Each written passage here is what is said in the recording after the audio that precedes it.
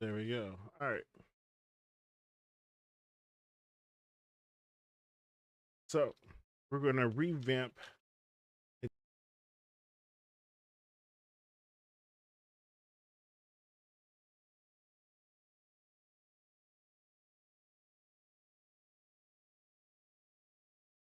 Well,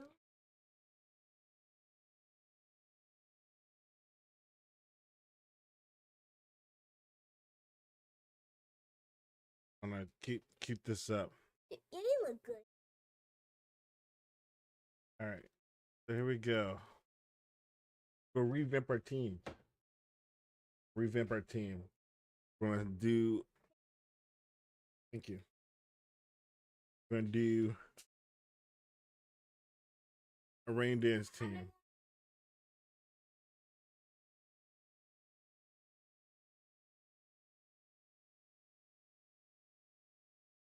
So we're looking at we're in Helen right now.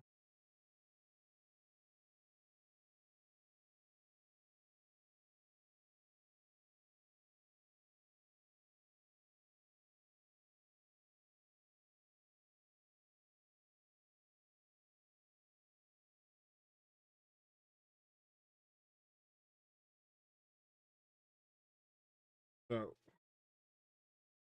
rain dance.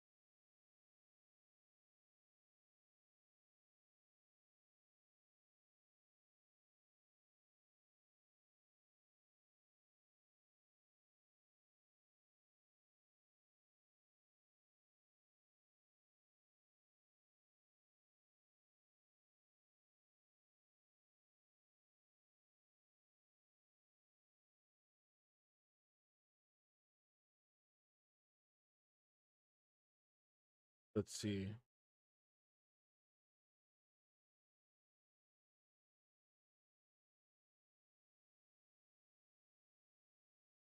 How says it's the feather.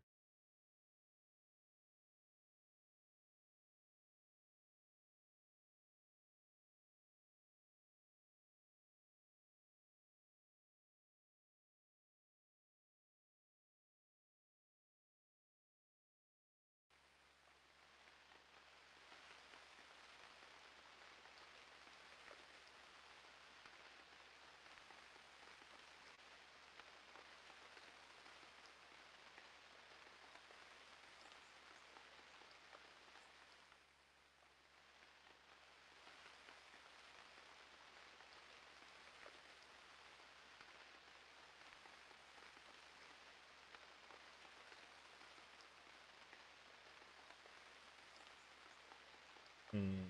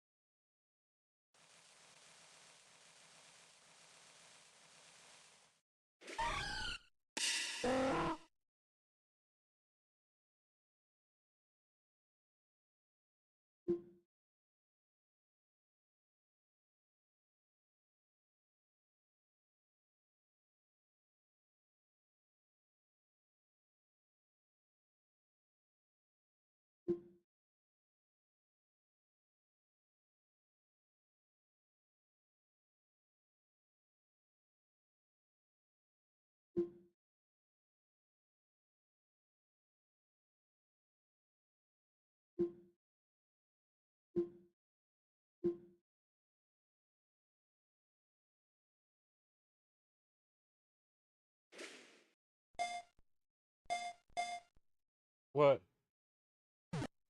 Oh, good. Oh man, you scared me. Ah.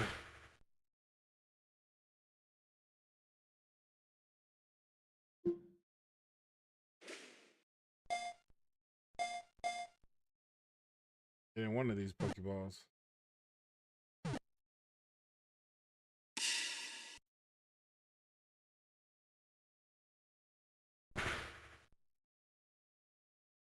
While we're sitting here, we're gonna learn about bees. Join me.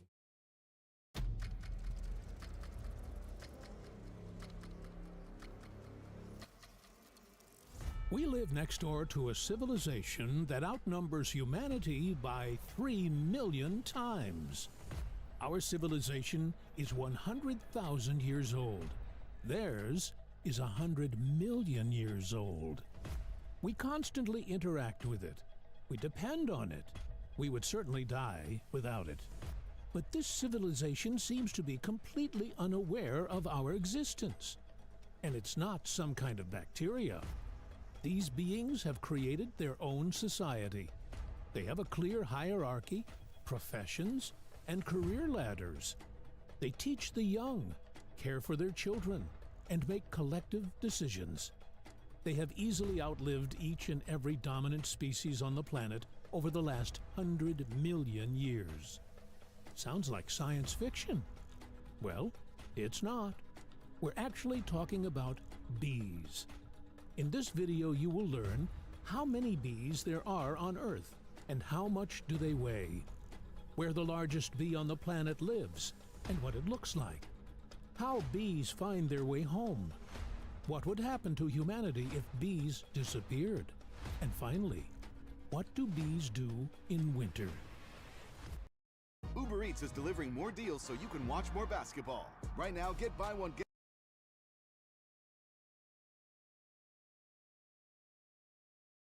bees. Be sure to like this video and subscribe to our channel so you don't miss any new videos and see more educational content in your feed.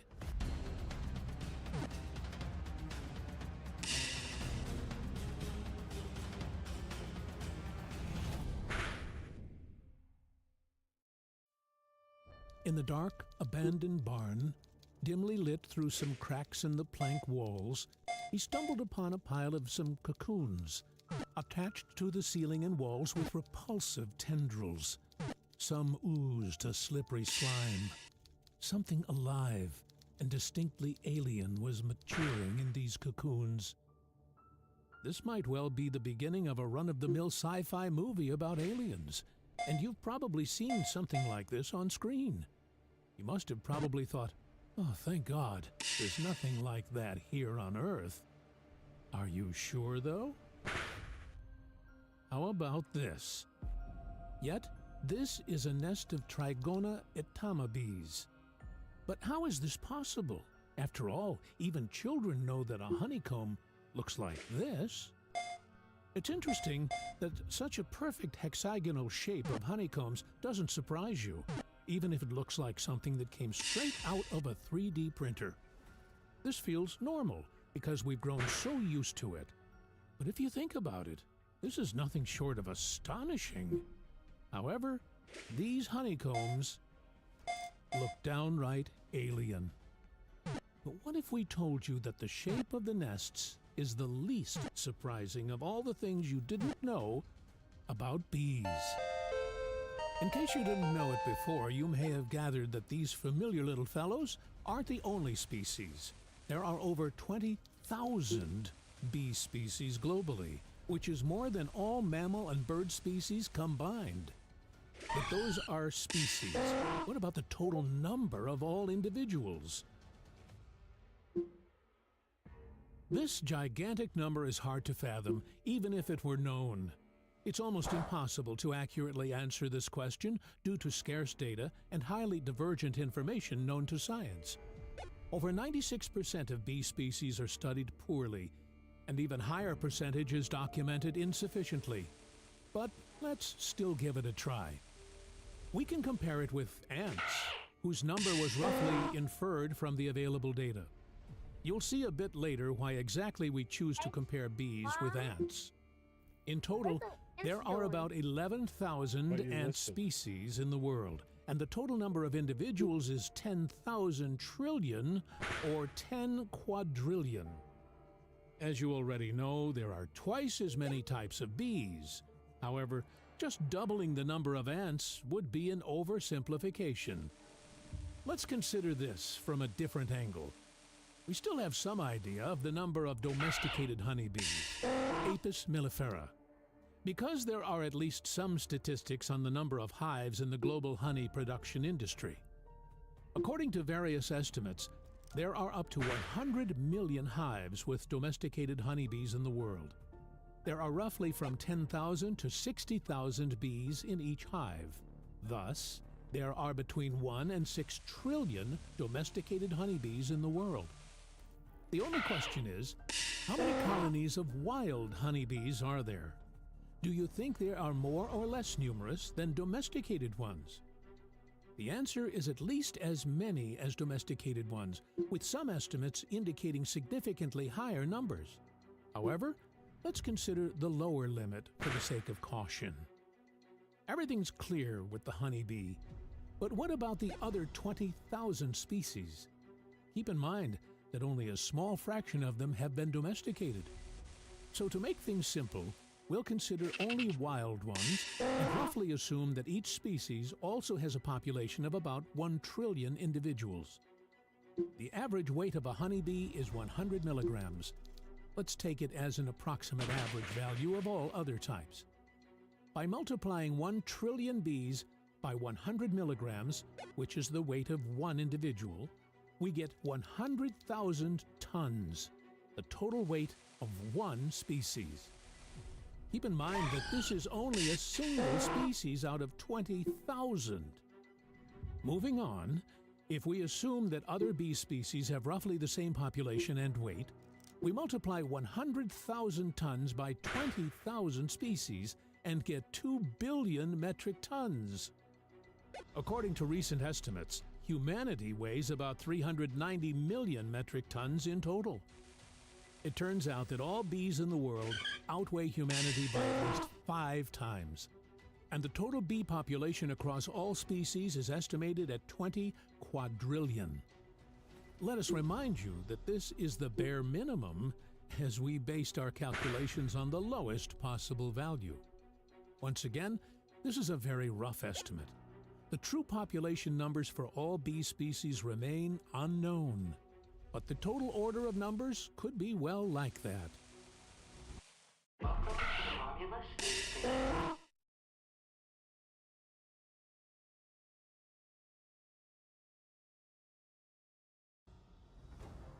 These creatures are found almost everywhere. Wherever there are flowers, they live on all continents except Antarctica. Every day, bees pollinate over 1 trillion flowers globally. Just so you know, that's a figure with 12 zeros. Not all types of bees live in colonies and store large amounts of honey for future use. On the contrary, they are a minority.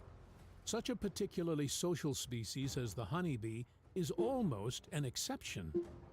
There are only a handful of such species. The majority of bee species lead solitary lives. By the way, why do they even produce honey?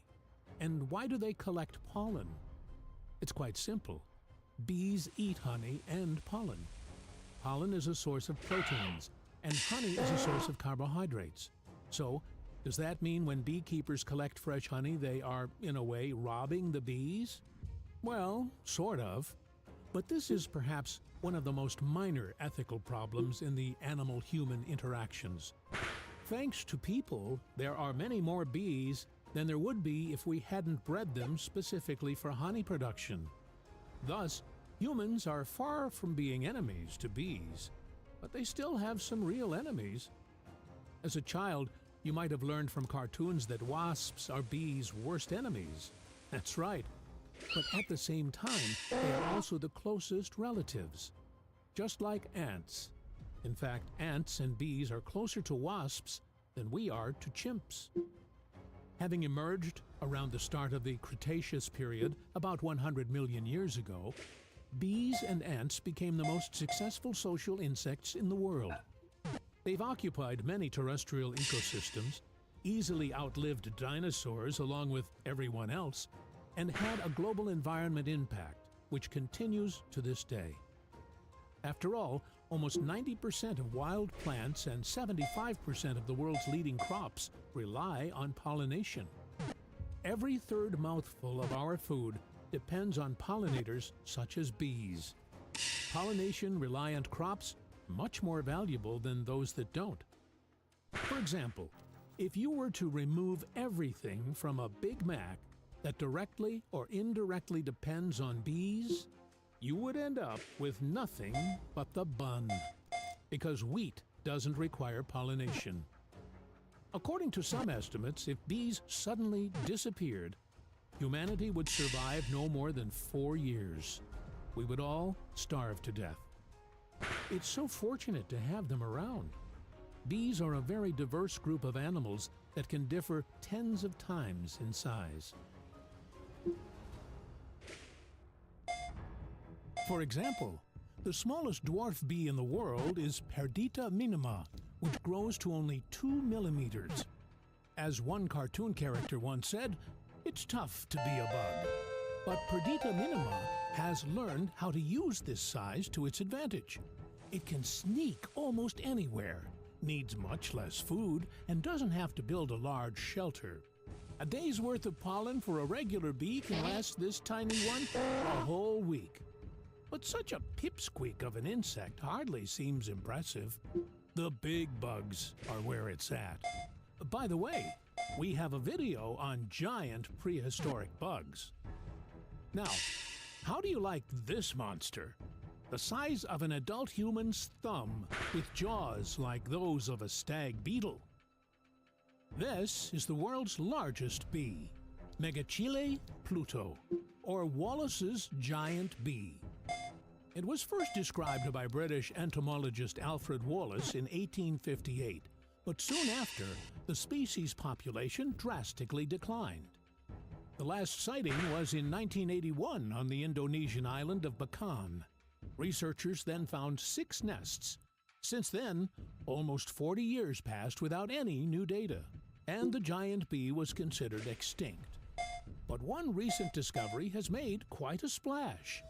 On February 21st, 2019, an expedition of scientists from Princeton University and a local naturalist found a female nesting in a colony of wood termites in Indonesia. Researchers retraced Wallace's route based on his notes and saw a giant bee on the same Halmahera Island. It was absolutely breathtaking to see this flying bulldog of an insect that we weren't sure existed anymore, said photographer Clay Bolt, who was one of the expedition members. Given that the average wingspan of an individual is about 6 centimeters, his awe is hardly surprising. The females of this species needed a giant jaw to collect nesting material. They inhabit termite mounds inside tree trunks, isolating their home from the termites using tree resin. The discovered female was released back into the wild after a photo and video shoot. These bees are really found in nature. Now, let's see how this baby looks compared to a regular bee. However, when we say regular, we somehow assume that everyone knows everything about honeybees, but that's simply not true. Therefore, from now on, our story will focus entirely on them. One honeybee can produce 1 tablespoon of honey in a lifetime. To produce a 270-gram jar of Big Island bees' honey, 683 bees must do the following. Fly approximately 52,384 kilometers. Awesome. Land on 1,185,000 flowers. Bring to the hive and process 2.7 kilograms of nectar. Keep in mind that this is just for a 270-gram jar of honey. To make 1 kilogram of honey, bees need to visit between 4 and 8 million flowers. We bet honey doesn't seem so expensive now, does it? Entire factories are working to produce this delicacy. Each has an average of up to 50,000 employees. The average size of such a factory is 46 by 46 centimeters. No, we didn't confuse the units of measurement, because we're talking about the size of a standard commercial hive. The average bee swarm weighs 6 to 8 kilograms. And calling such a hive a factory is not an exaggeration. Tens of thousands of living beings work in the hive every day, each within its job description, literally.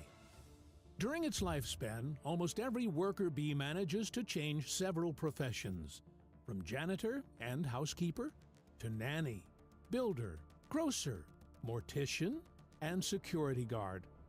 Only after this does the bee begin the task we know it for, pollinating flowers.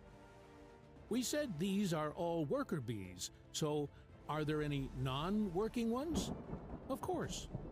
Honeybees are social insects, which means they live in colonies.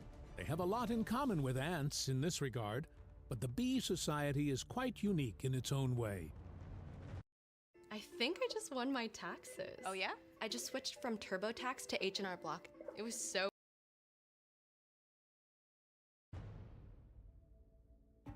The queen is the most important and vital member of the colony.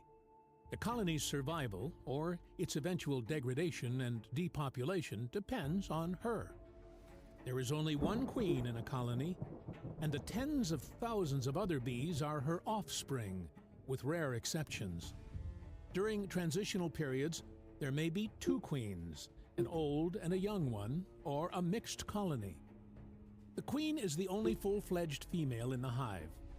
Only she alone can lay eggs, and that's all she does throughout her life. Who are the worker bees then? Males? No, they are also females, but their reproductive function is suppressed. Interestingly, ant colonies are designed the same way. Well, they are relatives after all. The worker bee is the main living unit of the colony, the main engine of this metaphorical factory. They do absolutely all the work, and are known as the most hardworking creatures on the planet. It's no wonder that bees embody selflessness. That's the way they are. We'll talk more about the extraordinary sacrifices of worker bees later. The third citizen of the colony is a male bee known as a drone. Unlike the queen, there are many of them, and unlike that of worker bees, their reproductive system is fully functional. What are they doing?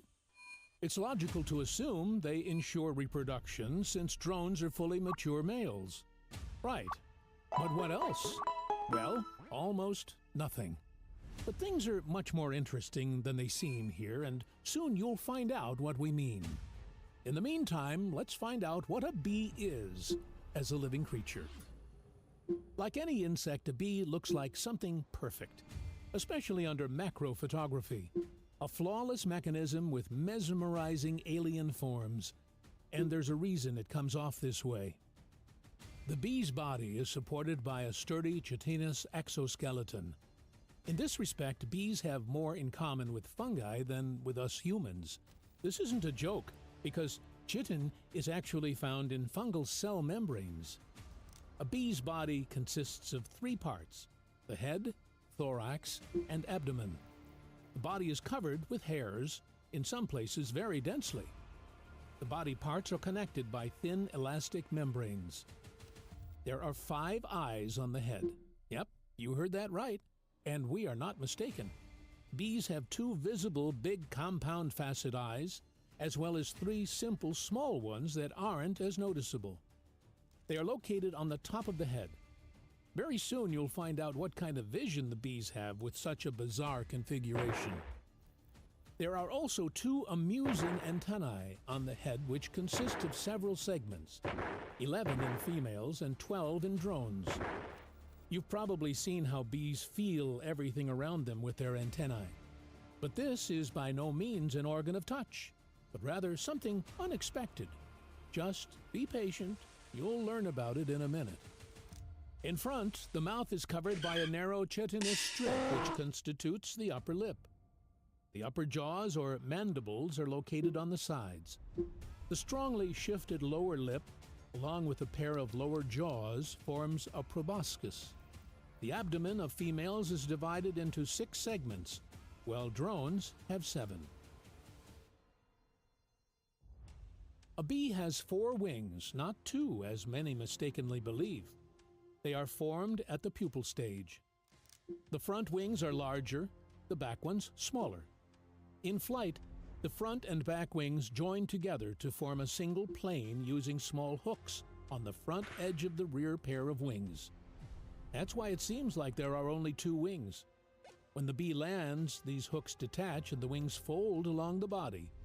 The total number of such hooks is from 17 to 28.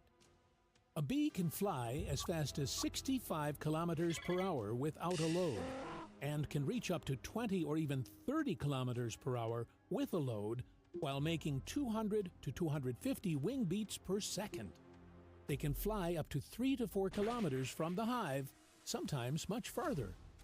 Finally, the most interesting thing is what and how bees sense. Compound eyes consist of a huge number of tiny eyelets called facets. The queen has the fewest number of 3 to 4,000. Worker bees need them more, so they have up to 5,000 facets per eye. With up to 10,000 facets, drones have the sharpest eyes. In general, bees have excellent vision and navigate well using their mosaic eyes. But then, why do they also have those 3 tiny, simple eyes on the top of their heads? We are yet to understand this magic. For now, we can only speculate. Bees can see polarized light, meaning light where electromagnetic waves travel in strictly one direction.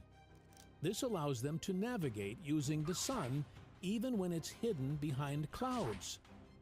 As for color vision, bees don't see the color we perceive as red. But in addition to yellow and blue, they can distinguish ultraviolet. Now, let's get to those amusing antennae and uncover their secret. For bees, they serve as organs of smell. Bees don't breathe air the way we do, by pumping it into the lungs. Air enters directly through openings on their bodies called spiracles. Bees don't inhale air, so they don't need to touch something to smell it. That's what the antennae are for. They contain olfactory pores. How sensitive are they? Well, sensitive enough for anyone to be jealous. Of course, it's not appropriate to compare olfactory organs with radically different operating principles, but in terms of sensitivity, bees can certainly compete with dogs.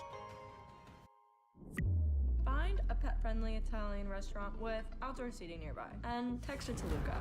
Find it real quick. Send it to the quick. The place is sick.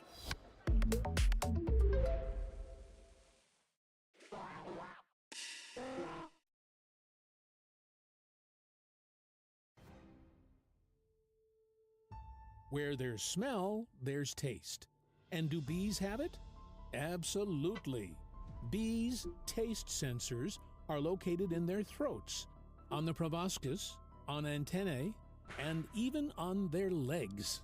Imagine having such a superpower, holding a juicy burger in your hands for a couple of minutes and feeling like you don't need to eat it at all. Nutritionists would definitely go broke. Bees do have hearing, but naturally it doesn't function the same way as ours. Bees perceive vibrations through special organs located on some parts of their thorax and abdomen and on the lower parts of the front legs.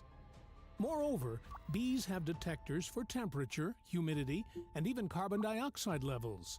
These are all located on the same antennae. And finally, it's worth mentioning something that bees don't use as a sensory organ, but can make someone else feel quite acutely. Of course, we're talking about stinging apparatus. Yep, it's actually a whole apparatus, which is located at the posterior end of the abdomen and consists of 2 poisonous glands, a reservoir for poison, and a serrated stinger. The latter is about 2 millimeters long. The stinger has barbs that cause it to get stuck in the skin of most victims. For the same reason, a bee's sting is fatal to the bee itself.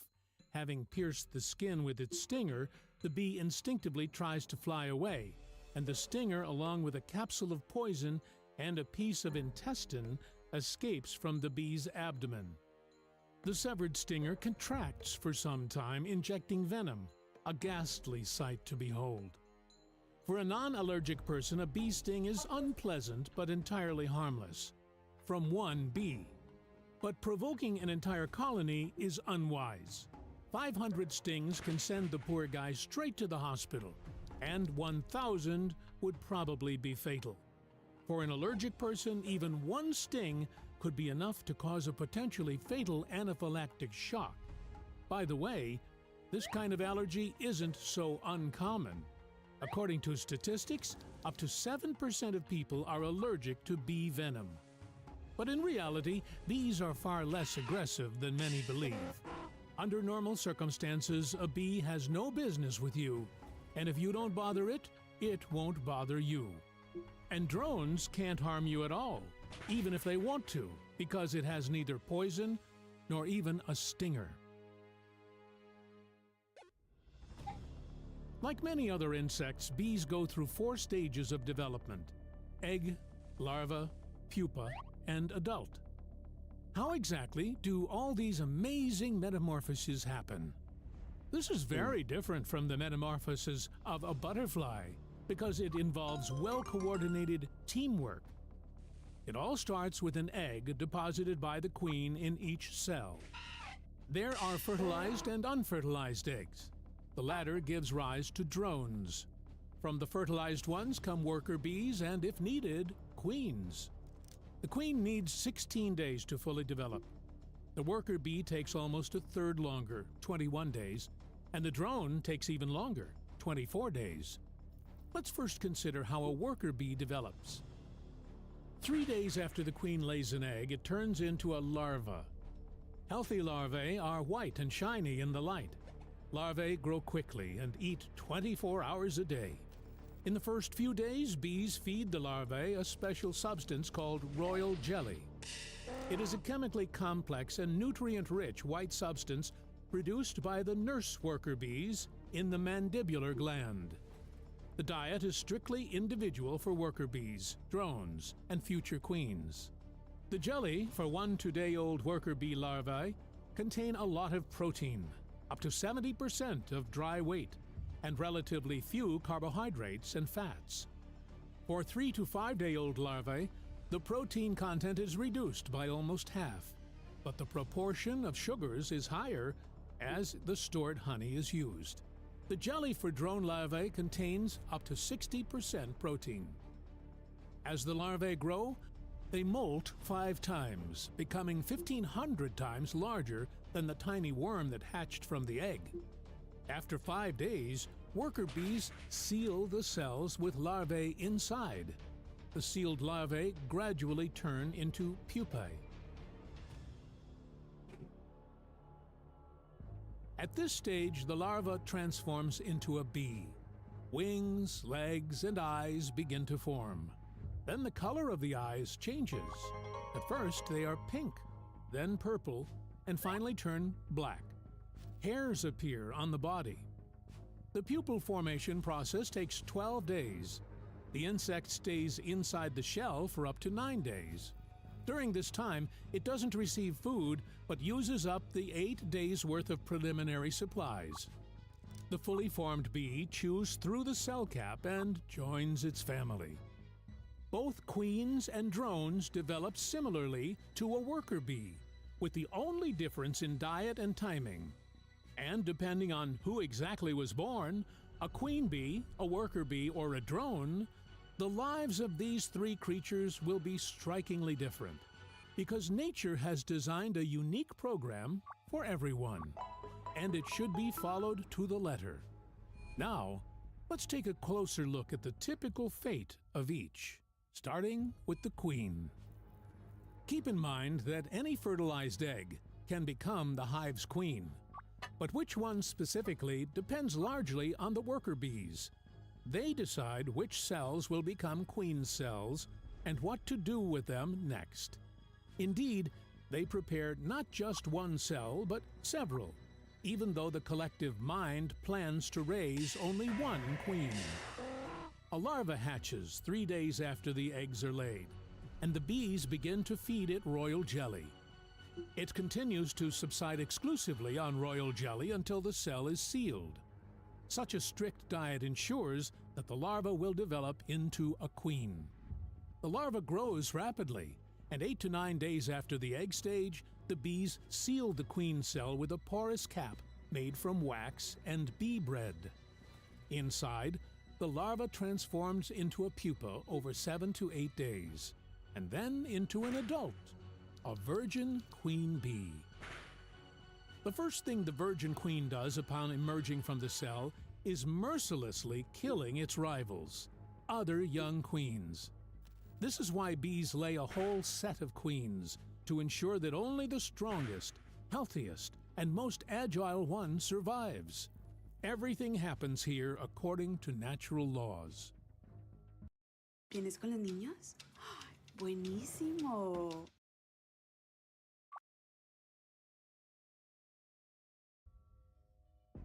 Three to 4 days after emerging from the queen cell, the virgin queen starts to undertake orientation flights.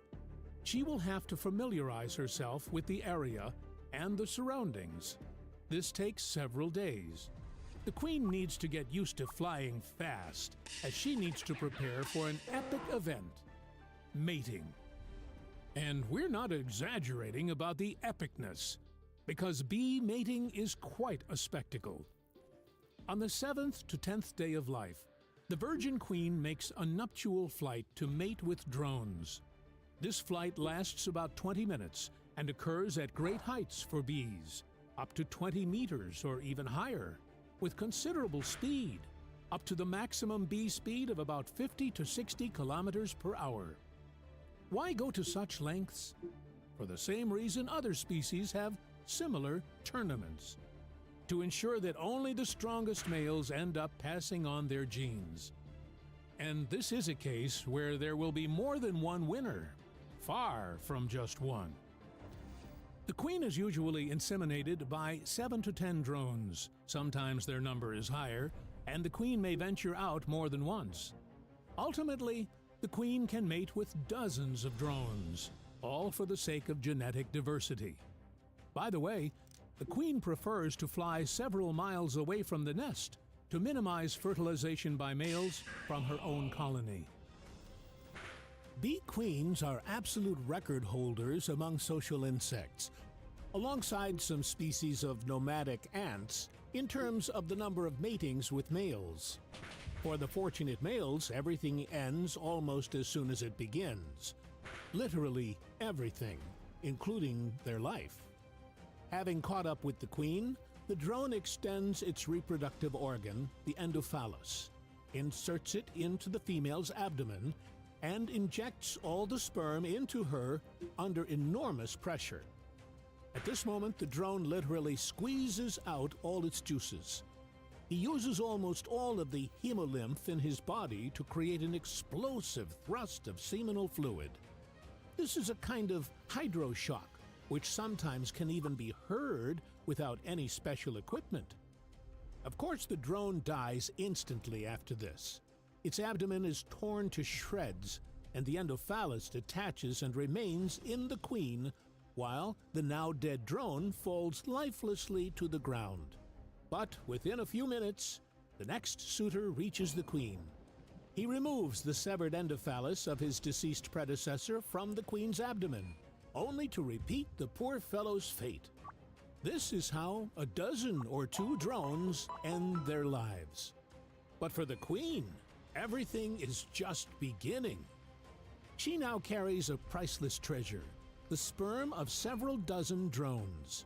It's invaluable because the female mates only once in her lifetime and then carries the acquired sperm for the rest of her life, using it as needed to fertilize her eggs. The queen begins laying them almost immediately after she successfully mates and returns to the hive. She will do this for the rest of her life, without any distractions. The queen lays one egg in each cell, moving gradually from one to the other. Before laying an egg, the queen checks the honeycomb. It must be clean, well polished, and perfectly sized. If she doesn't like something, the queen skips the cell and moves on to the next one. The eggs are tiny, but quite visible to the naked eye, measuring up to 1.5 millimeter each. The more eggs the queen lays, the smaller they become. Young queens lay larger and heavier eggs than older ones. The number of eggs laid by the same queen varies as the season progresses. At the very beginning, she produces up to 100 eggs per day, which is very few. However, as the weather warms up and bees start seeking nectar-rich flowers, the hive begins to receive fresh pollen. During this period, the queen turns into a real egg-laying machine, producing about 1,000 eggs a day, and at the peak of the active season, up to 2,000. The number can reach 3,500 in exceptional cases. It's easy to figure out that with an egg size of about 1 millimeter, the total volume of these thousands of eggs per day must be larger than the queen herself. Something doesn't add up here. But that's exactly how it is. During these periods, the mass of eggs laid per day can exceed the mass of the queen herself. How is that possible? It's actually quite simple. The queen eats almost continuously during this time. Worker bees diligently ensure she lacks nothing. This is how the queen lays an average of 150 to 160,000 eggs per season. The process itself is quite an engineering feat. The queen positions eggs vertically at the very bottom of the cell. Not all eggs are fertilized by the queen. As you already know, drones emerge from unfertilized eggs, and this process is by no means random. The eggs are fertilized in the womb of the bee. For this, she has a special pump to draw up the seminal fluid collected during mating. But sometimes this happens, and sometimes it doesn't. How and why does the queen decide whether to fertilize an egg or not? Well, it's actually not the queen who makes the decision, but the cell. Of course, in a figurative sense. We weren't kidding when we said that egg-laying is a whole engineering feat. Here's how it works. When the queen dips her abdomen into a cell, she bends at a certain angle. There are special sensitive hairs on her body that touch the edges of the narrow cell when performing this movement. That creates a nerve impulse that causes seminal pump contraction. A drop of semen reaches the egg, which means that a worker bee will hatch from it. Here's what happens when the queen reaches the drone cells. These cells are initially larger than those designed for worker bees, which makes sense as drones are significantly larger and require space to grow. So when the queen lowers her abdomen into the more spacious drone cell, the sensitive hairs don't touch the edge. There's no trigger for the impulse. Consequently, the pump doesn't contract, and the egg remains unfertilized. All this happens automatically, and the queen doesn't think about anything. What other tasks does the queen perform? Actually, none. Why is everyone spiraling over YouTube banning ad blockers? Like, chill, guys.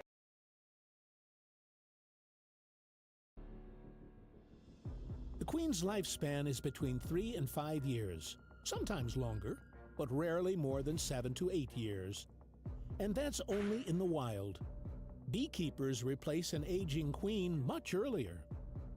But the beekeeper isn't the only one who can decide to replace the queen. This can be done by the hive itself. This is where collective intelligence comes into play.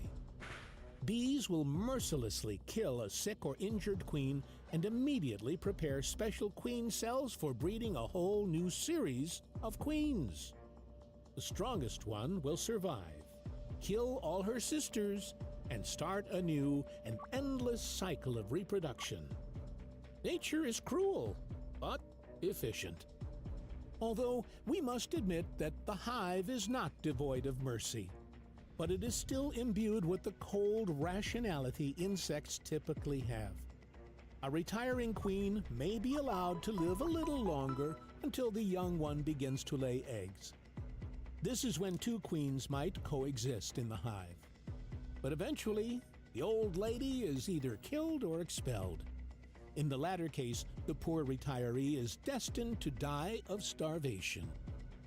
Thus, despite being the most important and protected member of the colony all her life, the queen dies a tragic and unfair death. And her life is extremely monotonous. Something that definitely cannot be said about worker bees, which have fascinating life stories. The development of a worker bee from an egg to an adult insect lasts 21 days.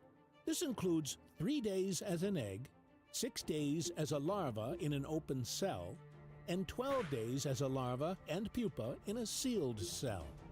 At the end, the bee chews through the brood cell cap and emerges.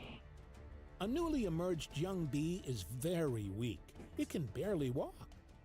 Other older bees immediately come to its aid, feeding it until it gets stronger. Then, it immediately gets to work. It's fascinating how a worker bee climbs the career ladder throughout its life. Before taking on its main mission of collecting nectar, the bee literally starts out as a menial worker, specifically a janitor. Let us remind you that queens are very picky when it comes to the cleanliness of their honeycombs. The bee climbs into the cell and polishes its walls and bottom by licking it clean. By the 4th day of life, young bees are already capable of feeding the older larvae with a mix of honey and bee bread. If there aren't enough nurse bees in the colony, other bees can easily switch roles to fill the vacant spots. From the 3rd to the 5th day of life, bees make short flights from the hive, but only to go to the toilet. Indeed, under no conditions do bees tolerate filth in the hive, and only relieve themselves outside.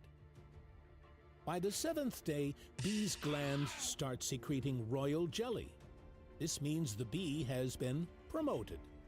From this time, it can feed the youngest larvae up to 3 days old and queens with royal jelly. By the 12th day, bees develop wax glands. This is a major career leap and at the same time a great responsibility, because now the bees can build honeycombs. Some of the growing bees can also be retrained as builders if there's a need. The latter might happen when there's plenty of food. Bees' wax glands are located on each of the 4 lower segments of the abdomen. The wax is secreted in liquid form, hits the wax plates of the abdomen, and hardens into soft triangular scales when exposed to air. Then the bee picks them up with its leg brushes, transfers them into its mandibles, and thoroughly kneads them into balls. After this, the building material can be used. By the way, have you ever wondered how bees manage to build combs in such a precise hexagonal shape? And why exactly is this shape? Why not squares or triangles? Firstly, it's the most efficient shape. It allows for the minimal use of building materials while maximizing the internal volume of each comb, leaving no gaps between them.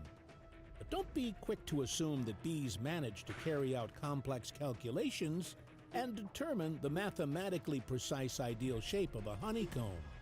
At least, wait until you hear our next fact. The truth is, bees don't make hexagonal combs, but rather circular ones, or more accurately, cylindrical ones. It's the laws of physics that make them hexagonal. Bees fill the gaps between cylindrical combs with wax. newly built cells are very pliable because the wax is still warm. Under the force of gravity, the cylinders settle and flatten against each other, taking on a hexagonal shape. However, not everything comes down to physics. The bees do influence this natural wonder by building cells at a specific angle, so that after deposition and solidification, they end up in the desired position. It's as if they know that the cylindrical shape isn't final. They even use their heads as a plumb line to adjust the angle of the combs and the thickness of the walls. Deadpool and Wolverine.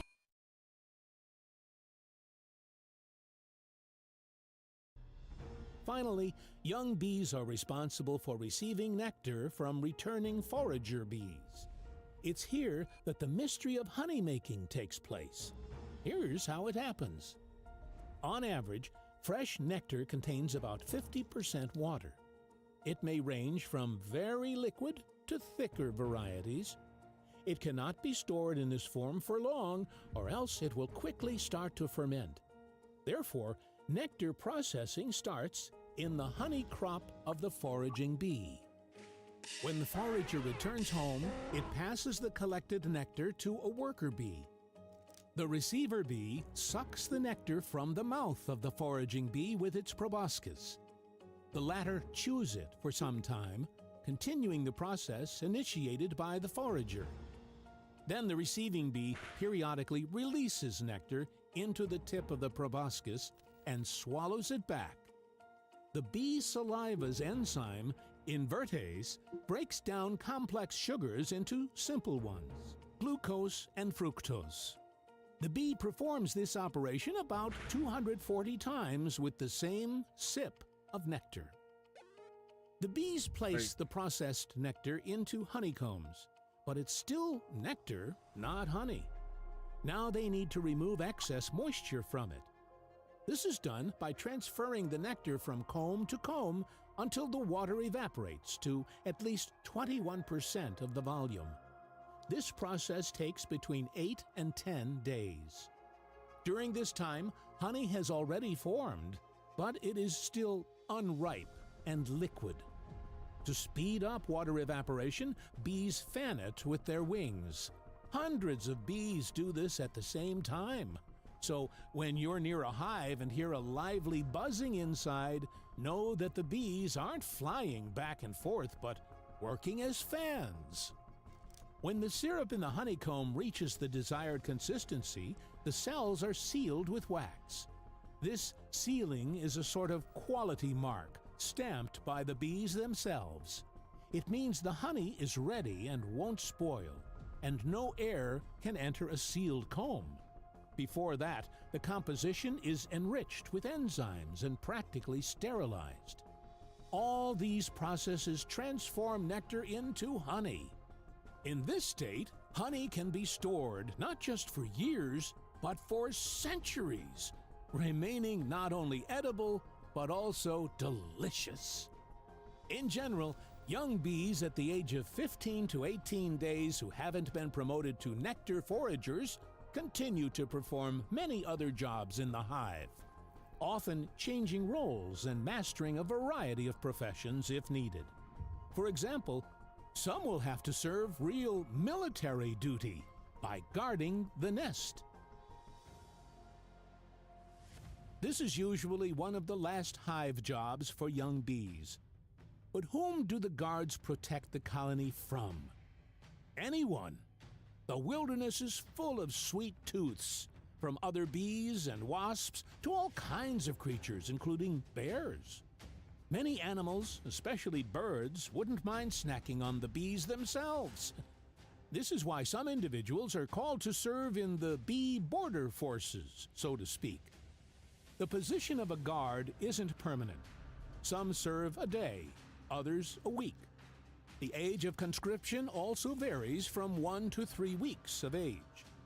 A typically strong colony has between 10 to 20 guard bees, simultaneously patrolling the hive entrance.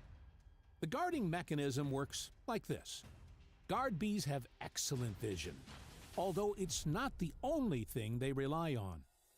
Bees have a friend or foe olfactory system. The smell of a bee is its passport, and each colony has its scent.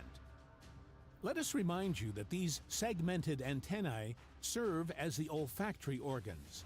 Any suspicious individuals are thoroughly sniffed and almost touched with the antennae. Guards recognize their own not just by scent, but also by behavioral patterns. Hive members usually enter leisurely and confidently, while foreign thief bees try to sneak into the hive quickly to remain unnoticed. However, the olfactory pass can be annulled by the border guards themselves. The Bee Border Service also includes veterinary control. A bee that has contracted an infection may not be allowed in. The same goes for a bee from another colony. Such an uninvited guest is regarded as a thief. Unfortunately, theft in the bee kingdom is quite common. Now, here's the question. We say that the guard bees won't let strangers in. What does that mean? They wouldn't block the passage with their own bodies, would they? That's right. Bee security officers have a rich arsenal of other enforcement measures.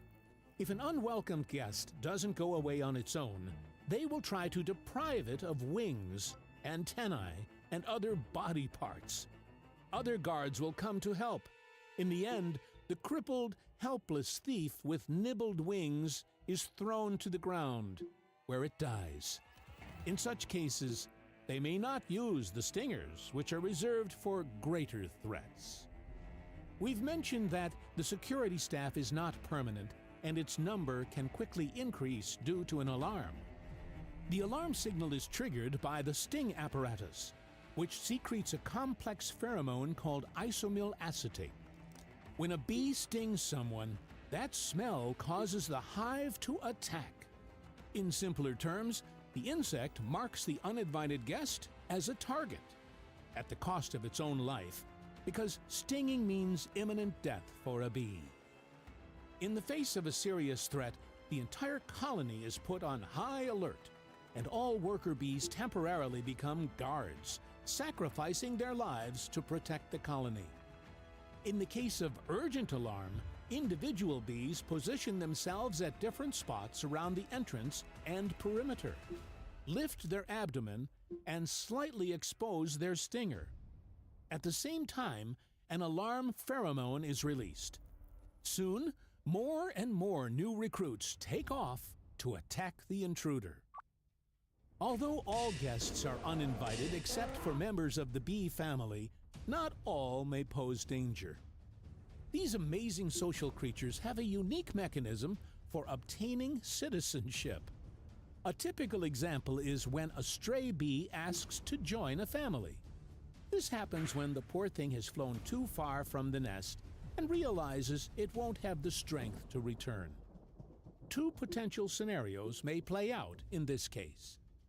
It's believed that if a bee doesn't arrive empty-handed, it will be accepted immediately and unconditionally. However, this is not entirely true. An immigrant bee, even if it brings a full crop of nectar and bags full of pollen, often has to endure a somewhat humiliating customs inspection procedure. Observant beekeepers have seen this scene more than once. First, the pleading poor thing extends its tongue with food, as if offering a bribe to the guard. The guard demonstratively ignores the offering. Instead, it climbs onto the back of the poor bee and gently touches the wings with its mandibles. The submissive immigrant endures, bowing its head. Other guards can join the inspection while the bee doesn't resist.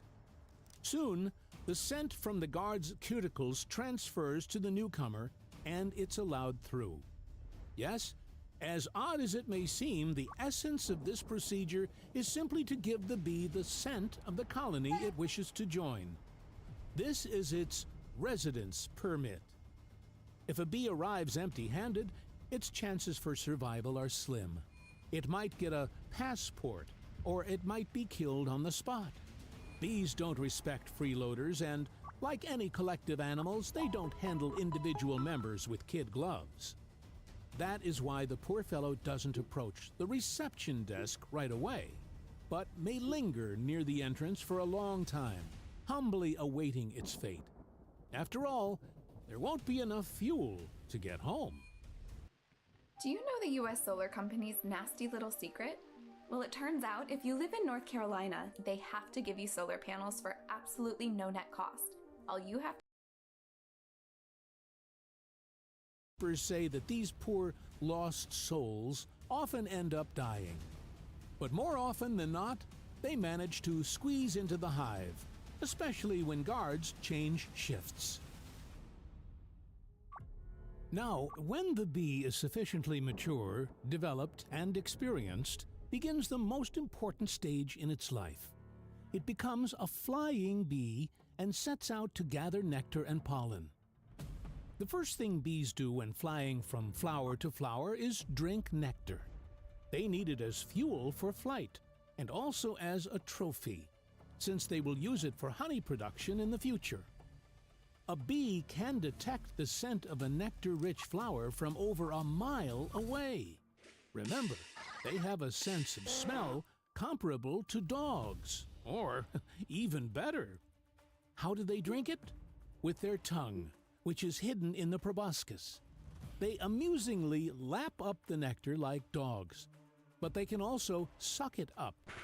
Thus, having two ways to extract nectar from a flower, the honeybee can easily handle both viscous and liquid nectar.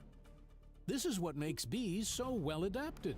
They can use almost any flower. Most other species specialize only in certain types of plants. In addition to nectar, bees collect floral pollen from plants as their protein food. Just like in humans, proteins serve as building materials for their bodies. But how do they manage to collect pollen, given how small and crumbly it is? It's another engineering feat in itself. Initially, as bees fly from flower to flower, they collect pollen using electricity. Yep, it's not a joke. A bee's body is densely covered with hairs. You can even find them on the eyes. As the bee flies, these hairs accumulate static electricity, which then attracts pollen. It's essentially the same physical phenomenon that makes your own hair cling to your face when you take off a sweater. To ensure safe and convenient transportation of the pollen back to the hive, the bee immediately combs out the pollen with special brushes on its legs while still on the flower or already in midair. It forms small lumps and puts them in basket-like structures on its hind legs. Meanwhile, the bee sticks the dry pollen together with a secretion from its salivary glands into a paste-like substance. This clump of pollen is called a pollen load. This is how a bee makes dozens and even hundreds of daily flights, visiting 5,000 to 7,000 flowers a day. A tremendous, grueling work. And every time, bees easily find their way home, even if they fly very far from their native hive in search of pollen and nectar. They can navigate by the sun, even if it's hidden behind clouds. As you remember, bees are able to recognize polarized light. They also rely on their sense of smell and even navigate by linear landscape features like roads and rivers. In other words, a bee has a mental map of the area in its tiny head. When the bee comes back, it gives all the goodies to the younger bees in the hive, and you already know what happens next. But there's more to it than that. If a bee discovers a previously unknown location with nectar-rich flowers, it will definitely share this information with friends so that they know where to fly. But how? Do they have their own language? And even if they do, they would need to convey quite complex information, at least direction and distance. And bees can really do this. As we said, They can easily navigate their surroundings and find a way home. That's exactly how they memorize the way to nectar deposits. All that's left is to tell their colleagues about it. And bees do this by dancing. This is a whole set of characteristic movements that entomologists call waggle dance. Here's how it happens. To be precise, we are talking about a combination of two types of dance: waggle dance and round dance.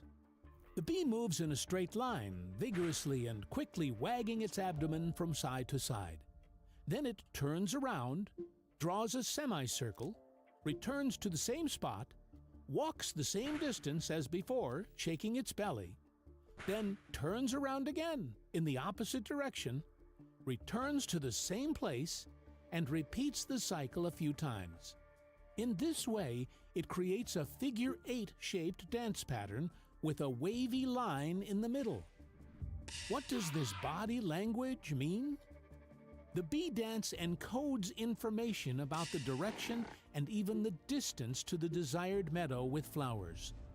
Although the first part is easy to believe, but the second raises questions. Indeed, the direction in which the bee goes, wagging its abdomen, indicates the direction of the food source. But its duration is also not random and encodes distance. Surprisingly, it's comparable to our human measurement systems. 1 second of the waggle dance corresponds to approximately 1 kilometer. Similarly, bees inform their kin about convenient drinking water bodies or new nesting sites. In these cases, the bee will show slightly different dance patterns. So if you see a bee dancing like this, it's not just having fun. This is also hard work. Indeed, the life of a worker bee is arduous labor, dedicated to the colony. With a potential lifespan of several years, it only lives 30 to 40 days during the season, because it literally works itself to death. And even its death aligns with the common good. During the warm season, when a bee senses imminent death, it flies outside to die, so as not to bother its sisters with removing its corpse.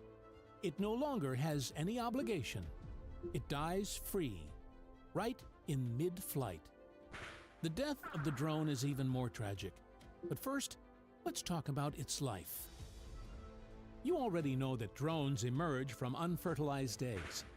Thus, a drone has no father, only a mother, and is essentially her clone.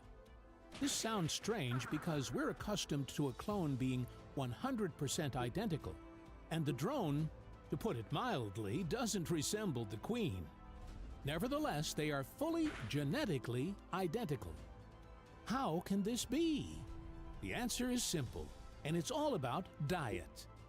As you remember, it's special early nutrition that makes a queen a queen. Similarly, what makes a drone is a unique diet at an early stage of development. It takes about 40 days for a drone to undergo all the stages of development from an egg to a mature male. 24 days pass between the egg stage and the emergence from the cell, that is, birth. However, drones aren't ready to mate right after they're born. It will take another 14 to 16 days for them to fully mature. Only after this is the drone ready to fertilize a virgin queen. But such a mission is only reserved for chosen ones, a tiny percentage of all drones born during the season. Almost none of them will ever meet their queen. So, what do they do all summer? Perhaps they help the worker bees? If you look at the life of a drone, one might think it's some cruel evolutionary joke on worker bees. While they work their butts off, the drone spends its life doing virtually nothing. It eats for 3, literally, consuming 3 to 4 times more honey and bee bread than a worker bee. It flies around for its own pleasure, basks in the sun, and has fun. No one has any complaints against it. It can even enter another bee colony. I did it. And nothing will be held against it. The drone will even be welcomed there. Do you remember what humiliation a worker bee endures trying to get accepted into a foreign hive? Drones, on the other hand, are accepted without any questions. The most it can do to help the worker bees is to ventilate the hive. When the bees flap their wings in unison to cool the room, the drone may also grace them with some sympathy flaps. To be fair, even if the drone wanted to collect pollen and nectar to build honeycombs, it wouldn't be able to. It simply lacks the tools for these tasks. Nature did not prepare it for this. However, behind all this drone idleness lies something very important, something that justifies its parasitic lifestyle. All this time, a drone's body is producing sperm to fertilize the queen in the future, and it needs to produce about 10 million sperm cells. It's an extremely energy-consuming process, which is why a drone eats for 3. Even the fact that it busily flies around all summer is not due to idleness.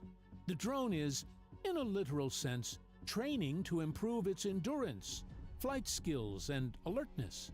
After all, let us remind you that mating with a female occurs at a high altitude at an enormous speed, even for bees. This is why drones need to be physically fit to be up for the task. Think your taxes are simple? You could file for free with H&R Block. More people qualify for H&R Block free online than TurboTax. Design, only the fastest and strongest drones can catch up with the queen bee. And in a colony, drones make up about 14 to 16% of the total bee population. Moreover, there are tens of thousands of regular bees in one hive, and as we know, there's only one queen. Why such an imbalance? It's simple. Everything related to reproduction is a priority for bees. Nature spares no expense in this regard. Hence, it produces drones in huge excess. Then, as in all of nature, the strongest will prevail. The fastest, most agile, and most vigilant. Despite their short-lived triumph, they are destined to have a sad end. What will happen to the rest? Their fate is even more tragic. As the warm season winds down, nature offers less and less nectar. Bees prepare for winter, and drones become a burden. With no new nectar coming in, food must be used sparingly. The attitude toward drones in the hive is changing dramatically. At first, worker bees prevent them from feeding, pushing them away from the honey cells, and then they drive them out of the colony altogether. By the way, how do you think smaller worker bees manage to expel the larger drones? Considering a drone is 2.5 times heavier and resists with all 6 legs. Is it because there are more bees? No, it's actually much more interesting. Nature endowed female bees with alarm pheromones. Isomyl acetate is produced near the stinger, and 2-heptanone near the mandibles. The latter also acts as an anesthetic, similar to lidocaine. Have you ever had an anesthetic injection before dental treatment or extraction? It's the same principle. The bee first bites the male, injecting 2-heptanone to partially immobilize it, then drags it out of the nest. Interestingly, the drone's weight is not an issue. Bees are incredibly strong. They can lift a weight 30 to 40 times their own. In this respect, bees are similar to their relatives, the ants. As a result, hungry, exhausted, and almost immobilized males die en masse right at the entrance to the nest. Sometimes, bees spare several drones for the winter. For instance, if they are dissatisfied with their queen and plan to replace her after wintering. But typically, they deal with them mercilessly.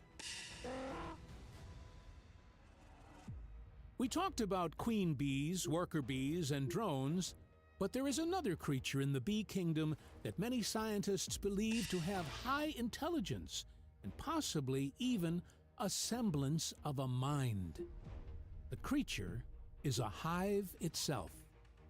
Hive mind, swarm intelligence, group intelligence. Although science fiction writers use these terms left and right, they didn't actually come from this genre. Scientists have been studying the behavior of social insects for a long time, continually amazed at how thousands of individuals can engage in coherent, rational behavior, which sometimes even seems conscious. And some of these discoveries can send shivers down your spine. This collective organism never hibernates. The hive simply waits out the cold season. The bees huddle in a tight ball and warm each other up with their bodies. They feed on honey and pollen stored over the summer. To keep the hive clean, they don't relieve themselves, holding it in until spring when they can go outside. Many bees don't survive the winter. Sometimes by spring, the bottom of the hive is covered in a carpet of dead bees. But even after a sharp population decrease during winter, the bee family can quickly recover during the season and continue to live. And each colony has its own unique life. Any beekeeper will tell you that each bee colony has its peculiarities and even its own personality, in a psychological sense of the word. There are strong colonies and there are weak ones. Some hives calmly survive the winter, while others die out completely, although they stand side by side. Moreover, there are calmer and more aggressive colonies with the same apiary. Each hive behaves like a whole, separate entity. It seems as if this unfathomable collective being is capable of planning. The group intelligence decides to replace the queen. It also decides to keep a certain number of drones for the winter, just in case. Finally, at some point, it decides to create a new colony, which is something truly miraculous in itself. This process is called swarming. It's a natural yet quite spectacular phenomenon that almost all beekeepers encounter in one way or another in their practice. However, it can catch a novice beekeeper off guard and genuinely scare a layperson. Bees fly out of the hive with a powerful buzz and cluster on a nearby tree, bush, or fence. After a couple of hours, as if on command, this whole crowd takes off in an unknown direction. But everything becomes much more interesting when you look behind the scenes. It all starts when a combination of factors prompts the bee family to prepare for forming a new colony. This could be due to overcrowding from an increased population, the space being completely filled with honeycombs, or some other factors. The stronger the bee colony, the greater the chance it will display swarming behavior. What happens then? The bees begin to create queen cells where future queens can grow. 8 days after laying, the bees seal the queen cells, and 2 to 3 days later, it's time for the swarm to exit the hive. The swarm flies out on a warm, sunny day, usually before noon. The old queen flies out of the hive together with the swarm. Due to her age and build, and the fact that her flying skills are a bit rusty, the queen cannot fly quickly for an extended time. Therefore, it usually settles on the nearest branch, bush, or fence. The rest of the bees from the migration team follow her scent. There can be many such bees, tens of thousands, up to 2/3 of the maternal family.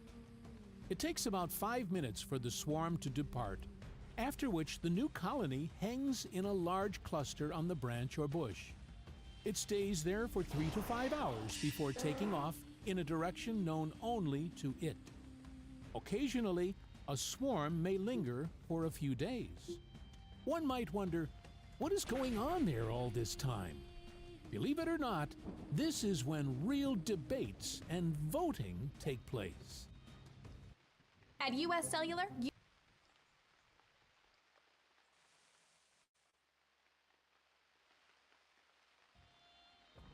While the swarm hangs at a temporary location, scout bees scatter in all directions.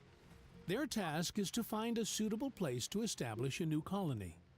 They fly around all potentially suitable places such as tree hollows, large logs, birdhouses, attics, etc.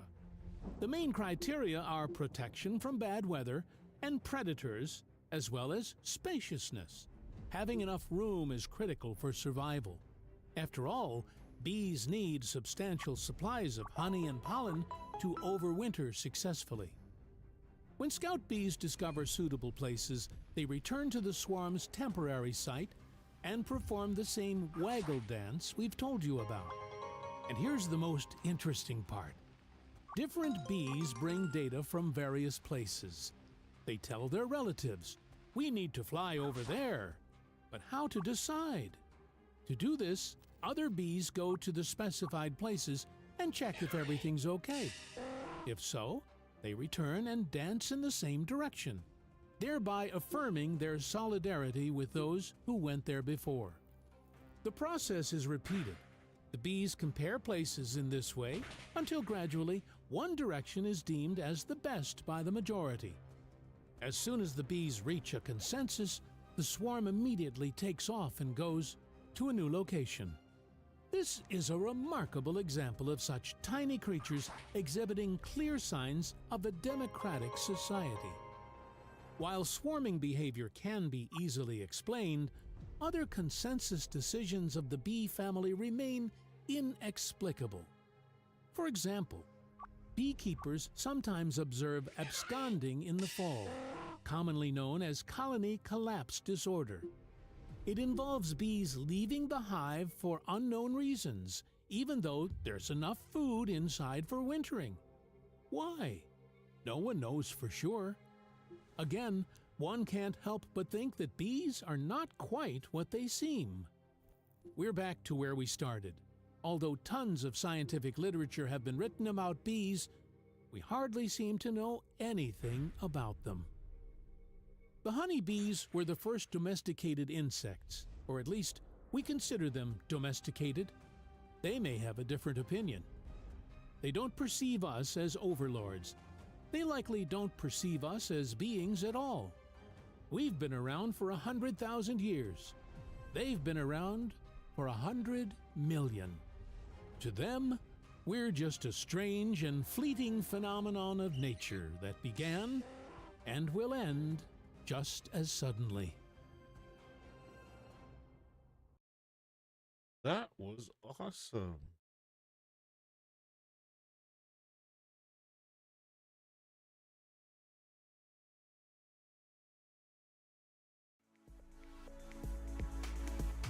Where do you start with a hobby like beekeeping?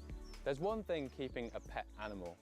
There's another thing keeping 20 to 60,000 little insects in a box in your garden. I was very confused. I didn't know what to do, and I searched, how do I keep bees? And slowly but surely I worked through YouTube's video content on beekeeping, and I also read some books and learned a bit, and slowly the world of beekeeping became smaller, and I learned a little bit by little bit, and I became slowly more knowledgeable, and I felt like, you know, one day I can see this becoming a reality. Package in the post. Ooh, nice. The bee manual. The learning process begins. One of the biggest steps that helped me start beekeeping was joining the local bee club. That's right, there's a local club for beekeepers. You can join them and be part of this community of odd human beings who are obsessed with bees. And it allowed me to get in contact with loads of other local beekeepers who live near where I do. So that was really useful. I went on the club's Facebook page and I introduced myself. I said, my name's Alex. I haven't kept bees before, but I really want to. If anyone can give me any advice or help, then it would be much appreciated. I had one lady who commented and said, "Oh, I've got an old beehive. You can have it if you want to get started." And then I had another guy get in contact saying that he actually had some bees that he could give me. I was being given a beehive, I was being given flipping colony of bees, I couldn't say no, and so my beekeeping journey began just there. That's cool. I've just hopped in the car and I'm on my way to a no fellow excuse to beekeeper's start. house who has very kindly offered me the parts required to set up my first ever beehive. It's great to start now, you know? Right then. Be able to start now. Because the beehive I was given had previously been used by another colony of bees, there was a chance that there could be some diseases. So I got a blowtorch and basically went over the whole thing, just burning everything off, so that there was no chance that any diseases would be able to get into my new colony when they were brought in.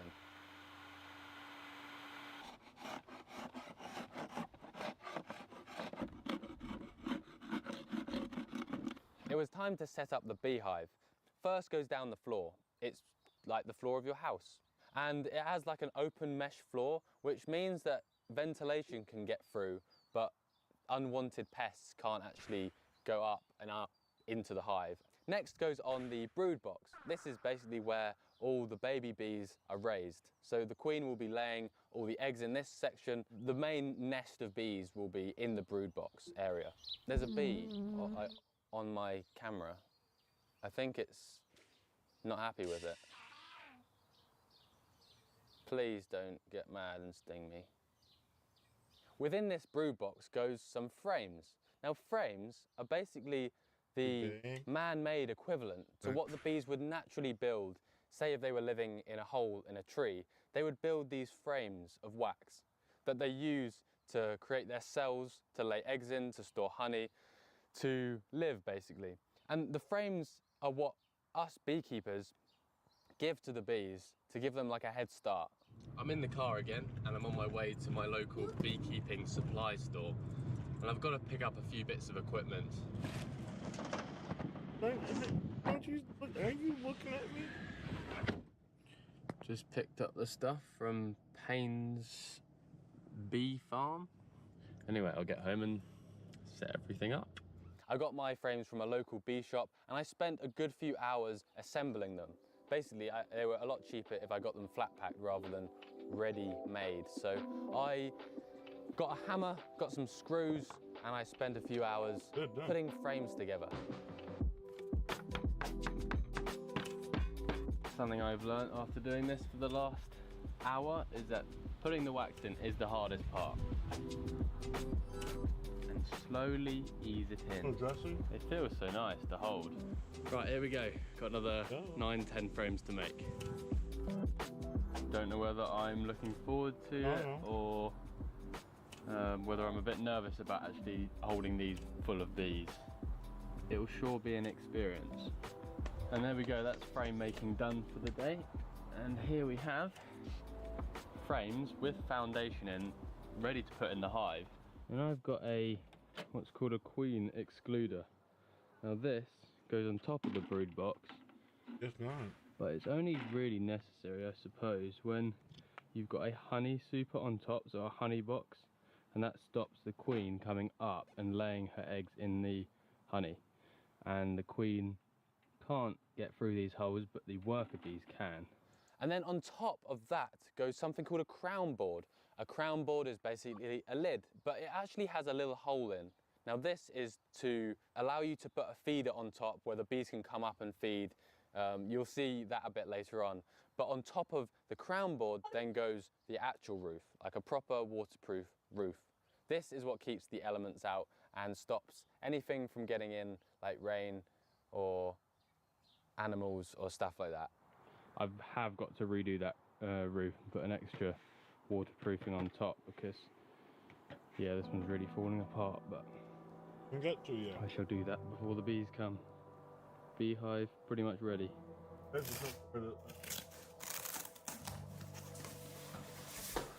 There we go, got the bee suit. Got this sort of head thing which makes me look like I'm doing fencing. Right, let's stop messing about and go get the bees. I don't care about beekeeping, I'm all about the smoker burning. How cool is that? So I'm in the garden, I'm just checking that everything is ready for the bees to come in.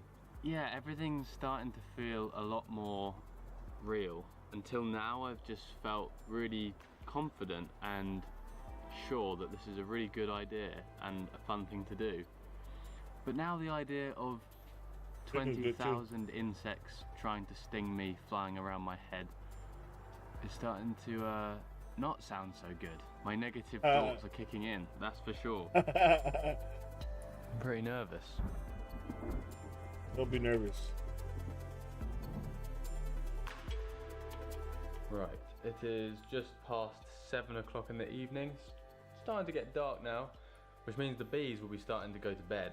They'll be going back to the hive where they are at the moment. The guy who I'm collecting them off will probably lock them up, and then I'm going to go and get them, bring them all back here, and relocate them in the garden. I'm nervous. I'm really, really nervous. Well, this will be the first time I've actually had a pet since my pet rabbit that probably passed away maybe 4 or 5 years ago now. I'm on my way to get bees. That was one hectic drive through Brighton. Saw a motorbike hit into a normal bike, and saw some guys having a fight, and saw some drunk ladies, and it all happens down in Brighton, that's for sure. Okay, so basically you've got 1, 2, 3, 4, 5 frames in there.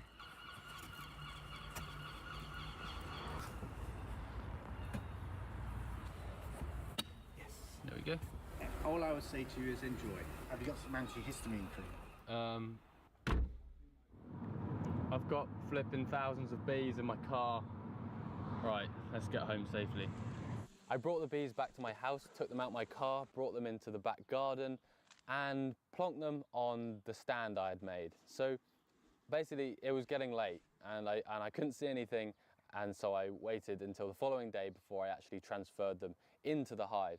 Well, I slept really badly last night, thinking about the old bees in the garden. I'm busy later on today, so I need to get to work and get them out of the transport box into the full-size hive. There we go. I don't want to get stung, you see, so I'm doing all necessary precautions to avoid it. I've tucked my jumper into my trousers into my socks.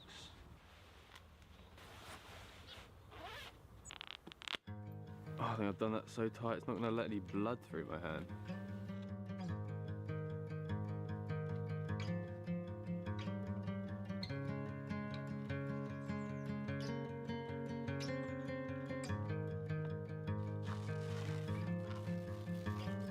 So I took the frames one by one out of the transport box into the hive until I had all of them in the hive. Frame 1 in place. Oh my god, look at that. There's the queen, there's the queen, there's the queen. Do you see the queen? It's got a white dot on its head. You see they've built the comb completely off where the frame is, which isn't good because it'll make it really hard to get out of the box in the future. And that was the process of getting the bees from one person to me, and now I had bees in my garden. Crazy.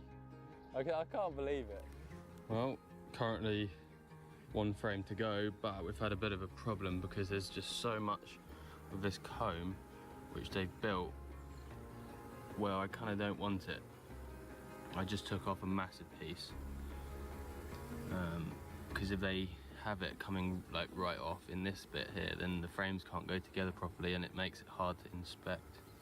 And lastly goes in this board. There we go, we've got the 5 frames in there of the bees that Stephen gave me yesterday. They're in safely. I know the queen's in there. There's some more mac and cheese. She was on that frame, I think. First morning beekeeping. I was really surprised by how calm the bees were. Like in my head, I was thinking, these bees are going to be mad. I've just taken them in the car, put them in a new place that they're not familiar with, and I thought they were just going to go crazy at me and sting me. But no, they were super calm, really chilled out, and I had a brilliant experience actually of my first day beekeeping. It was very chilled out and a lot less stressful than I first thought it would be. Yes, please. Oh, he's slurping up all the honey that probably is on my hand from whilst I was trying to get that comb off. So I've got the crown board on, and on top of that I need to put a feeder just to give them a helping hand. Whoa, I need to take a breather. My heart has been racing for the last 15 minutes whilst putting the bees in the hive. But they're in there, the roof is on, they've got some food. That was exciting though. Bees are awesome, honestly. They're one of the coolest animals. Goodbye, my new friends. See you soon. So how does a honeybee colony even work? Well, honeybees work kind of differently to many other animals in that they are known as a super organism. They need to work and function as a whole rather than individually. You need the queen, you need the worker bees, and you need the drones, which are the male bees. You need them all to work together in order for them to be successful and reproduce and create more colonies in the future. So you got the queen. She has the main aim and goal and job of laying eggs. What? Then That hard ass blue worker. color. The worker, What name is that? very well named, simply works very hard, collecting pollen and collecting nectar to bring food back to the colony and supply all the other bees with. I finally food got to eat. here. Let me the get. worker Let me also does get here lots real of quick. hard-working jobs within the hive as well, such Let me as take a cleaning couple out puffs. things, cleaning out the Grip cells, one. and looking after the queen Now as well. Then you've got the drone. For sure. The drone is Look, the male bee. bleeding. Very important to have a male bee within a colony because this bee is what mates with the queens and means that you can have more bees. Quick update from the garden and the bees. I'm so blue, you're blue. Not really sure how you know if a bee is happy. That'll be. But they've been very busy on this sunny late summer's day. Been out foraging quite a lot, and I'm just having a learning nice about watch of them. Bees. What a way to spend a Chicks. Sunday afternoon, eh? Right then, bees. Give you some smoke. Let's see how you've been doing. Looks like they've been eating some of the food. Oh wow, they've nearly had all of it. Well, looking inside the feeder, they're having a good munch. Quite a few ants in there.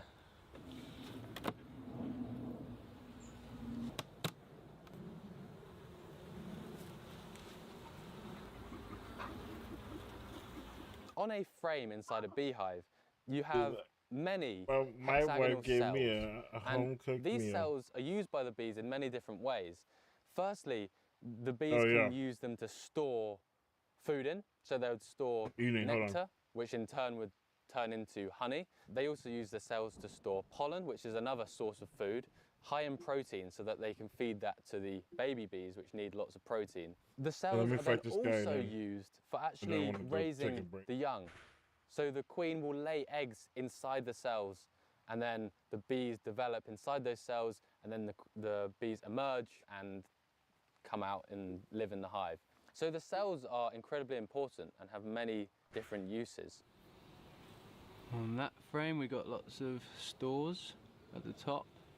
And the smoke actually really helps get them away from the top of the frames and down looking for their honey. Whoa, whoa, for bees. There's the queen.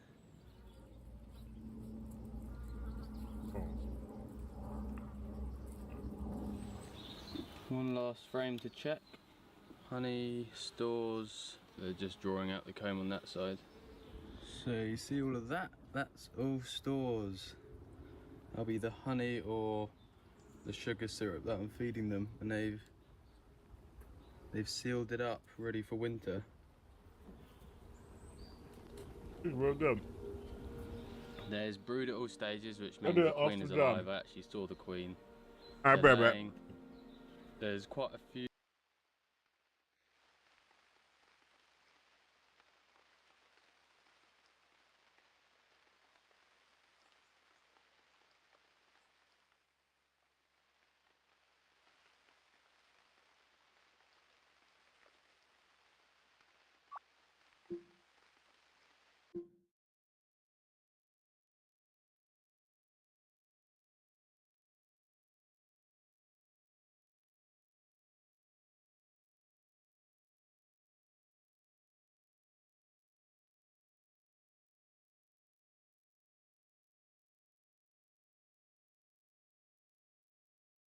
A bit more honey store.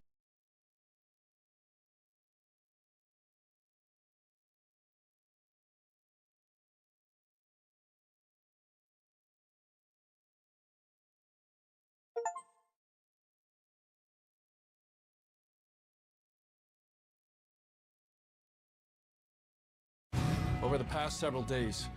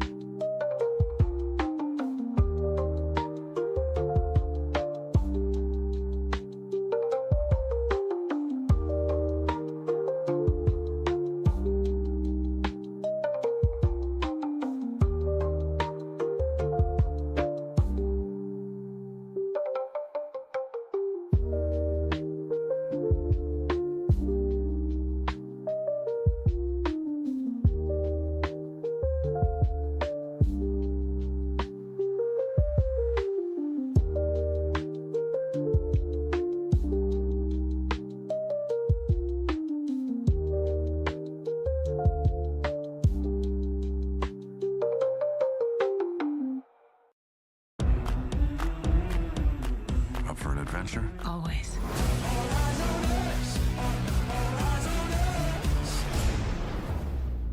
What is this place?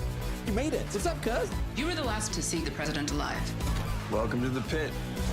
Light him up now! A crew of pirates is coming. That was cool. The Disney Plus Hulu Max bundle. Plan starting at $16.99 a month.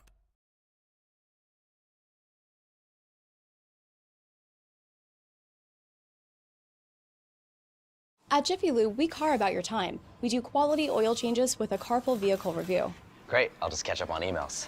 And we do it fast. All set. Can't thank you enough. Jiffy Lube, car more.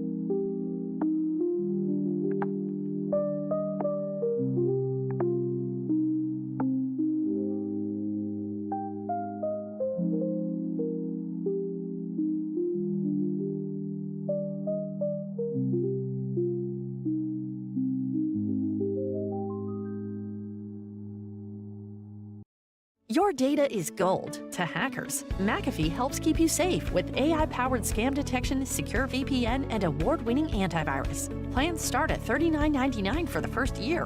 Visit McAfee.com/online protection. Terms apply. This message is brought to you by Apple Card. Applying for Apple Card is quick and easy. Apply in the Wallet app today and see a credit limit offer in minutes. Subject to credit approval. Apple Card by Goldman Sachs Bank USA, Salt Lake City branch. Member FDIC. Terms and more at applecard.com.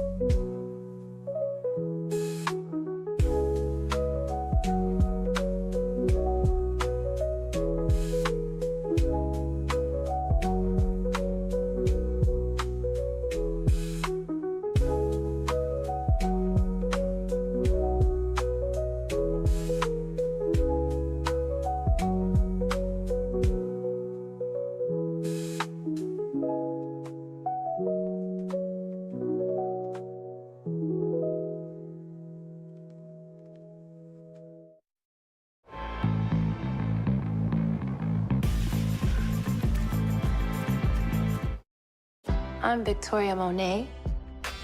If you want something bad enough that just comes down to going through the hard parts of it, and then you really do get to transform because of the experiences that you've had,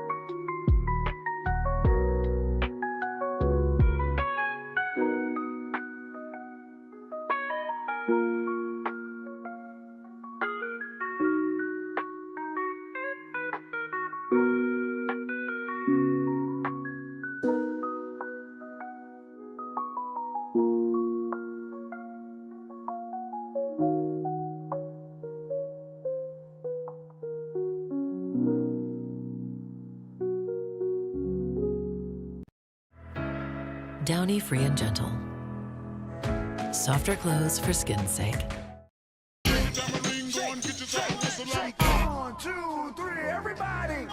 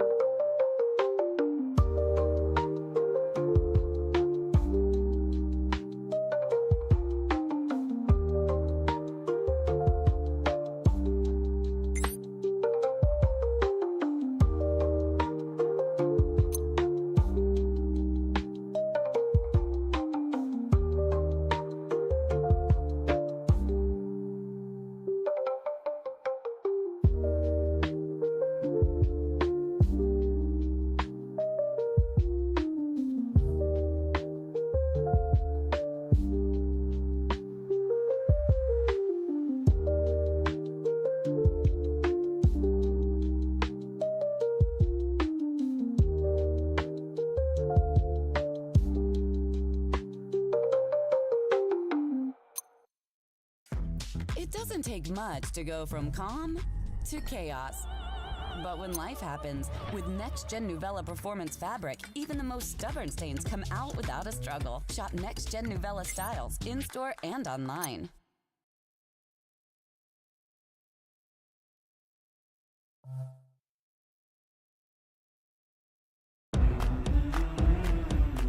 Up for an adventure? Always.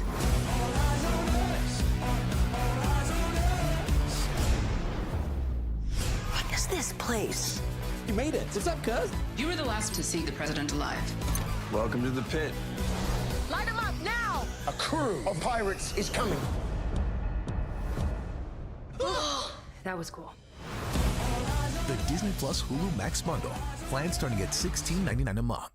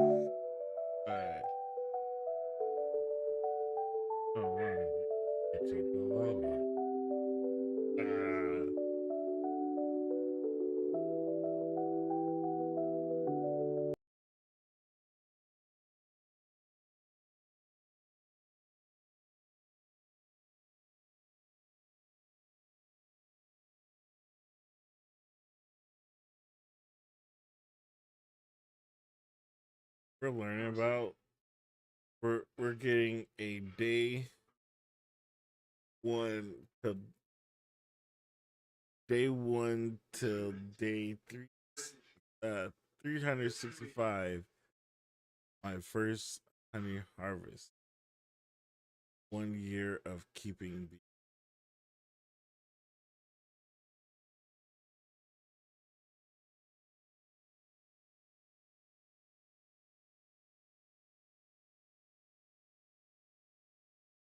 That's what it is. Huh? Yeah.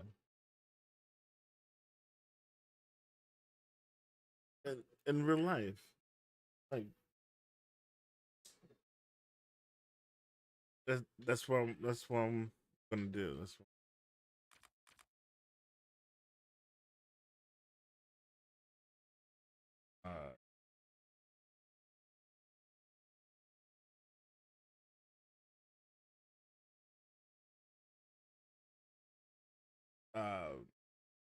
I'll say in a year.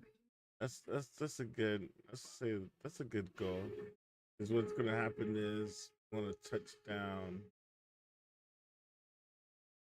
We agree that we're gonna get there. We're gonna do a year just like okay, settling, right, and then pick a place. I'm kind of thinking like maybe corner person. No, but but anywho, I want to do wheat, honey, more so as I want to do bees.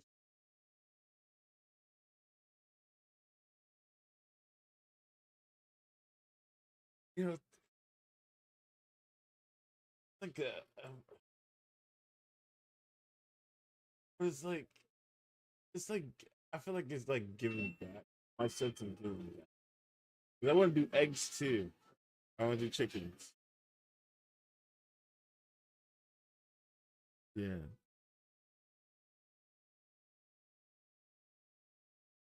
When I'm taking care of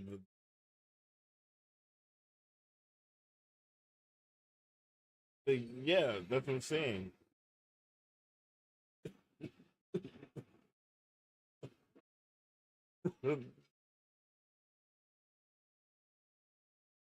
But they get to fly around the area.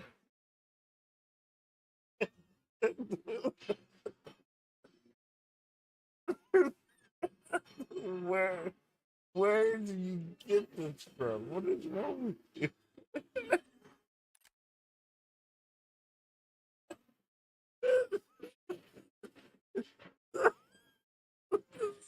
Oh, whoa, whoa. That is, I think that is.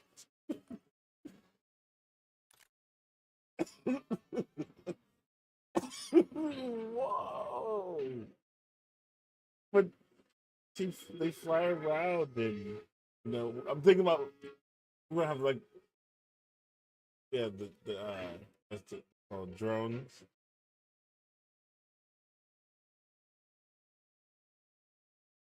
Yeah, the workers.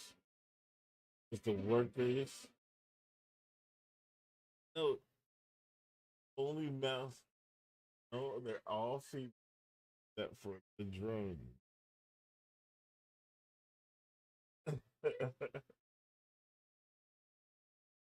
You should have came to class. Look, you should have came to class. Should have came to class. Look,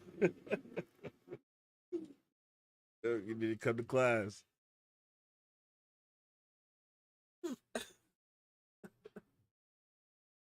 Uh, no, no. Look, do y'all hear? Do y'all hear him? Hope y'all hear him. Y'all, don't tell me y'all don't.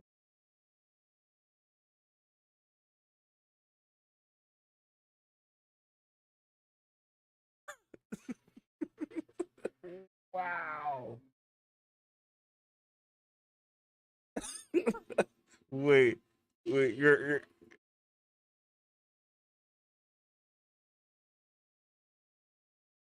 no, I did not.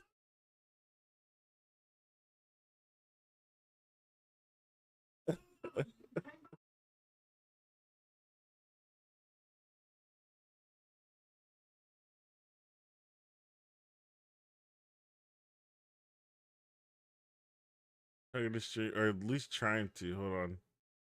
I can't hear them if you're.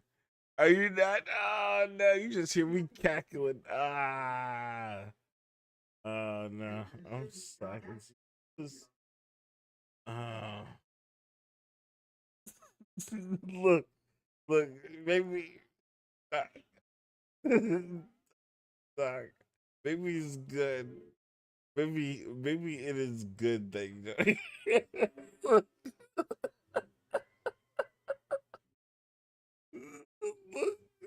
you look like a crazy person. Oh no, bro, Doc, Doc, like what the hell? Look, what what is Bird cackling about? I was thinking you had it. Nah, nah, I just do that for disrespect. You know, some people deserve to be silent, and they will never know it unless they would know it. But you know, if they wanted to hear it, no, oh, you on the street? Look, he's look. He's like, I want to turn on my stream. Look now, look. This is promoting him to turn on his stream. Oh my goodness. Um, but look, I'm trying to. Oh, I was too slow.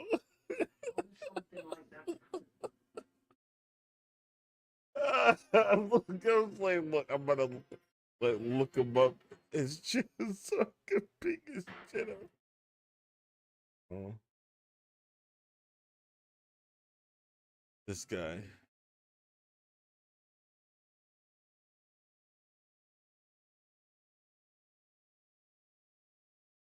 Whoa, whoa, whoa. I mean, the chickens. Whoa.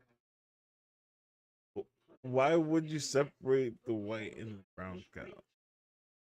It's not like you go get chocolate milk. Come on, man. Don't do me like that, bro. Don't do me like that. No, they don't. Hold on. No, they do. No, they don't. Okay. I'm just making sure. Look. Look. There you go, Mr. Boss Man. There. Guy. They don't give chocolate milk, man. You know, that'll be wild, you know what I'm saying? That's a lot of cocoa. That's a lot that's that's a lot of cocoa. A lot of cocoa. Look, that's a lot of. You remember that? You remember that?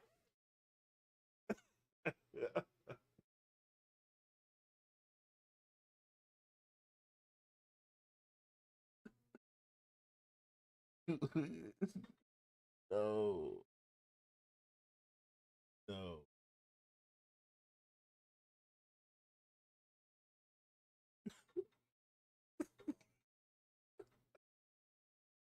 No.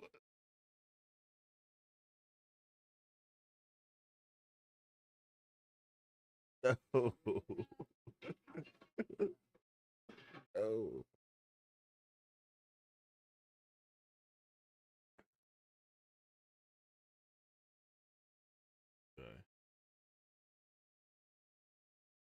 I, I wish I could see Mars.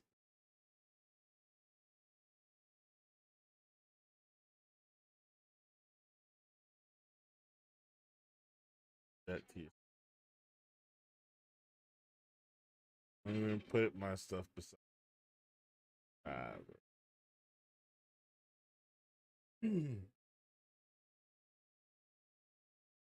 The pork. What do we do?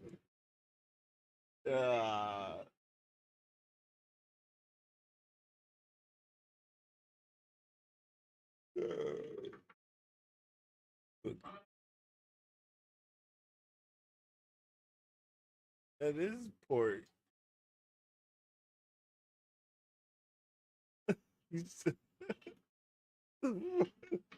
Oh. Oh.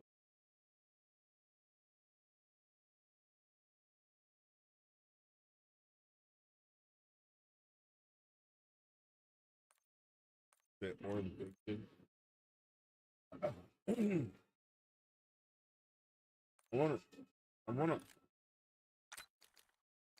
wanna like this thing so bad.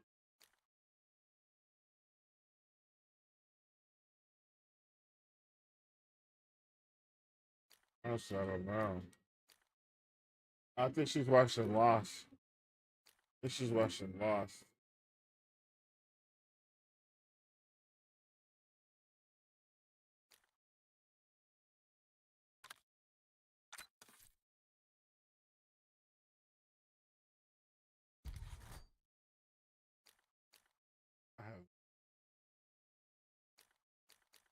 Good job, babe. She.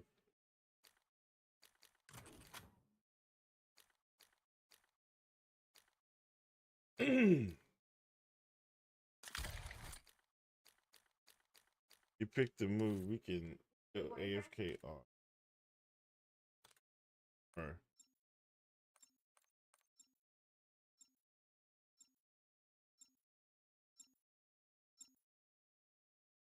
It is. You know, we got to where they found out about the girl. That's what I got to. They found out the girl about when the doctor found out who she was, and then we start watching it. Now we get to start all over again, and I feel when you say it's the confusing part because it's like thinking back on it is like how it got there to when they found out about the girl. I'm like, it's confusing. It's confusing.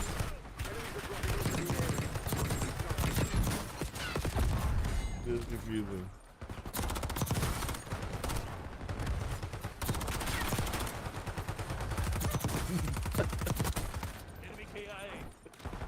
It's like I see. It's like wait.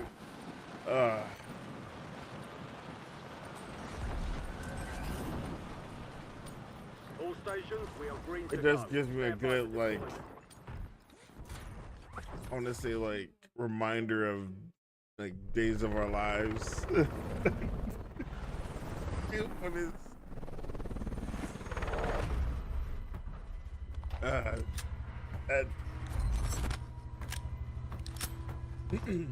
That retro.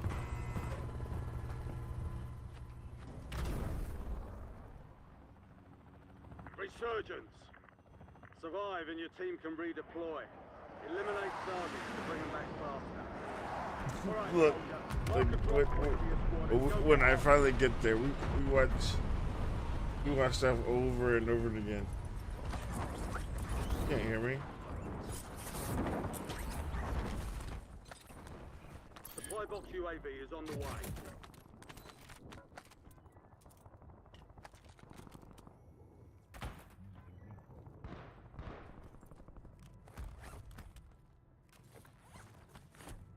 Let me turn it down.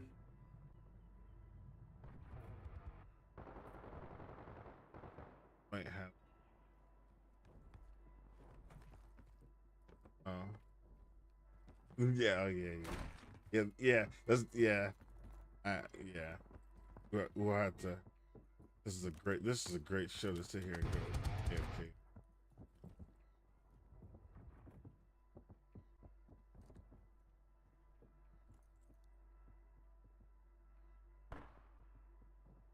Enemy SAM turret active.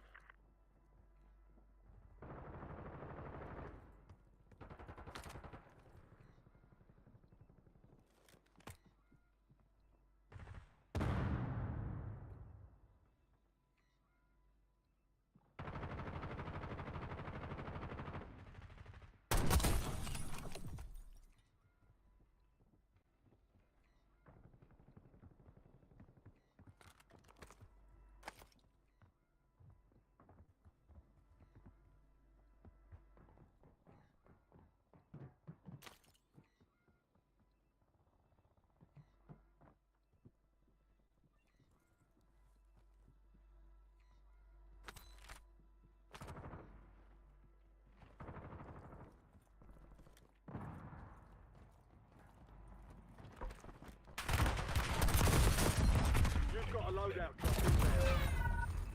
Look out, it's right up on the roof. I got on big building. Oh, nice.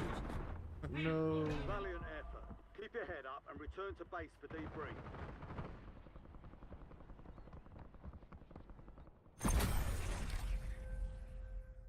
Crack.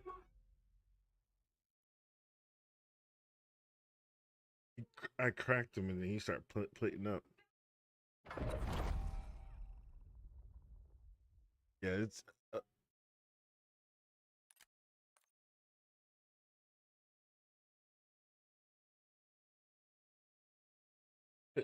there's justice.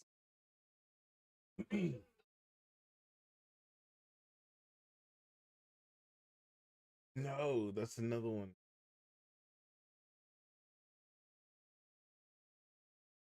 That's another one I didn't watch. I skipped that.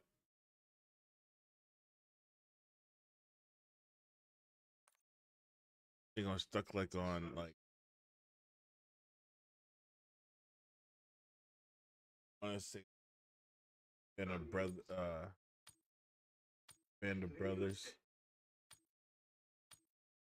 that had the whole season. And I watched that all over. Geared up, stand by.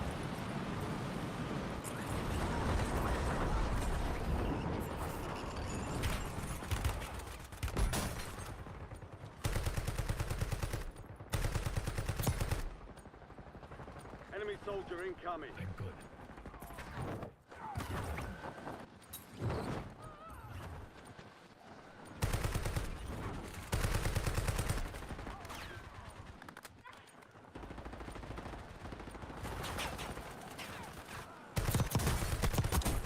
Just think of it as Enemies a dropping into the AO. Bring All them to me. stations, green light. We're deploying to the war zone.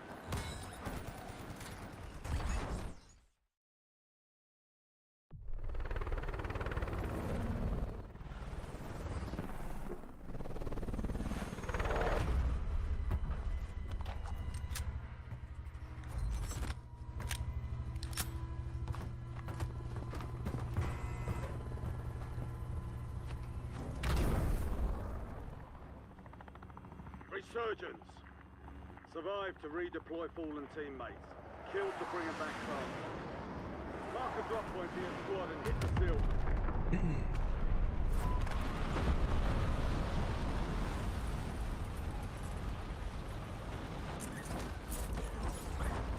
Enemies are dropping into the area. Watch the skies.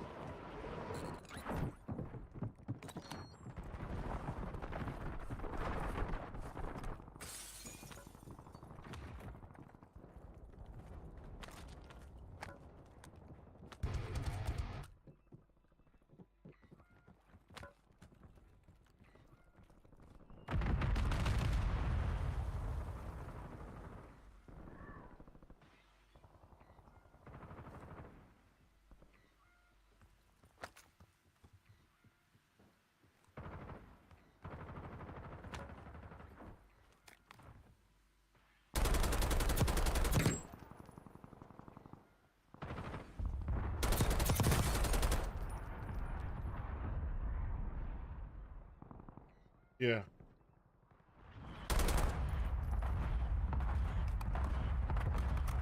Enemy soldier incoming.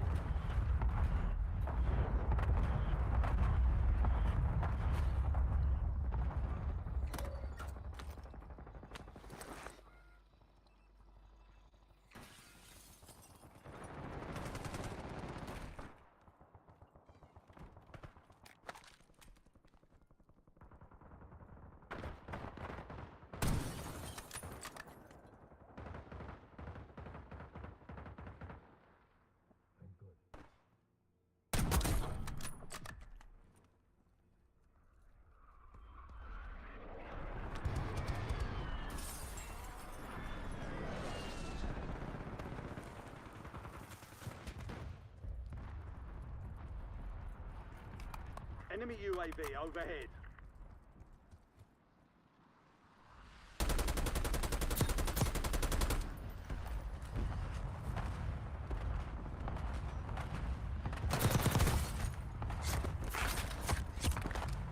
Target down. Marking the rest of them.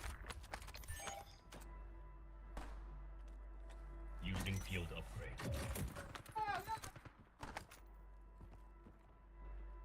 Enemy UAV is online. Your squad's in the safe zone. You're losing ground. Move it. Hostile UAV in the area. Enemy UAV is online. Enemy dropping into the AO. Tagging loot. Okay. Lethal equipment here.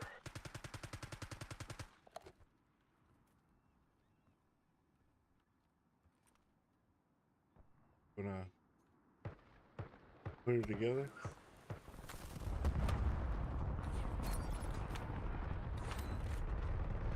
Only 25 remain.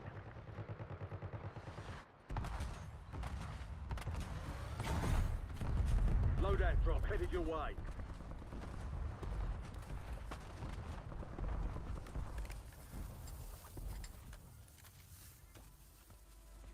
Let's go kill.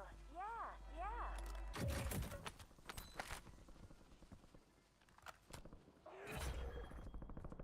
Additional target added while time remains. High-value contracts are in play.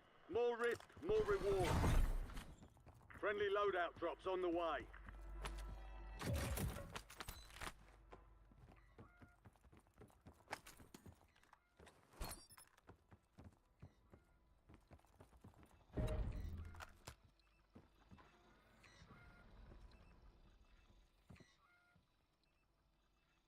Bounty contest.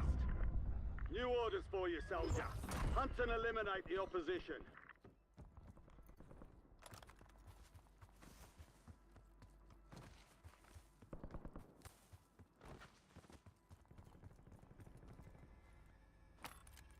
UAV standing by. Calling Enemy in UAV overhead. We've got 10 squads active in the field.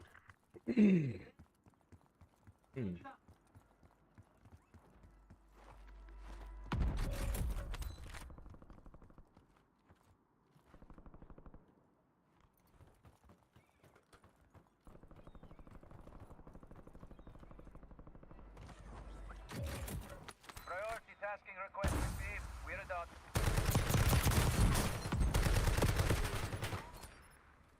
All right then. I'm good.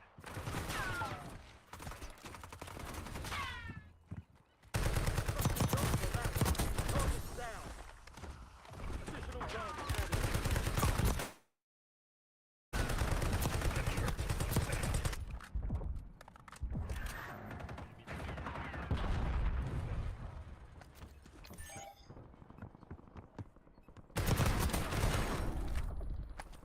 Contract fulfilled.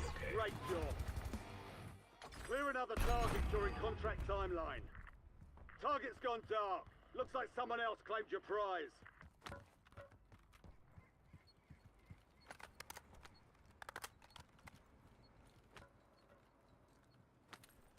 Your squad made it to the safe zone. You've got gas moving in.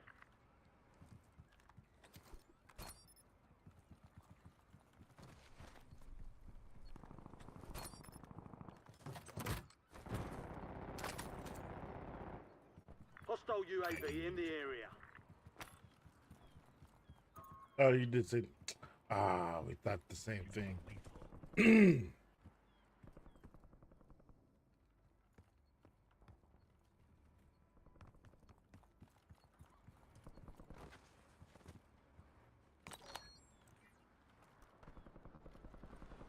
Enemy soldier incoming.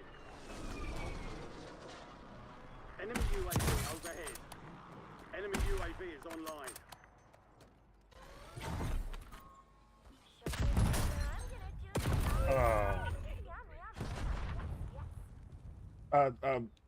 Bye. He's jumping down. He's jumping down.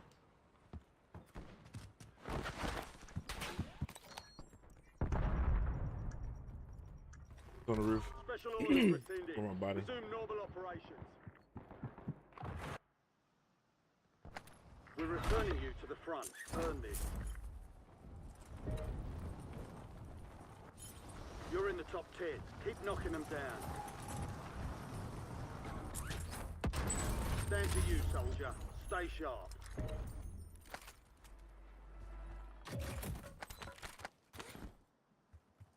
Hostile UAV in the area. That's crazy.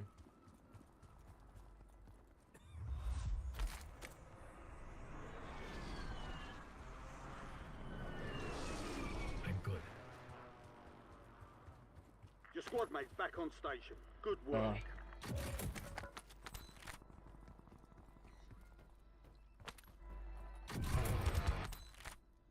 LDBR awaiting targeting data. Get ready. Resurgence window is about to close.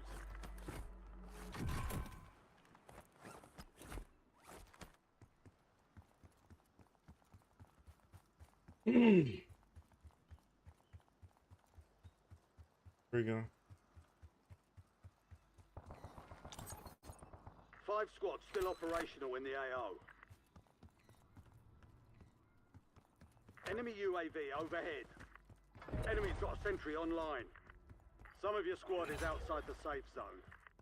Enemy UAV is online. Keep your eyes open for prize contracts. You'll earn more butts for your bang.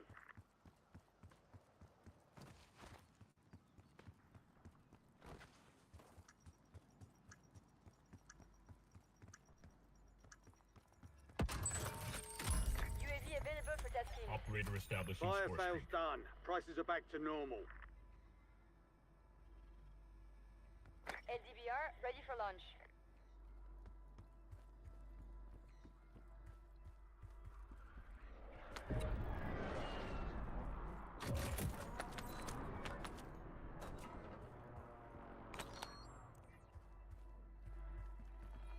TACOM, we're flying on fumes. UAV are turning to tank.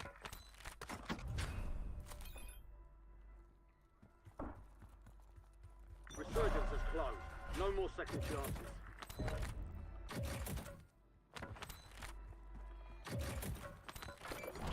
Supply crates have been restocked. Load up. Got an extra valuable opportunity here. Don't miss your shot. Only 4 left. UAV standing by. Calling in score streak. 3 squads left in the war zone. Stay alert. LDBR awaiting targeting data. Hostile UAV in the area. Alright, swarm's done for. Contract's complete. Good work.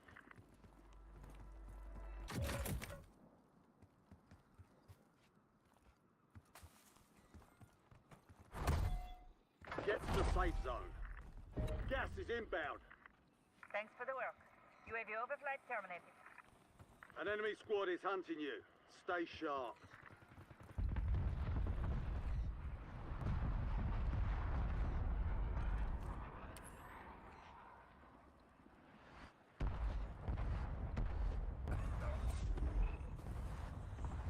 Enemy UAV overhead.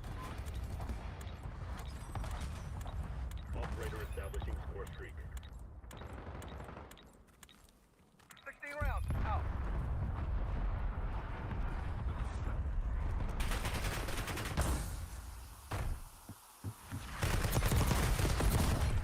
Oh, what? Oh my goodness. That's You were crazy. 1 of 5 remain. There we go.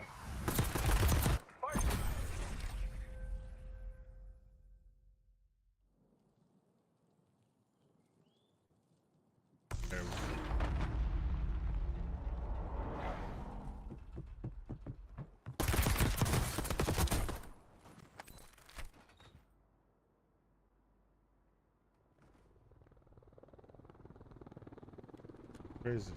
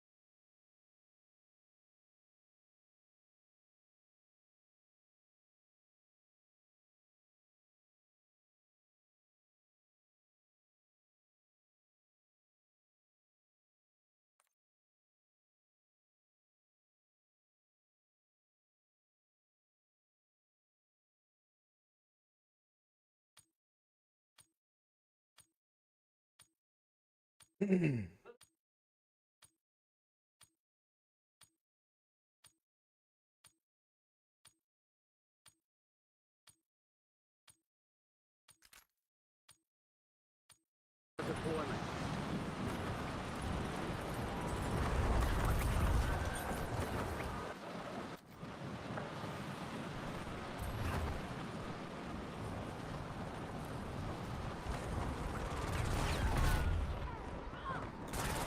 Enemy dropping into the AR.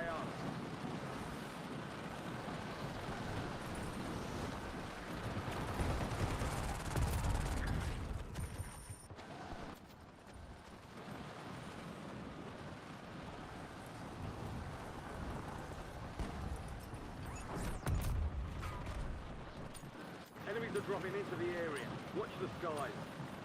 All stations, this is Shadow 01. Deployment to the war zone has been authorized.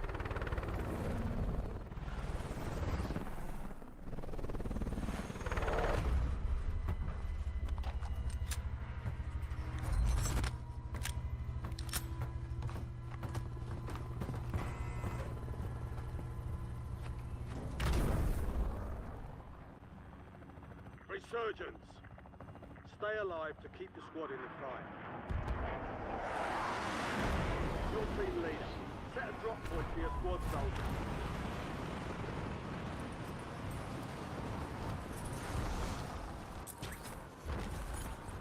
Enemy dropping into the AO.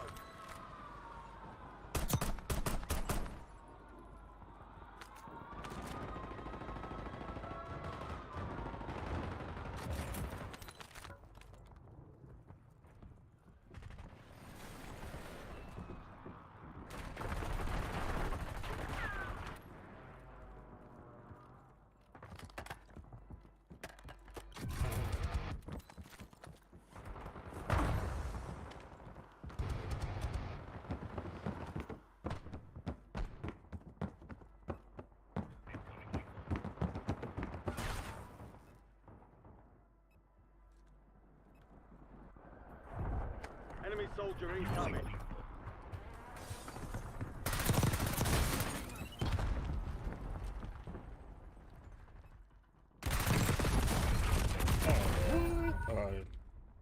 Yeah. Behind the door. He's behind the door. got that time. Dust yourself off, regroup, and get back out there. Can y'all hear all this? I hope.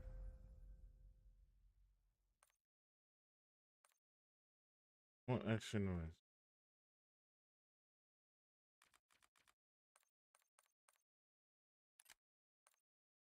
Go back out. Back out.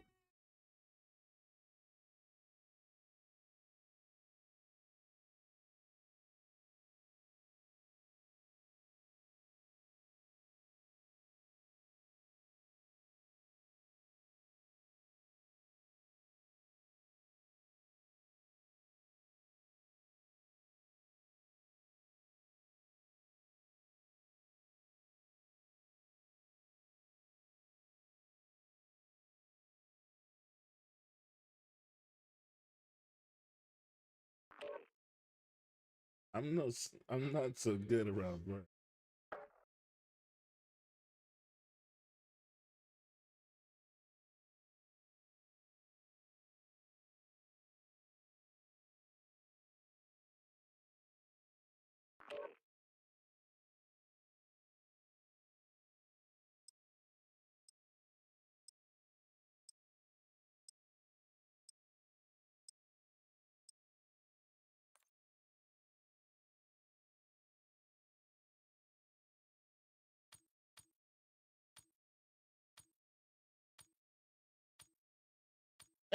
When he fell out on the body. Use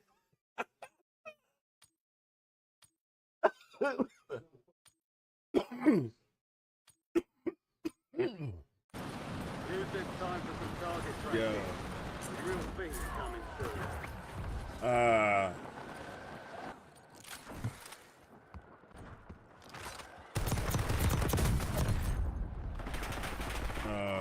man.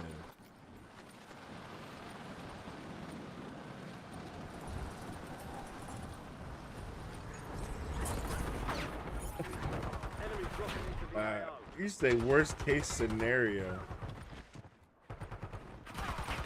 Playtime's over.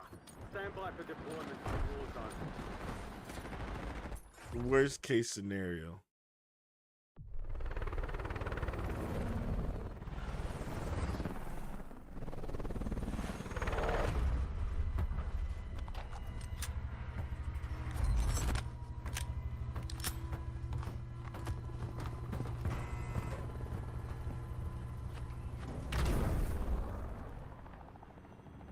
Resurgence. Survive to redeploy fallen teammates. Kill to bring them back faster. Alright, go get after it.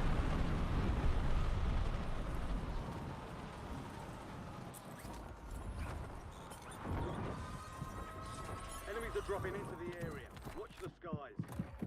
Supply box UAV heading your way.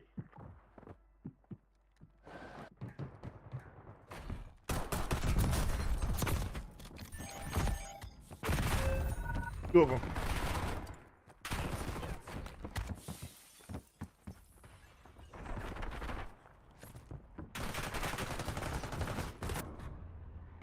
You're the last one standing, soldier. Survive until your squad can redeploy.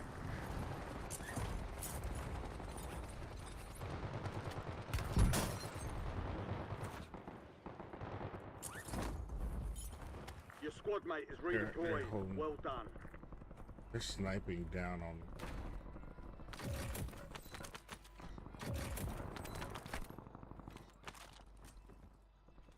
Yeah.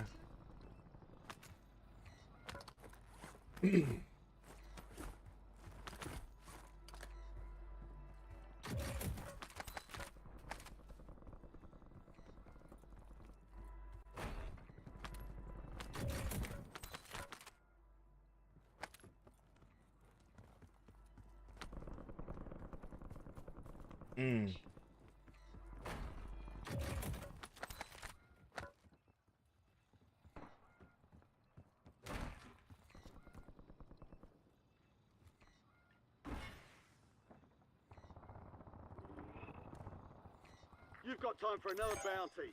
Get it done. No, they bought the little care package.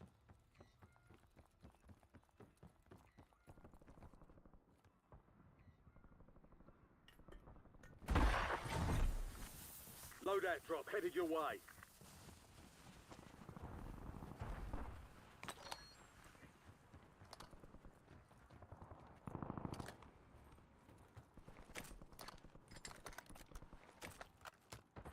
Spawn, let's go kill!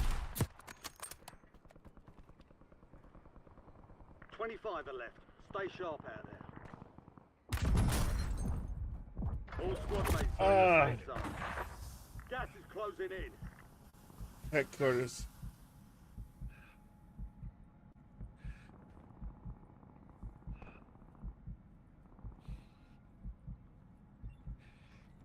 You're going to be okay.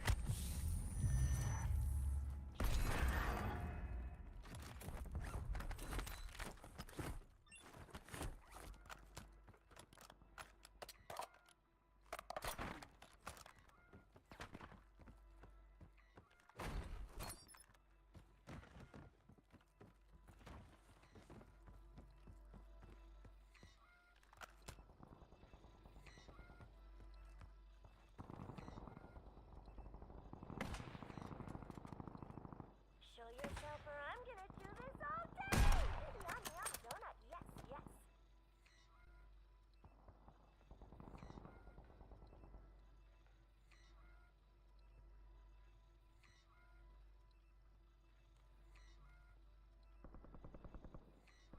Hostile UAV in the area. Or I'm gonna do this all day! Yum yum donut, yes, yes. Friendly loadout drops on the way.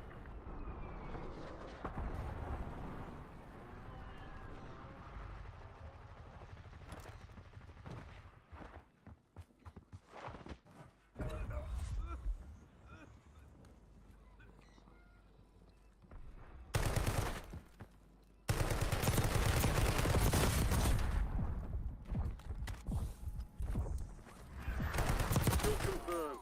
We've located the rest of them.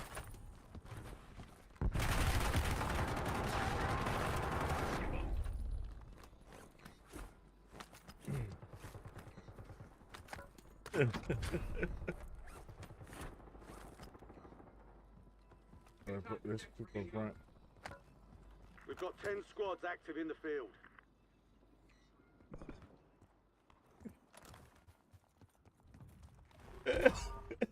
It's so... Targets evaded. Bounty contract It is. pulled. Oh, this guy right here.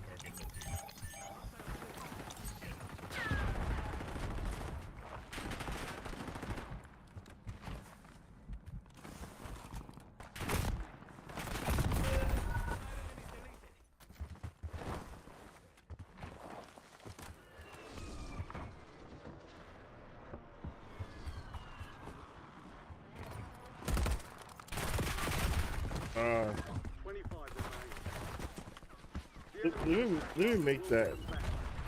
Let me make that superior. Let me see it. Let me make it superior. Came back out.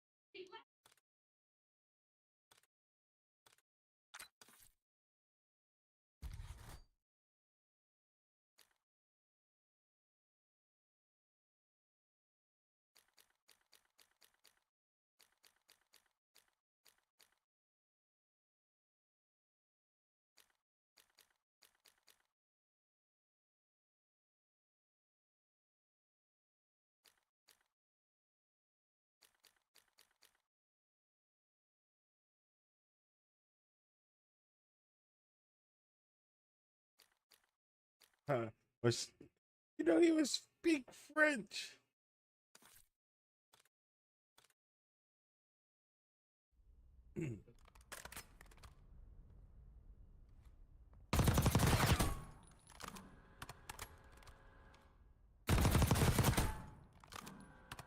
All right, let's go.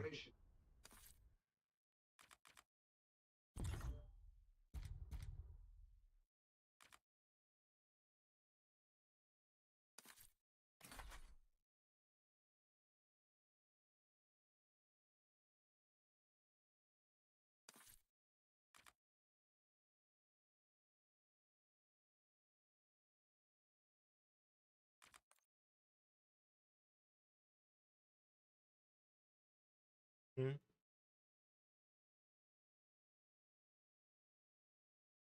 Yeah.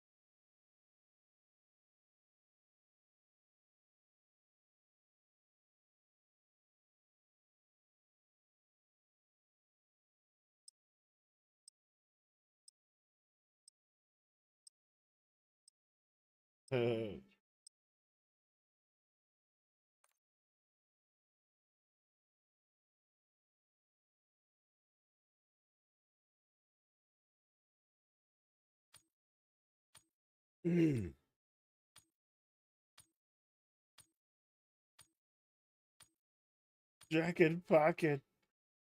Jacket pocket.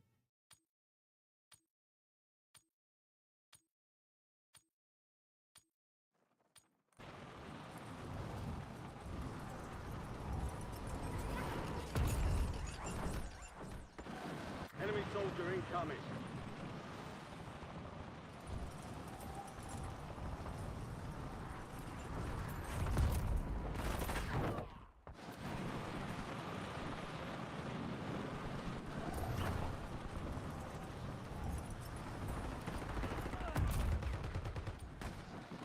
Enemies are dropping into the area. Watch the skies.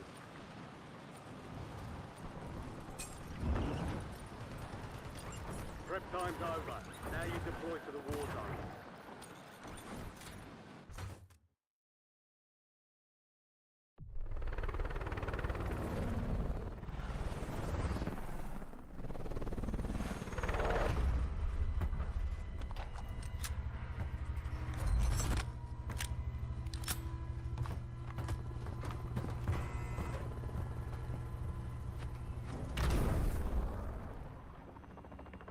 Resurgence.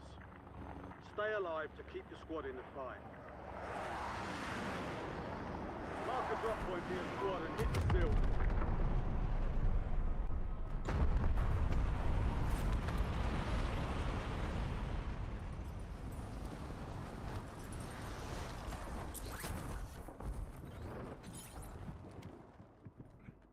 Way to keep it tight. Supply box UAV is inbound.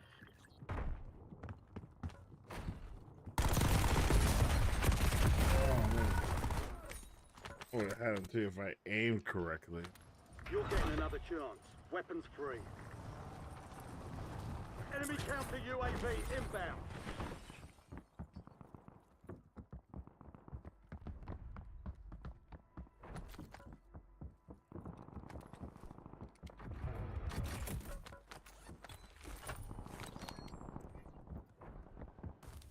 Enemy UAV is online.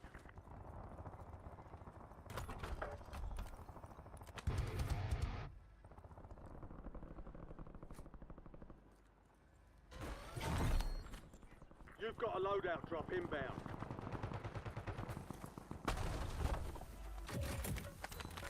Enemy counter Counter UAV inbound.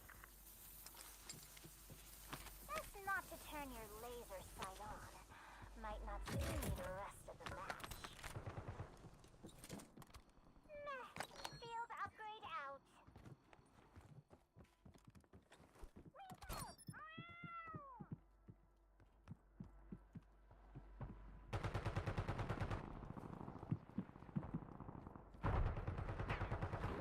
Enemy soldier incoming.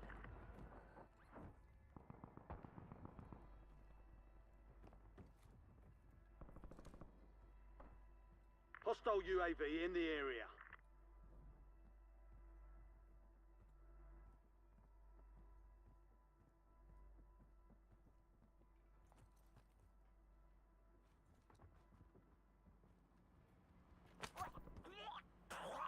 Sorry, hairball.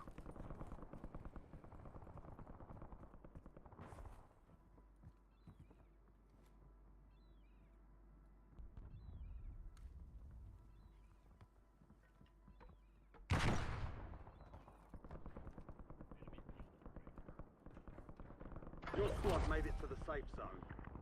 You're losing ground. Move it.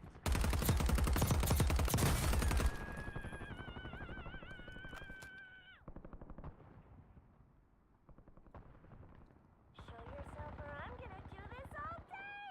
Yum, yum, donut. Yes, yes. There are 24 enemies active. Kill them all. Yeah. Give me that yummy ammo goodness!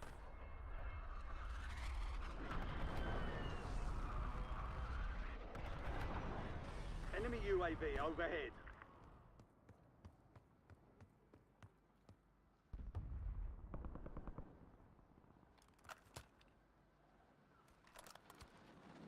Enemy dropping into the AO.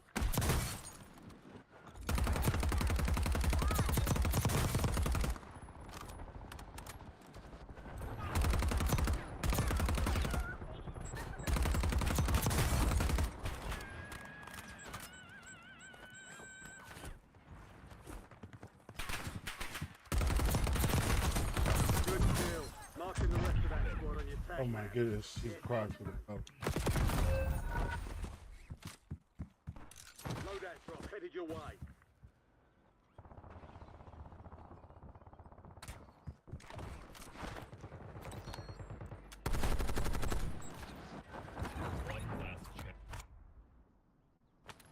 Stand by for redeployment.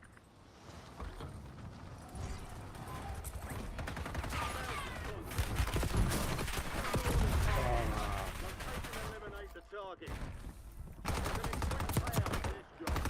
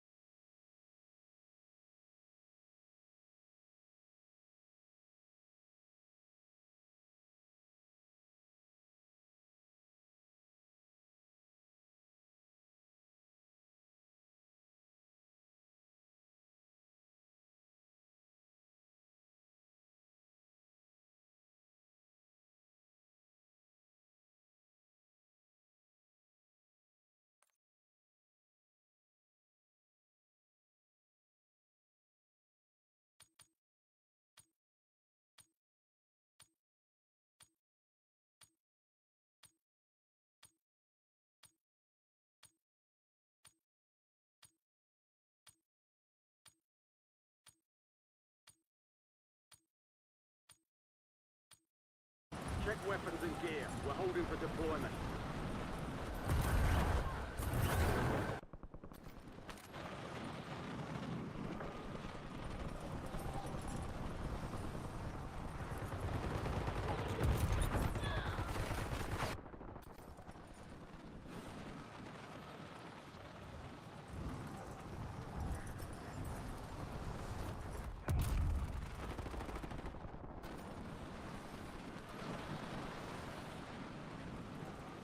All stations, green light. We're deploying to the war zone. Enemies are dropping into the area. Watch the skies.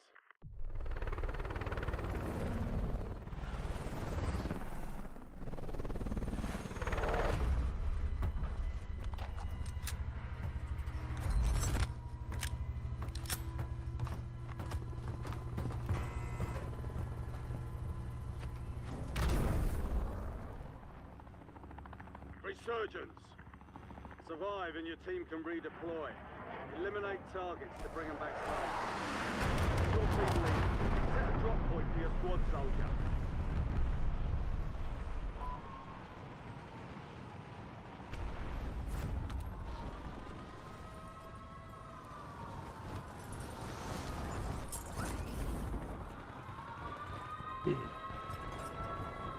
You said hair?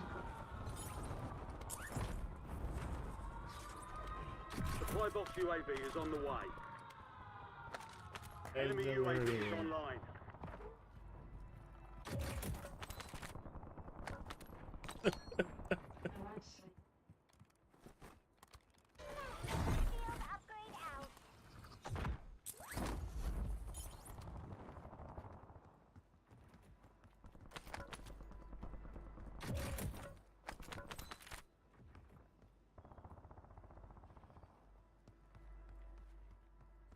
You're pretty athletic.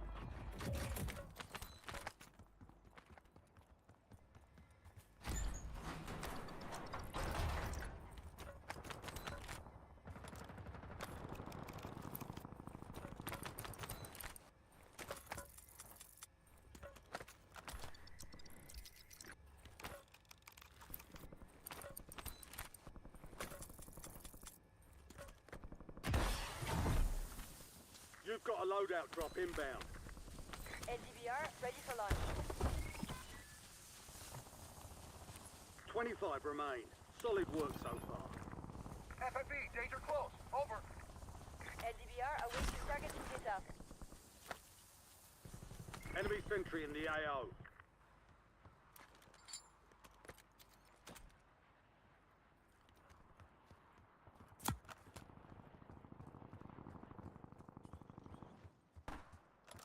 Guys, land here. Target grid struck. No casualties.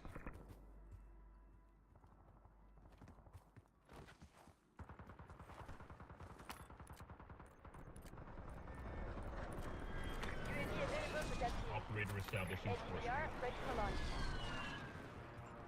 Ooh, recon. Look at all the dogs. They won't have control. All squad mates are in the Not safe control. zone. Gas is closing in. Gone. Enemy dropping into the AO. Ah, just not on my mark. On top Got of 10 squads active in the field. on top of big building.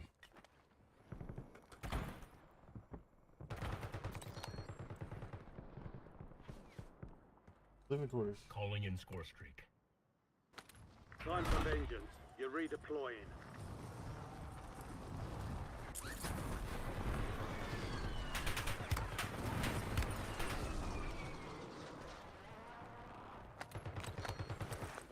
LDBR awaiting targeting data. Time of flight 5 seconds. Out.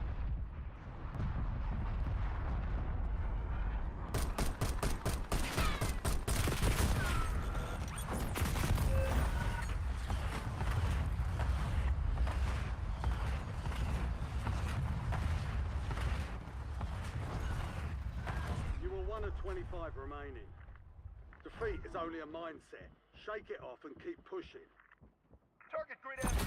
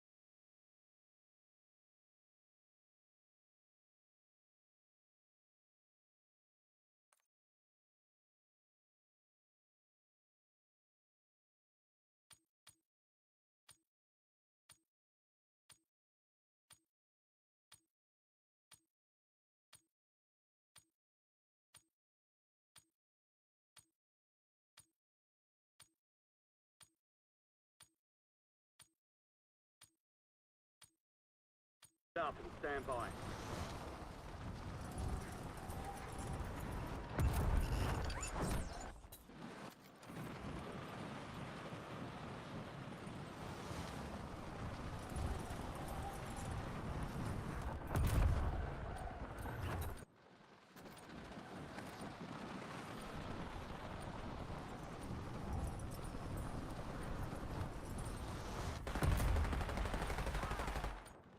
Enemy soldier incoming. All stations, this is Shadow 01. Deployment to the war zone has been authorized.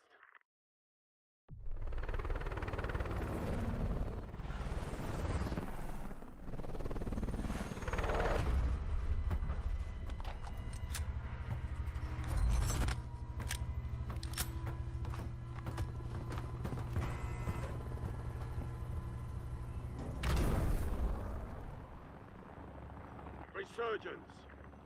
Stay alive to keep the squad in the fight. Alright, soldier. Mark a drop point for your squad and go get after it. We're gonna win.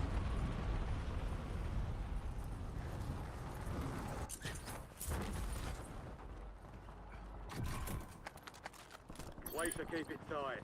Supply box UAV is inbound.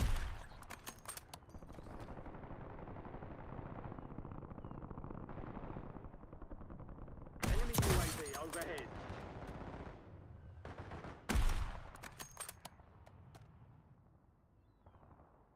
Show yourself or I'm gonna do this all day! Yum, yum, donut, yes, yes.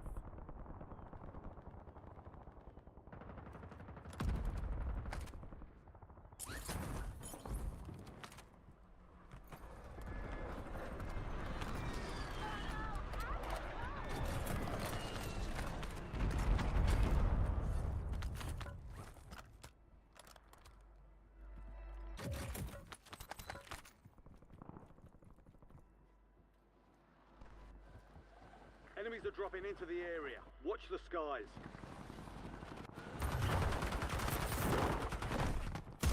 Enemy destroyed. Use your tac map to hunt down the rest of them.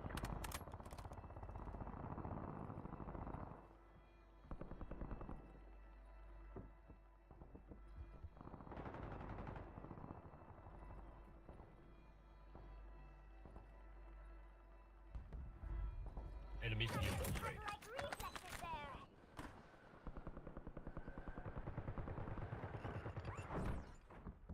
Enemy counter UAV inbound. Enemy sentry is active. It's all on you. Stay alive so the squad can redeploy. Got some cat-like reflexes there. You have reinforcements inbound. Using lethal.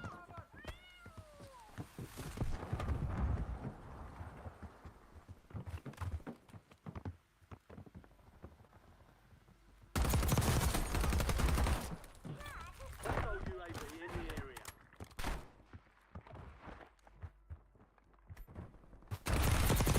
Only 25 left. Keep up the good work.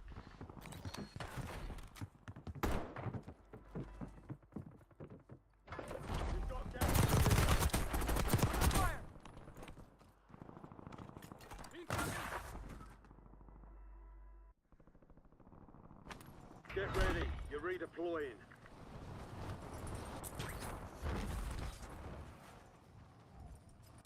Enemy advanced UAV is active.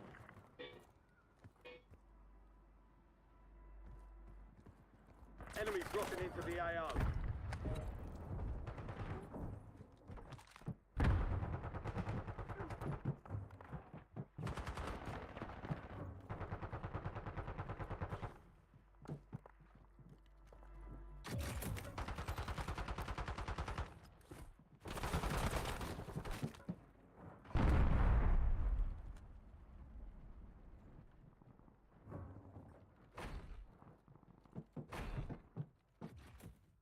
Enemy UAV is online.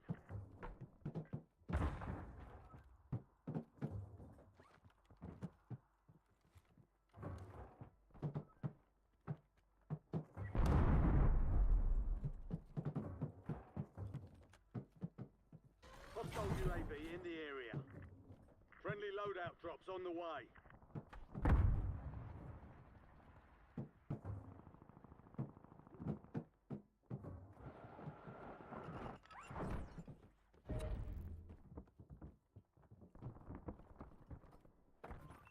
Enemy field upgrade. They've got a SAM turret online. Enemy field upgrade.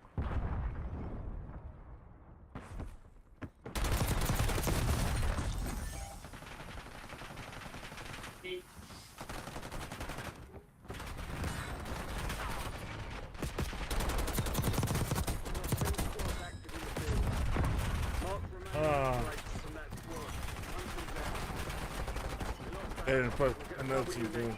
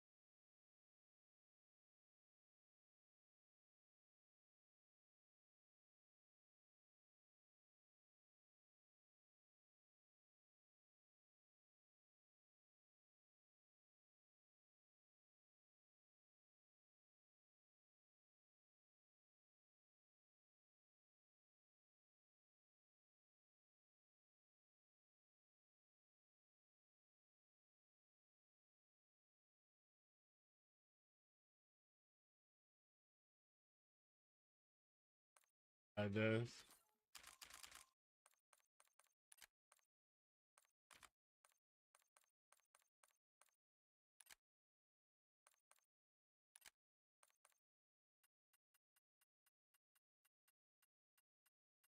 How about now? How about now?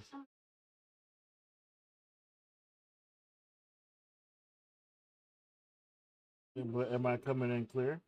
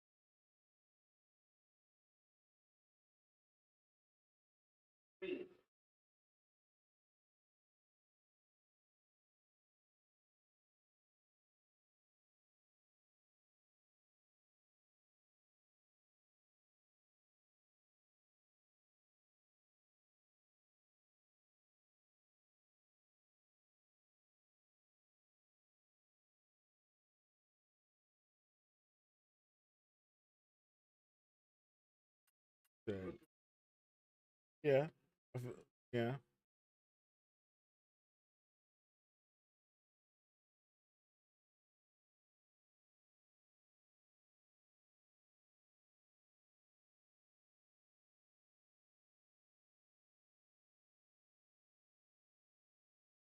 I haven't. I haven't done that.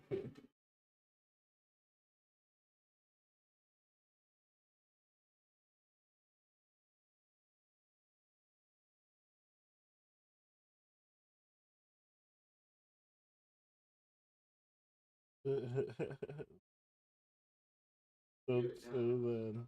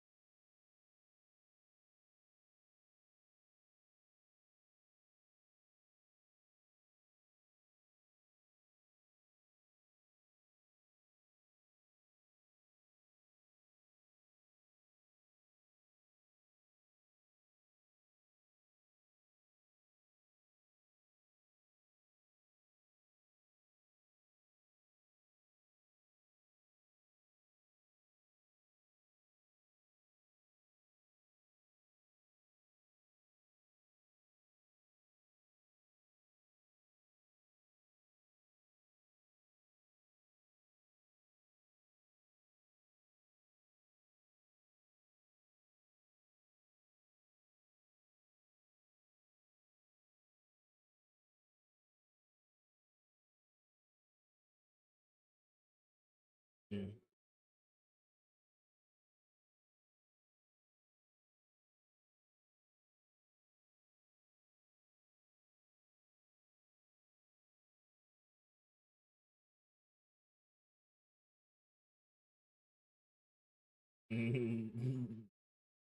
I've been looking for you, kid.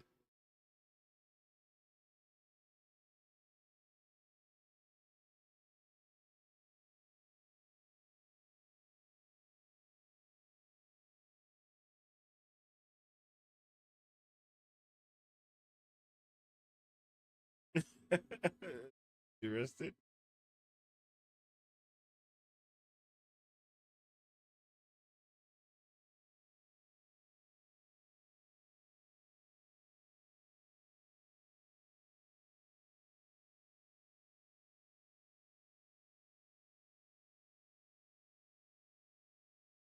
Yeah. No, it wasn't that.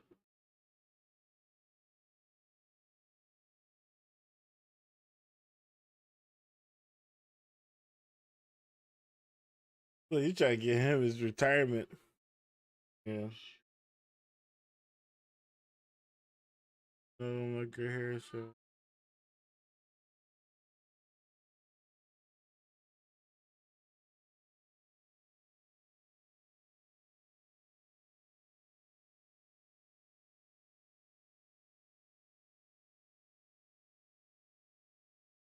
Hmm.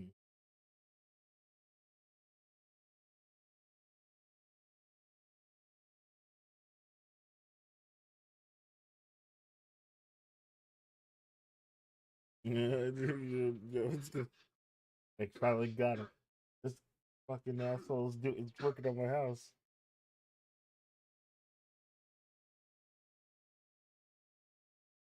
Be on cold case.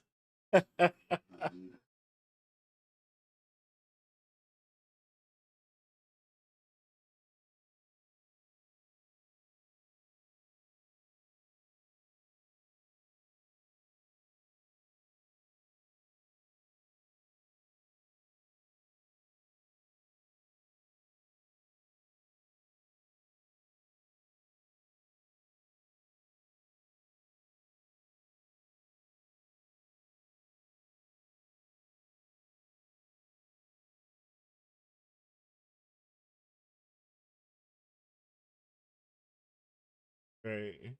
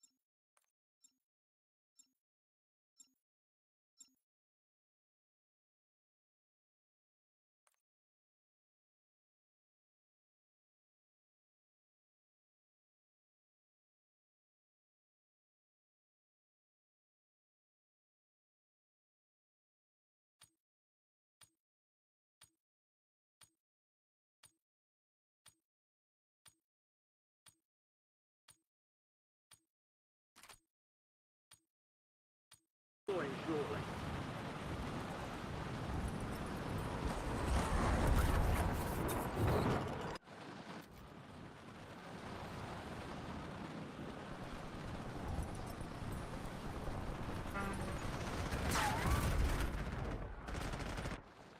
Enemy soldier incoming.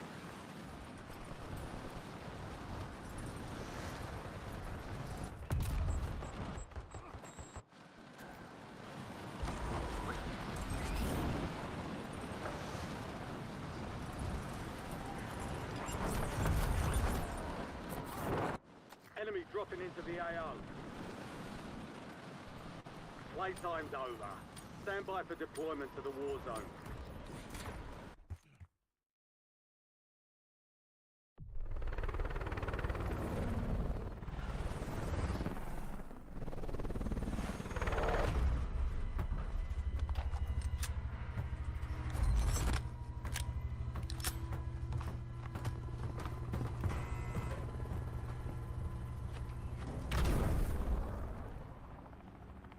Resurgence. Survive and your team can redeploy. Eliminate targets to bring them back faster. Mark a drop point for your squad and hit the sill.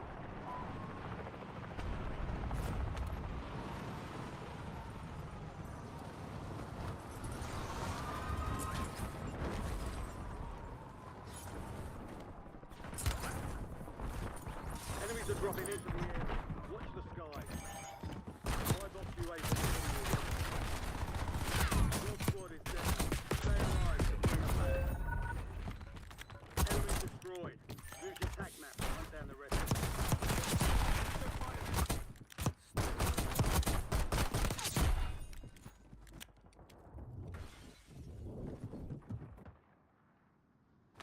Resurging. Go get your revenge.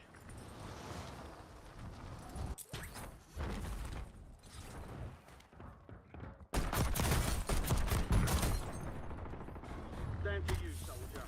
Stay sharp. Kill confirmed. We've located the rest of them.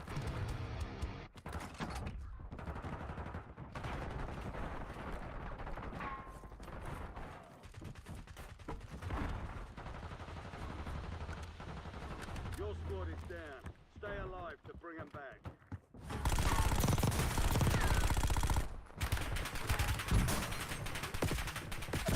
No way.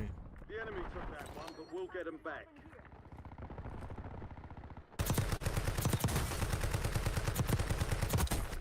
Kiss of death.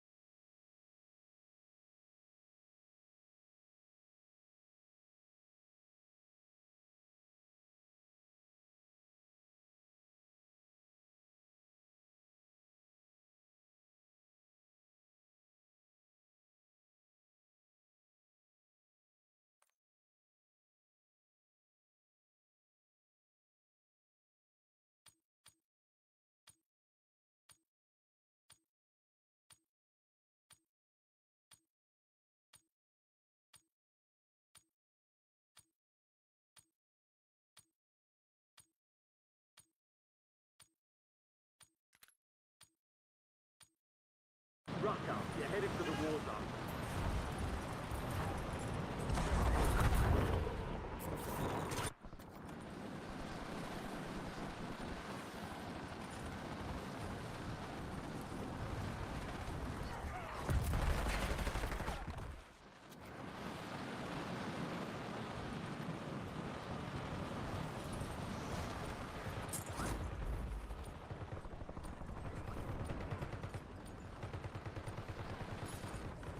Enemies are dropping into the area. Watch the skies. Prep time's over. Now you deploy to the war zone.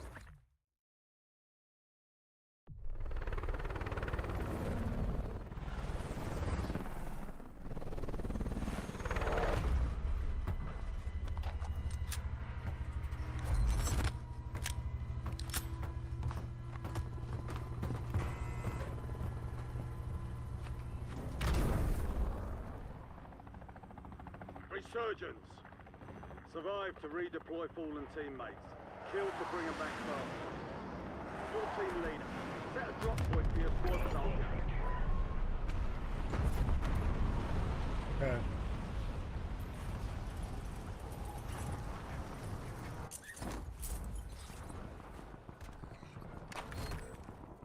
Supply box UAV is on the way.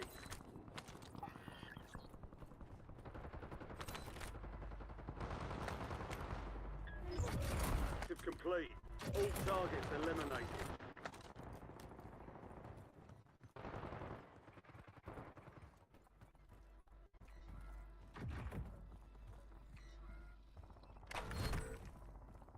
Additional contract online.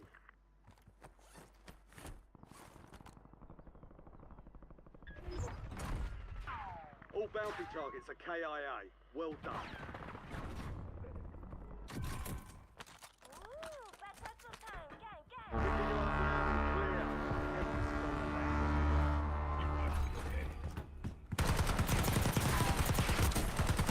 Remaining operators from that squad. Hunt them down. It's all on you. Stay alive so your squad can redeploy. Hostiles have established a SAM turret. Enemy soldier incoming. Sentry turret ready to deploy. Your squad mate's back on station. Good work. Forget it. Hostile incoming.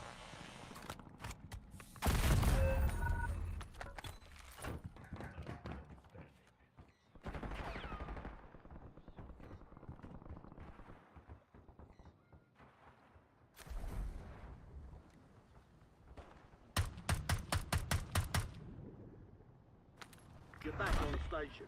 Go get after it.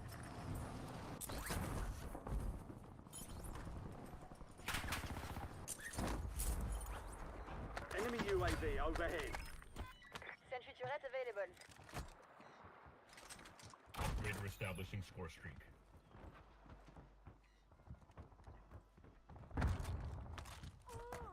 Time to fight. Yeah.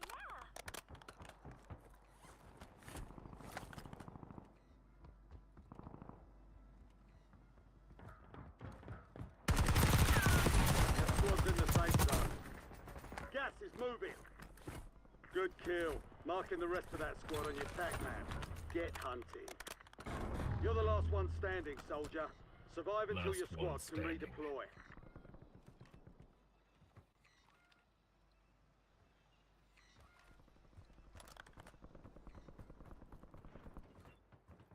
Your squad mate is redeployed. Well done.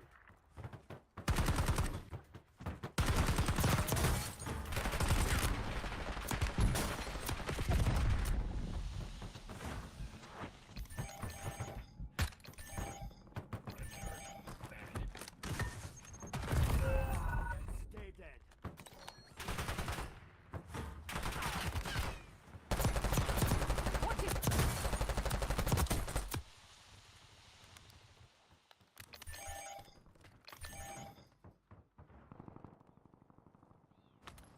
Stand by for redeployment.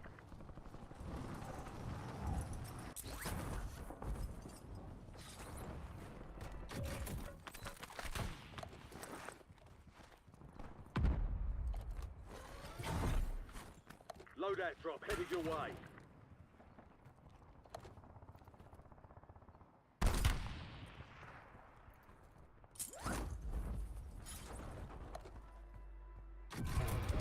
Enemy UAV is online.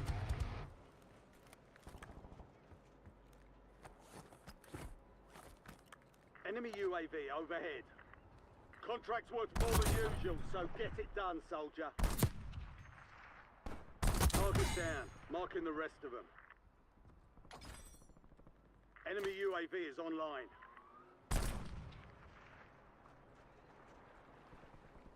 We've got 10 squads active in the field. Marking target location. Marking target location.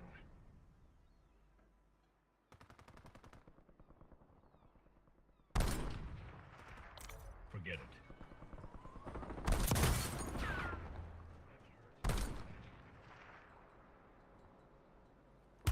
Stand to you, soldier. Stay sharp. Ah! Less than 25 were still standing. Defeat is only a mindset. Shake it off and keep pushing.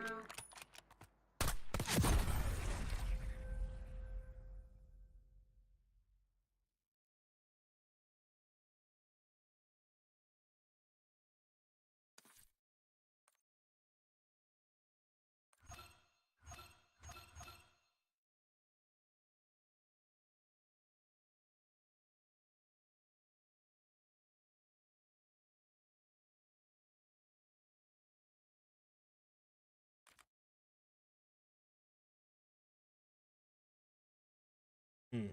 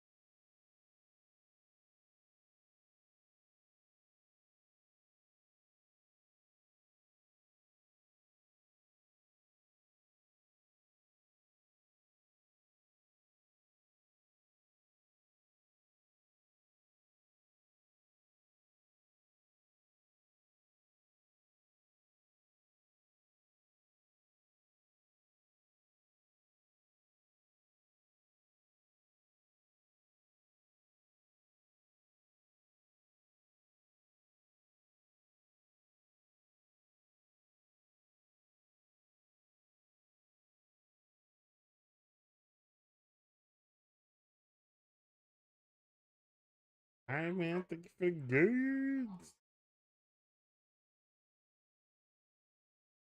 Hey.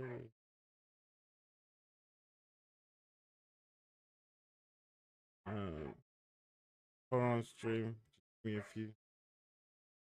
Give me a few. I'll be right back.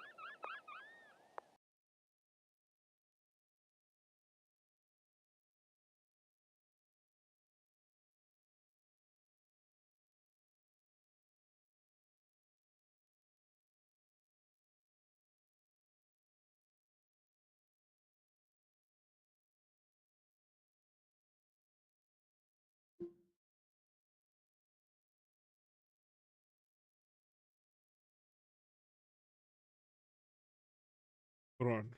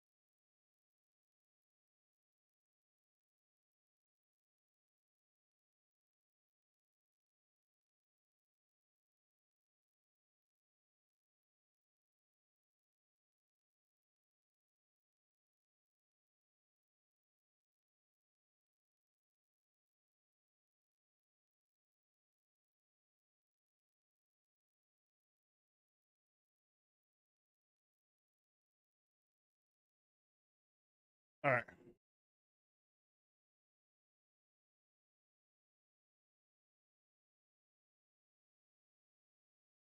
Yours, it looks okay, I think. So I got my bees at the end of summer. It was, I think, end of August. And so this is sort of the end of the beekeeping season. And we were going into autumn. And there's a number of things you need to think about when you're going through autumn and into winter time, because bees primarily, they are most active and they are doing all their work in the summer and when it's warm, when there's flowers that they can forage pollen and nectar from. And so they need to prepare for the winter.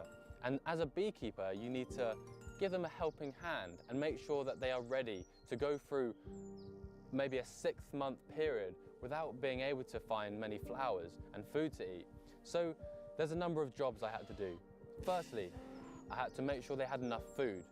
Because my colony of bees were quite small, I received them towards the end of the season. They hadn't been able to spend much time foraging. They didn't have many stores of food available to them. I had to feed them.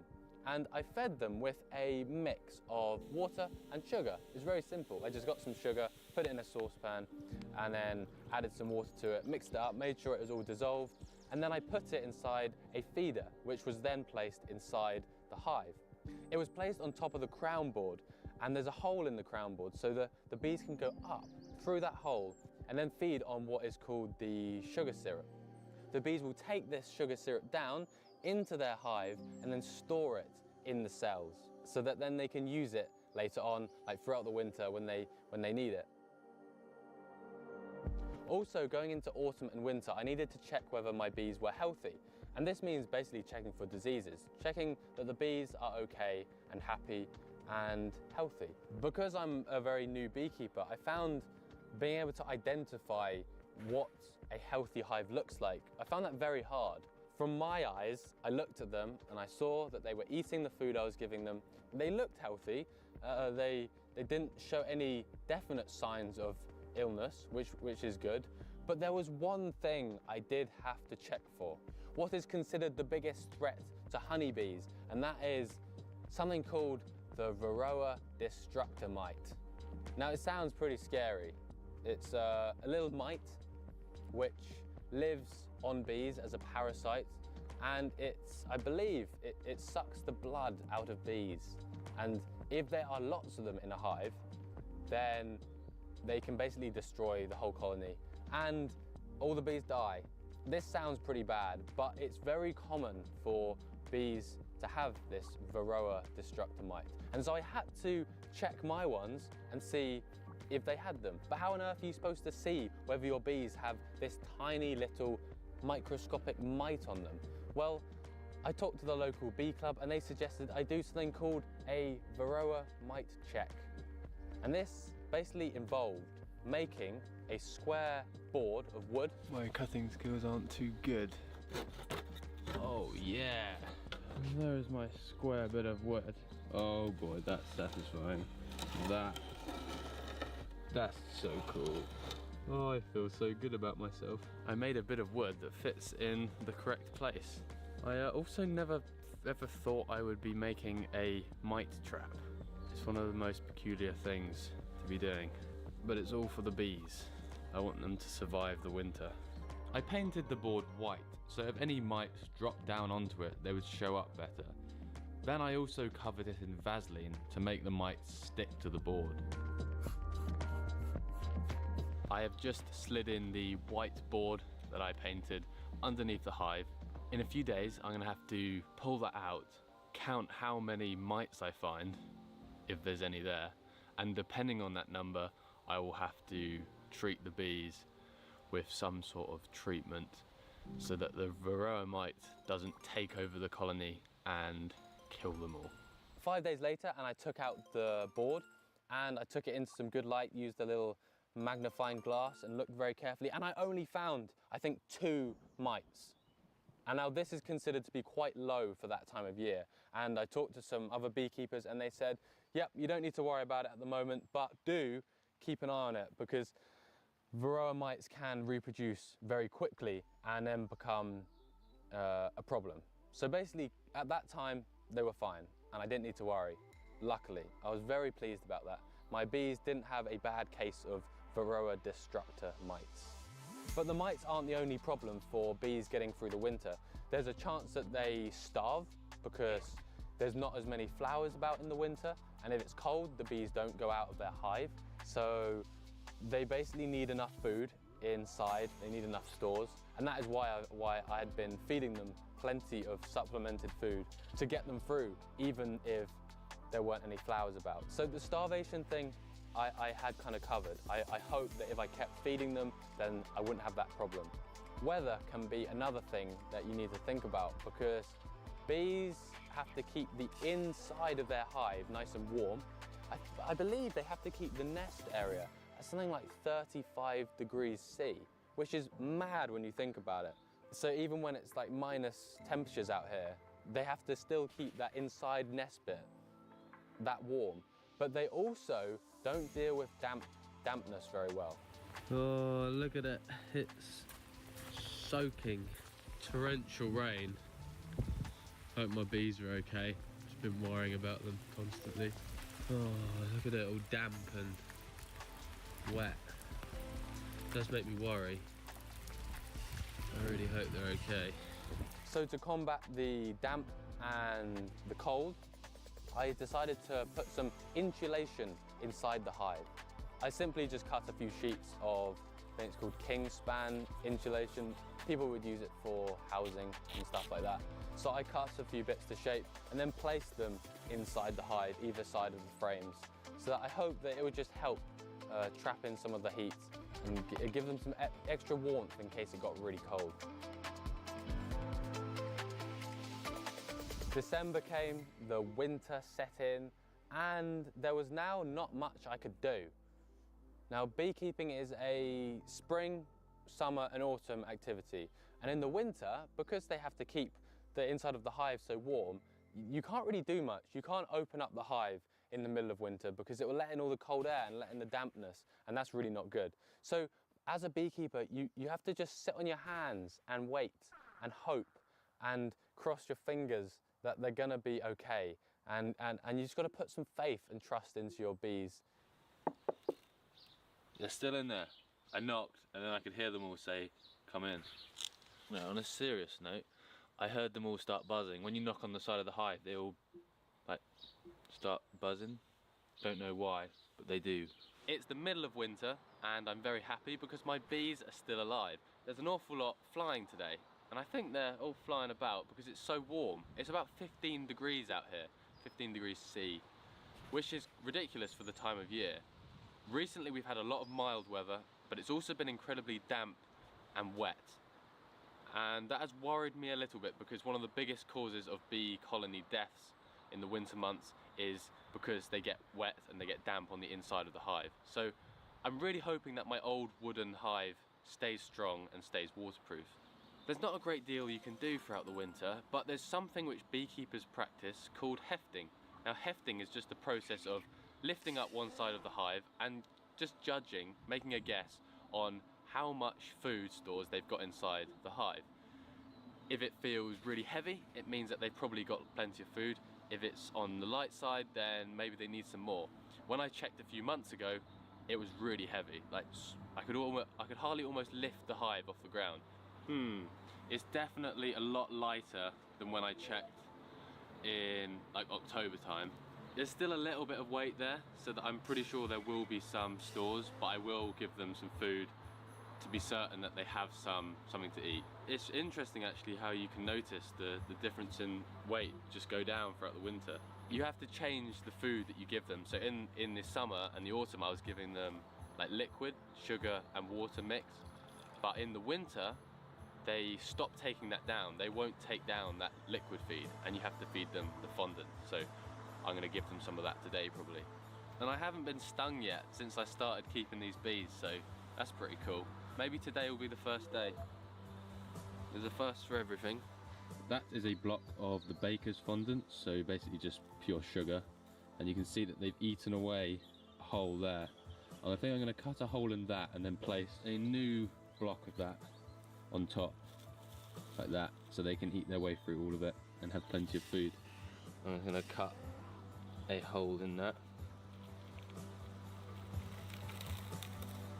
And plonk that on top. And now they got double-decker food. It's like a sugar burger. And you may think it's kind of strange that like I've got bees and I'm just feeding them loads. You think that's like the opposite of what you're meant to do, which is them feed you with honey. But I need to give them plenty of supplemented food because they were such a small colony last year when I got them. If I didn't feed them, the chances of them dying would be very high. So the first winter, this winter that we're currently going through, I need to feed them quite a lot to make sure they've got enough food.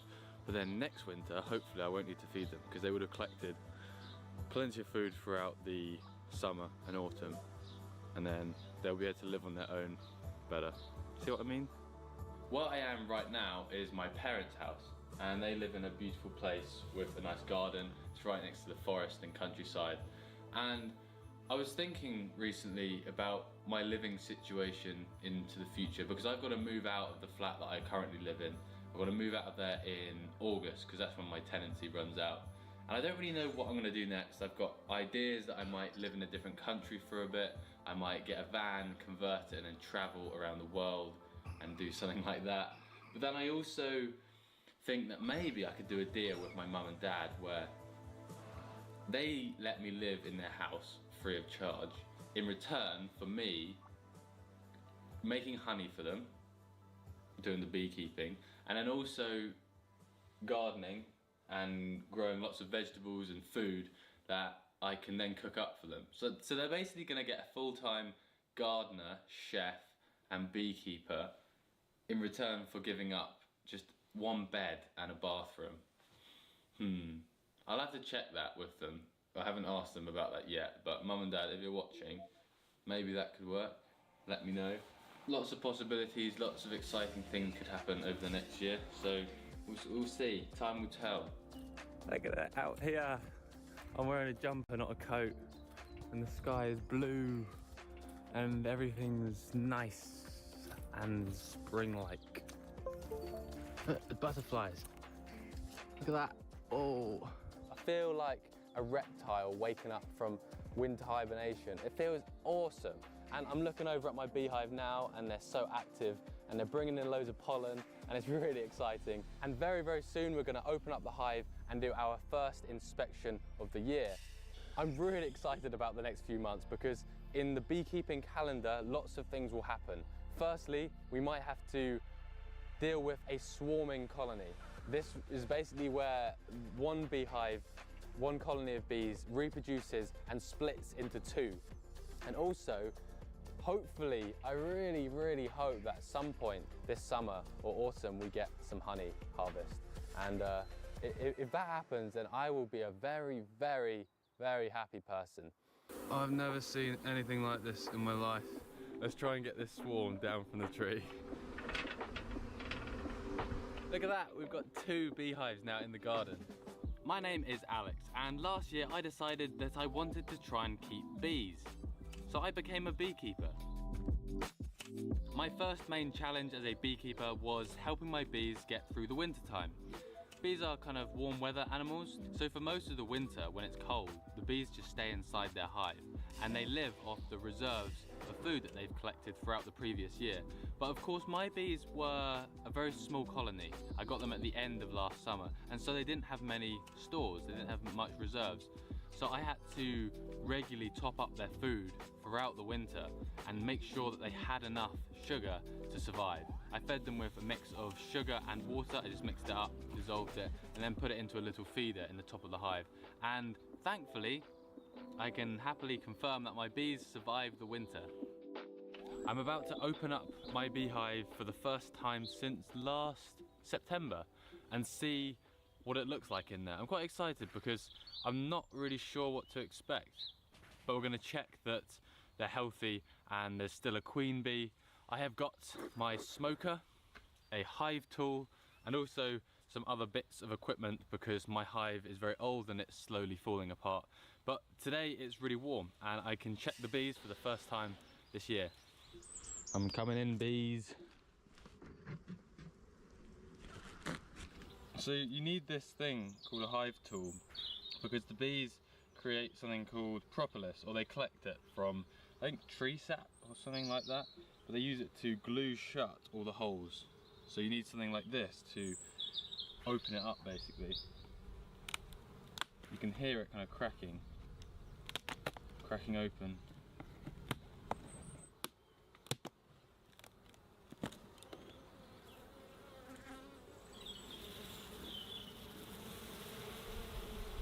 See how they all just go down? I've got to take out these first.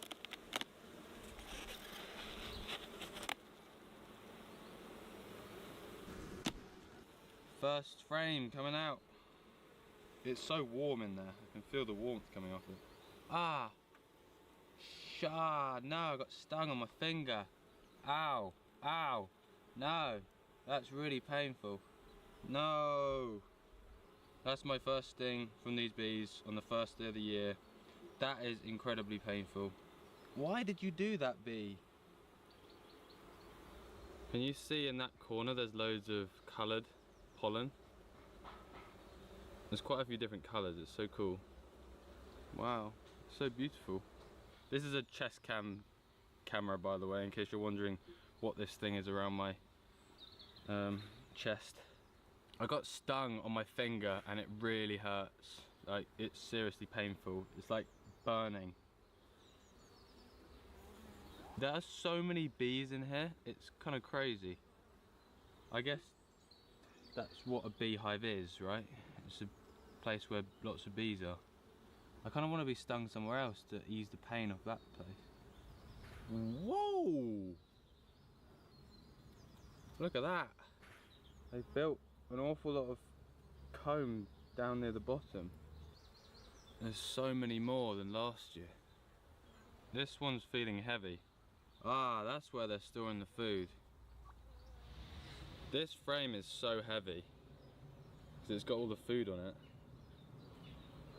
I haven't seen the queen yet, but there must be a queen here because there's so many eggs.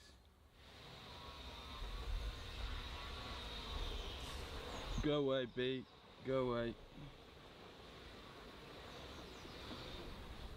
That one weighs like 2-3 kilograms. One last frame to check, and once again it feels really heavy. Yeah, heavy with stores of honey or food that they've been storing, that I've been giving them. I'm gonna put in some new frames because there's so many bees in there that I need to give them more space. I put the new crown board on top.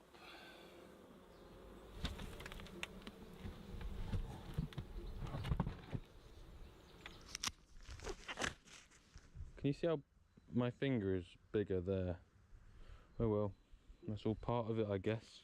If I'm going to take their honey, they need to fight back in some way. Yeah, it's actually bleeding. Like, that's how deep the stinger can go. I was overwhelmed by what I saw. There was so much stuff to look at. I didn't know what I was looking for. I didn't know what was healthy, what wasn't. I didn't really know much because I haven't been keeping bees that long. But there were a couple of things that I saw and I knew I had to do something about them. Firstly, I saw lots of comb that the bees had built underneath the frames. Now, when in a beehive, you've got these wooden frames and you want the bees to build all their cells along those frames. You don't want them to build them underneath or further off the side or on top. You want them to stay on the frames. But yeah, they'd built lots of comb on the underneath of the frames, and I didn't know whether I should remove it or whether removing it was a bad thing. I also saw a number of queen cells. Now, queen cells are basically the cells where a new queen is born. You've got worker cells, which are very small on the frames. Then you've got drone cells, which are the male bees that will be born, and they are slightly larger. They have a little lump on the outside. And then you've got the queen cells, which are the largest of the cells, and this is where a new queen will be born. Now, I know that you can only have one queen in a colony of bees, so I had a feeling I would have to do something about this. The next day I went out into the garden to have a look at the bees, and I saw something pretty exciting. I just noticed so many bees outside. Goodness, there's bees everywhere. They must be swarming, right? I want to know what they're doing. They seem like they're on a mission to do something. Yeah, I think they're swarming. As I watched them over the next half an hour, they didn't end up moving anywhere. They sort of just slowly went back to the hive. I was very confused by this. I don't get it. The bees just have suddenly calmed down. Like 5 minutes ago, there were bees like all around, and then suddenly they're acting like normal again. I don't know what just happened. I would describe it as like a half swarm. It's almost like they thought about swarming and then didn't. It's very strange. After getting a bit of info from some local beekeepers, I learned that the main thing I needed to do right now was give the bees some more space. The bees had just filled up the box completely. There was no more space for them to lay eggs. There was no more space for them to store honey. They needed more room. This will explain why they'd built the comb underneath of the frames, because they'd run out of space to build more comb. And also it'll explain why they had created a lot of these queen cells, also called swarm cells, because they were planning on swarming soon. So I picked up some equipment from the local bee shop and started putting together more wooden frames for an extra box that was about to go on top of the hive. So on a beehive, you've got the bottom box called the brood box. This is where the queen is, this is where the queen lays all her eggs and the brood are raised. And then the box that I was making up was to go on top of this one, what is called a honey super. Now that is just simply a box where the honey will be stored. I've got a box full of wood, some of this which is called foundation. It's basically wax, and these are going to be used to make frames that the honey will be made on. It's like putting together an IKEA flat pack furniture set. There's one frame. This will be full of honey, hopefully. Frames. By putting this box on top, it would allow lots of the bees to go up and start drawing out the comb on these frames, and basically it would just give them a lot more space. So we're going to put this on, which is a queen excluder, and only the worker bees can go through this gap. There's small holes in this board. On top of that, we can put the new frames.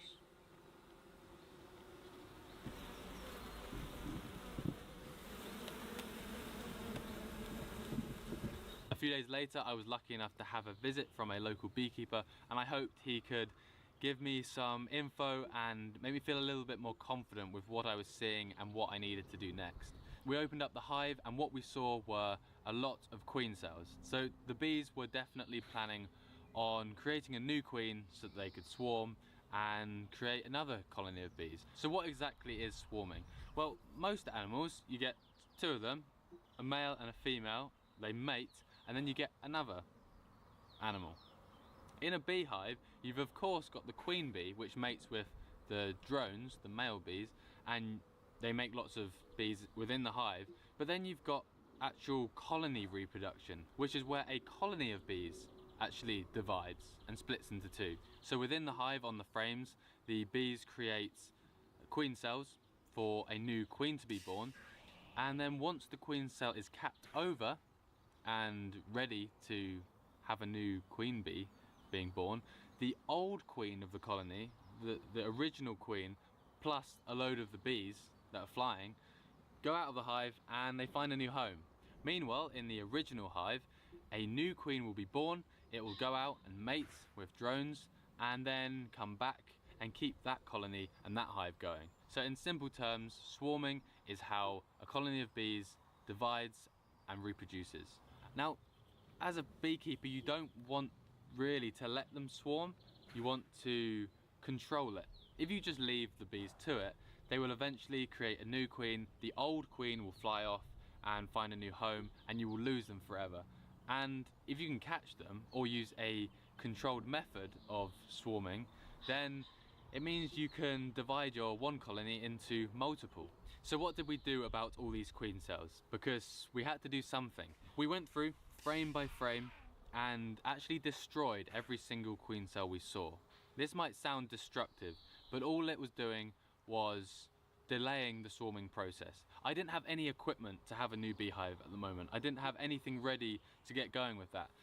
And it would have been a matter of days before they swarmed and I would have lost them. So we were basically buying ourselves time by removing all the queen cells we found, because the bees will only swarm once they have a queen cell which is ready for a new queen to hatch out of. Over the next few days, I was told that if they want to swarm for definite, they will then create more of those queen cells and be making a move to, yeah, make another queen. Lastly, we took the beehive and we moved it a couple of feet to the right, basically just to create space for a new beehive which was going to be just to the left of it. So you can do something called an artificial swarm. An artificial swarm is basically where you take the old queen of the colony, put it into a new box with a load of the other bees, and make them basically think that they've swarmed. You're splitting the old queen with the original hive where the new queen will be born, and you're making them think, you're making them feel like they've just swarmed and they've found a new home. And so you don't have the disaster or the mess of loads of bees swarming around your garden, or in someone else's garden, or in your chimney, or anywhere else where you don't want them, because swarming bees can cause a little bit of havoc, I've heard. So an artificial swarm is basically just a controlled method of splitting up the hive when the bees are planning on swarming. So this was my plan. I bought some new equipment. My honey making business is expanding. I just bought a new hive. My car is a multi-purpose transport vehicle, sometimes used for sleeping in, sometimes used as a passenger vehicle, and also used to drive beekeeping equipment around. It's important to sterilize new equipment because you don't want any diseases being brought in. So I just, used a blowtorch and went over the whole thing, killing everything off so that it was all sterilized. I'm just getting ready for the new colony of bees. I've just made up 12 of these frames.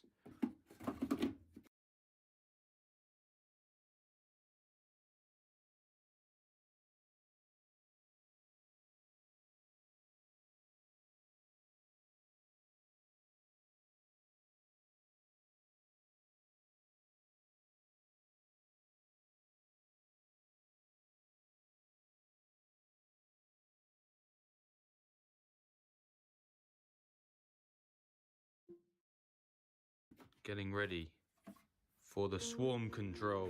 So the day came. My plan today was to do an artificial swarm. I was really nervous. I didn't want to get anything wrong. There was a process you need to go through to make this work, and I was pretty worried.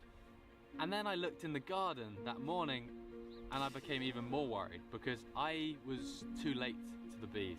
They had already decided to swarm. The bees are swarming, the bees are swarming. Oh dear. We want to catch the swarm, we don't want to lose them, and they could at any time fly away and choose somewhere else to live. This box is ready to put bees in. I'm also going to need this box here. There are so many bees. Oh, we could use this scaffolding to get high enough. Well, that's going to be impossible to move. A saw, this ladder. Okay, so the bees are up there. I think we should be able to do this. We're going to attempt to catch a swarm out of a tree with a ladder and a saw and a box. Okay, here goes. Oh my goodness.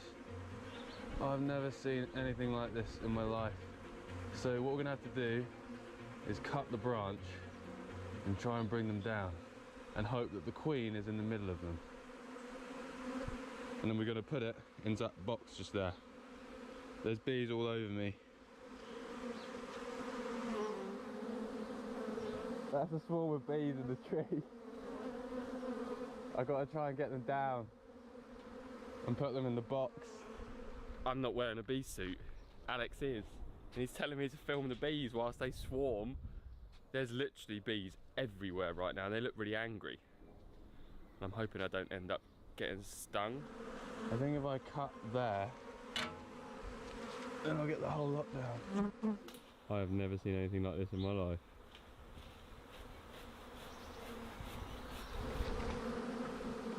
So that's the main bunch of bees.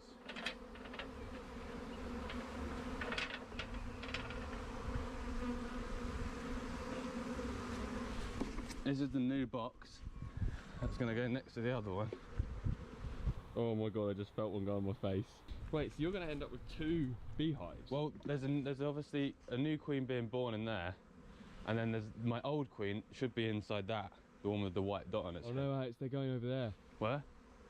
Yeah, there's loads there as well, which means the queen might be there. So I'm gonna try and just get as many of them in here as possible. Are you kidding? Surely that's gonna make them go crazy. No, it's fine. So now there's loads here.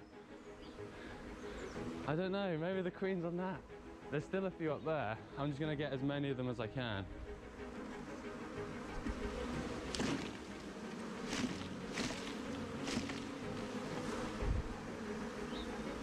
Okay.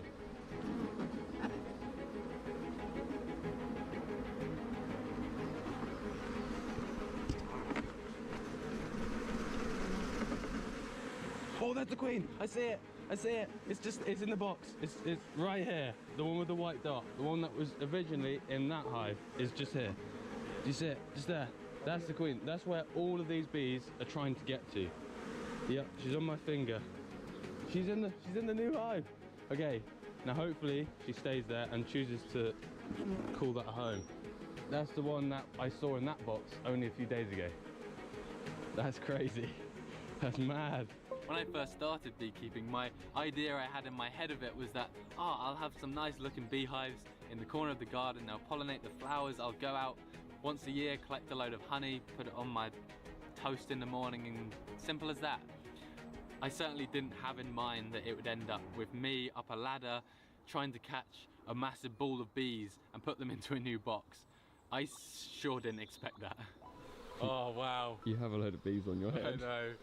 They're just on your head. At this point, I think if I even got stung, I wouldn't feel it because of the adrenaline. Well, you're the one wearing a massive suit, Alex. Yeah, I probably won't get stung. I'm anyway. stood here with a t-shirt, terrified. Yeah, Carl, absolutely terrified. You're actually doing a better job of staying calm than I am, and you haven't even got a suit. And I'm allergic to bee stings. And you're allergic to bees, yeah. Probably possibly the worst place for me to be right now.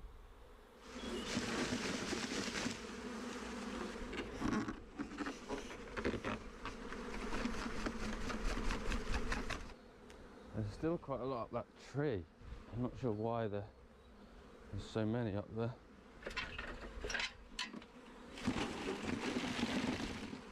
Whoa, there were an awful lot up there.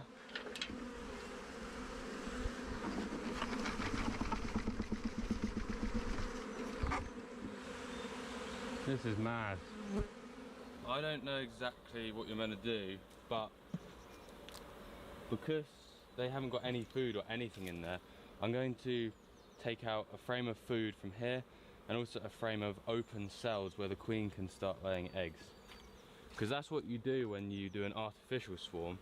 You give the queen somewhere to lay eggs in the new box and also some food.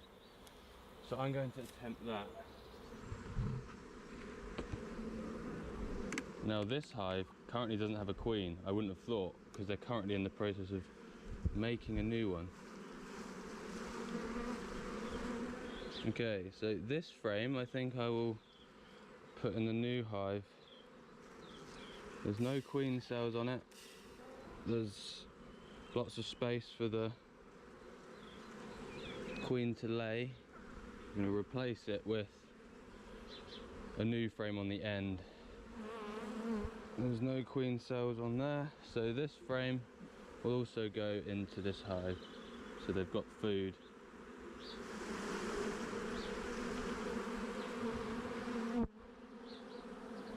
One just there. Another one just there. 1, 2, 3, 4, 5, 6, 7. So this frame, if we remember correctly, should have the queen cell. Yeah. So that is a capped queen cell. So that's where the new queen will hatch out from.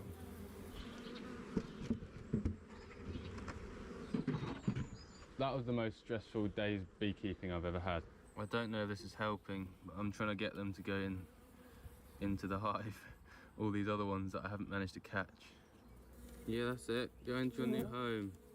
Honestly, go in there, you'll have a good life.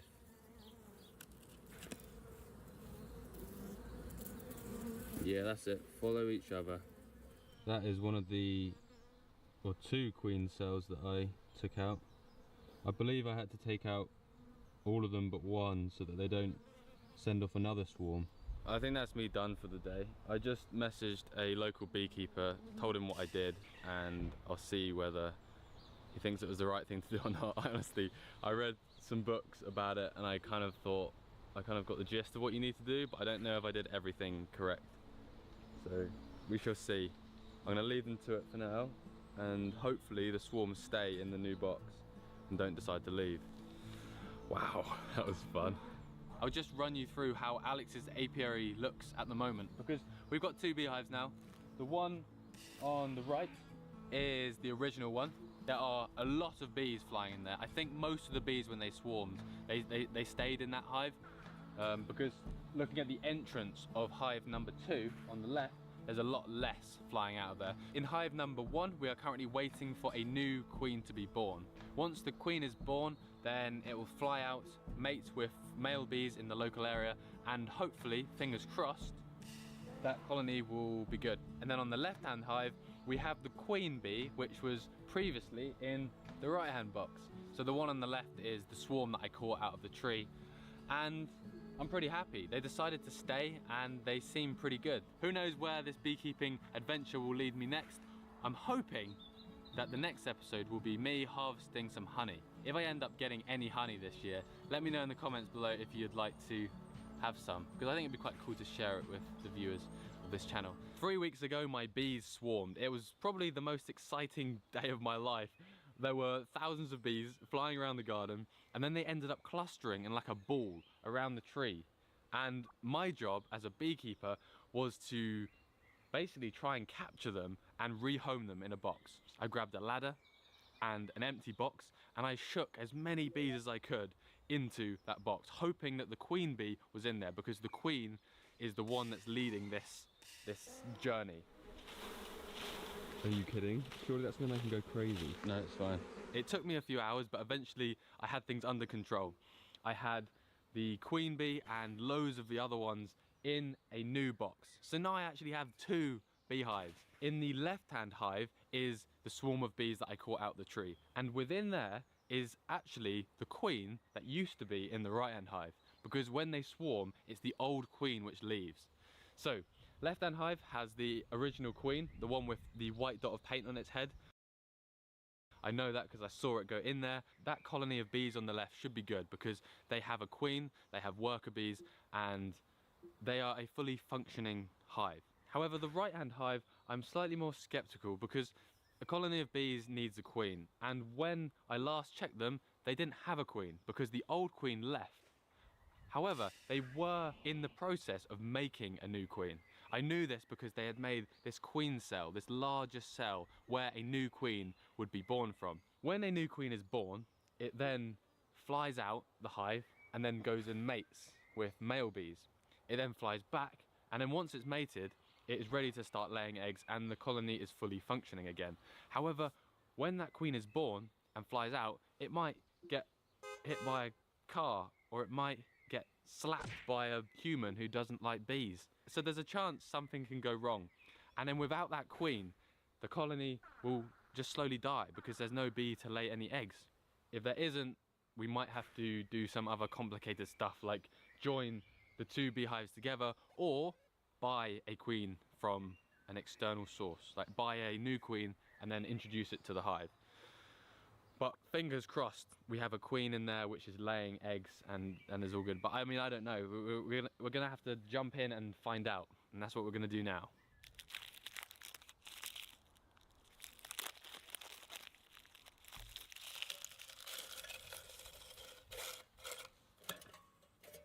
When I light my smoker, I normally start it with some birch bark. Birch bark is like one of the most flammable materials, and it's just the perfect fire starter. So I take some of that off a tree in the garden actually, pop it in the smoker first, light that, and then after that I put something like string or pine cones on top. I went to the forest last year, and I just collected a whole bag full. These are, I believe they're Scots pine cones, but apparently when you light a smoker, you should just use anything which is natural. And if you're wondering the reason for the smoker, it's because when you spray the smoke over the bees, they think that there's like a fire. The bees prepare for this fire by going into their hive and eating lots of honey, because if they need to move home, they need lots of honey in them to have the energy to start a colony somewhere else. Because they're full of honey and because they're busy going to find the honey, they are less likely to get aggressive and less likely to sting you. That's what I've heard anyway. So I'm basically getting a decent fire going in the smoker so that there's some hot embers. It's going really strong now, so I'll just pack it full with as much as I can fit in. Oh no, I got smoke in my face. Ah! And I can pop the lid on. And there we have a lit smoker, and that should smoke for about half an hour. I've got a yellow pen. You'll find out what that's for a bit later. I'm going to put that in my little pocket. I've got this device, which looks kind of interesting, but you'll also see what this is for later. I've got my hive tool to prise open the hive. I'm going to put these gloves on, which I realised the other day aren't bee proof. No, I got stung on my finger. So they obviously don't work. I just feel a bit safer with them on. And I've heard that the bees are sometimes less likely to sting because it doesn't feel like skin. And then I'm just tightening up my wrist thing here so that no bees can get through. Right, let's check the bees.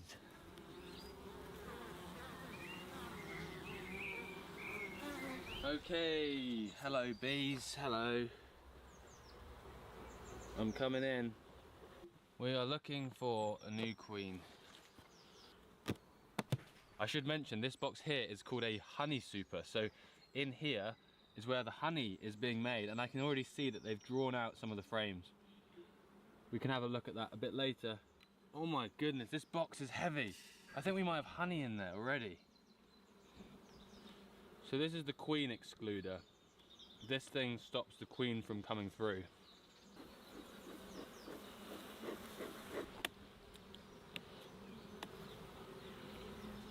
These bees are a little bit angry. Nothing on that frame. Nothing on that frame.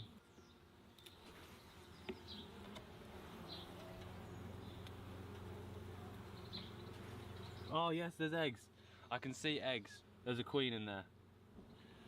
I see eggs. That's great. I wonder if we can find the queen though.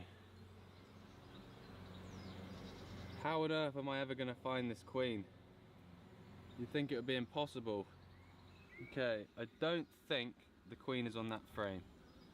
So where do you even start looking? It's just like, there's so many bees. It feels like I'm never going to find this queen. I know there's a queen in here because there's eggs. It feels like it's just going to take me hours. It's not the end of the world if I don't spot her today, but I'd like to do something where I mark the queen with a yellow pen, and it will make finding the queen in the future a lot easier.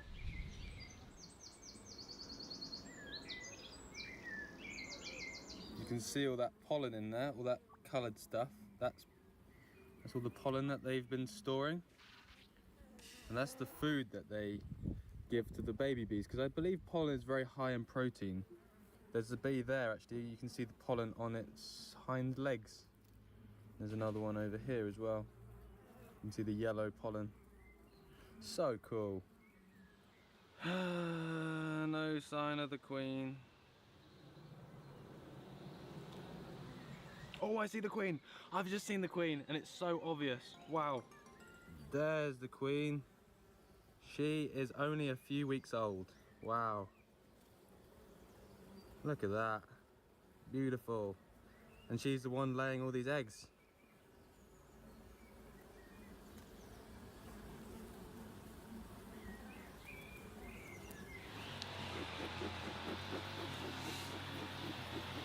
they should go down, and then now I can lay this flat, and then I need to trap the queen in there. Okay, so I've got the queen, she's in there. Okay, so I've got a pen and I've got to do a dot. Calm it, bees, calm it. I know this isn't what you want, but it's gonna help me.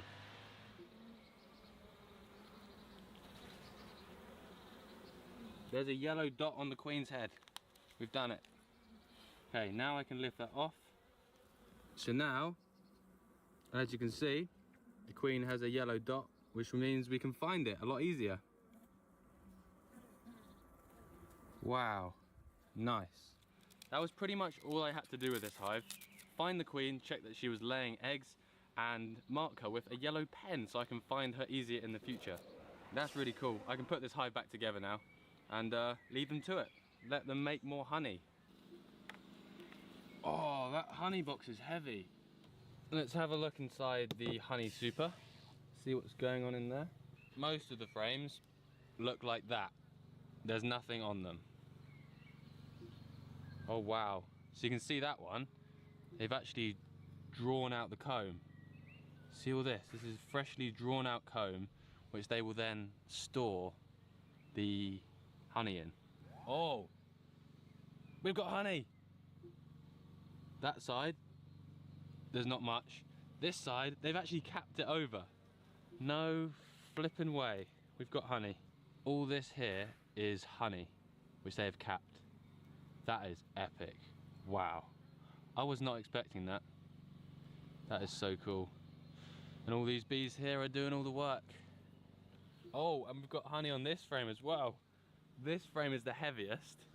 Look at that. All the white stuff at the top is stuff which they've capped over. And then if I show you the other side, you can see they've done quite a lot there. And the rest of it, you can actually see the nectar which is being prepared and turned into honey. Oh, no way. That's amazing. But that is so cool to see that they're actually making honey. And at some point this summer, if they fill up the frame, we can then take the frame out and eat it. There we go. Time to check hive number 2.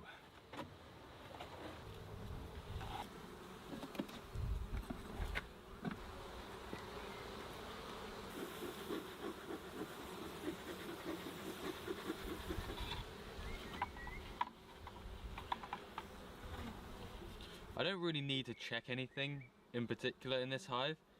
I just wanted to see whether they need more space, but I don't think they do because they haven't filled up every frame. This frame, you can see they've got lots of stores of honey in there. I can see quite a lot of eggs in there. Lots of brood, which means that the queen is laying well. Oh, I see the queen. Next frame. Just see her white dot. So we've now got a queen with a white dot, which means it was born last year, and we've got a queen with a yellow dot, which means that it's born this year. So in my beekeeping book, there's a section on marking the queen. So if the year is ending in 2 or 7, so this year is 2022, so it's ending in 2, I mark the queen yellow. And that's just a way that you can sort of know how old your queen is, what year it was born, and it's just a handy way of finding the queen as well, because it has a bright dot on its head. And then next year it'll be red, and then green, and then blue. When I set up this hive a few weeks ago, there was just 2 frames, I think, and that was it. And they've actually worked on drawing out all the other frames so that they can use them for raising their young and also storing food in. So yeah, this is all brand new work that they've done. You can see that round the edges is the honey or the stores of food, and then in the middle you've got the baby bees being born. Pretty mad. And then that side is a similar thing as well. Look at all of that. That's all food which they've stored.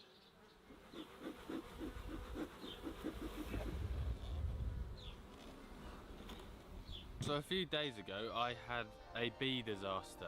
About 2-3 months ago in March, my bees swarmed and I managed to catch the swarm out of that tree up there. So that's the main bunch of bees. And I managed to put them in a new box. So I ended up with 2 beehives split from 1. But the other day I was out traveling in the USA, out the country, and I get a text from my mum saying there's lots of bees in the garden, and she sends me a photo of like, oh no, that bee wants to sting me. I'm being chased around the garden by my bees. No, no, stop, what are you doing, bee? I need to put my suit on. My mum sends me a photo of so many bees, like probably like 20,000, all grouped around a bush in the bottom of the garden. And I saw it and I was like, well, I'm about 3,000 miles away right now, I can't really do anything. Mum and Dad, do you fancy putting on a bee suit and catching them? And they didn't like the idea of that. So that evening, the saddest thing happened and they left. They flew off into the open wilderness and probably found a new home. I might not ever see those bees again. So today I want to check the hives, find out which one of them swarmed and what the situation is, because if they swarmed, it means that one of my old queens is gone and they should be making a new one, but we're gonna have to open up the boxes and find out. And I also want to check up on how much honey they've made. The worst thing about losing thousands of bees is that you've now got thousands less worker bees making honey for you. So our honey crop is gonna be a lot less this year. But let's look inside the hives. Oh yeah. Let's see what we got going on.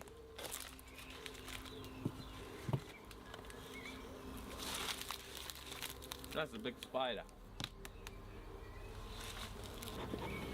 It looks like there's a lot less bees in here than there was before. These could have been the ones that swarmed.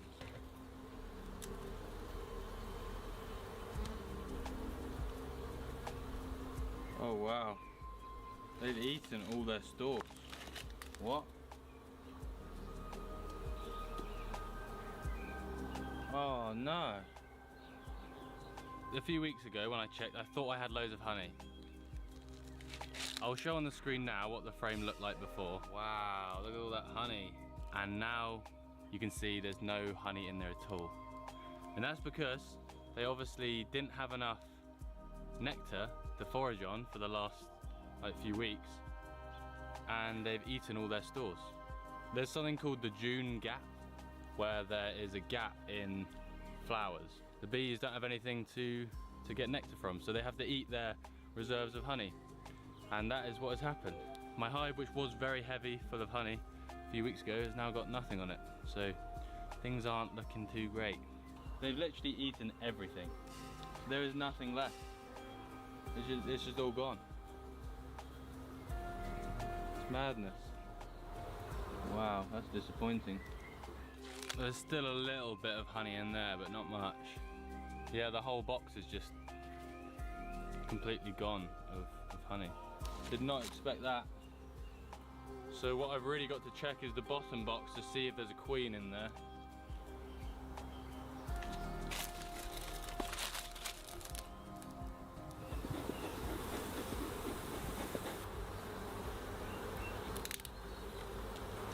No queen on there.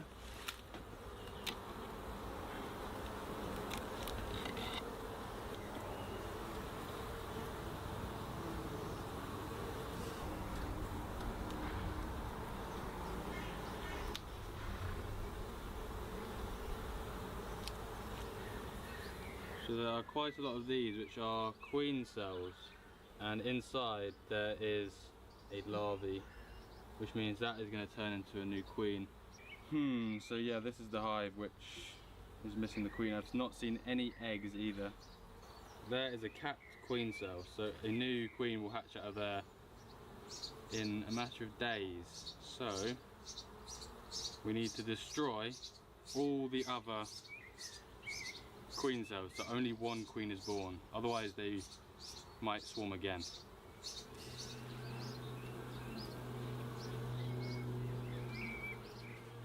There's still lots of bees, but imagine when, like before they swarmed, there would have been like twice as many. One queen cell, two queen cell. Another queen cell. So that one with the yellow spot that I marked is now gone. That's really sad.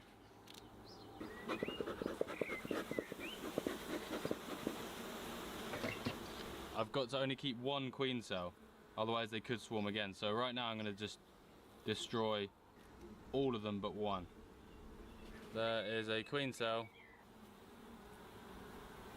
There are all the queen cells which I destroyed. There must be like 12 of them. Each one of those has the potential to turn into a queen. But if they all hatch at the same time, they'll either fight each other and kill each other, or they can end up swarming again. So there could be lots of different swarms and we lose more bees. So there's just one in there right now.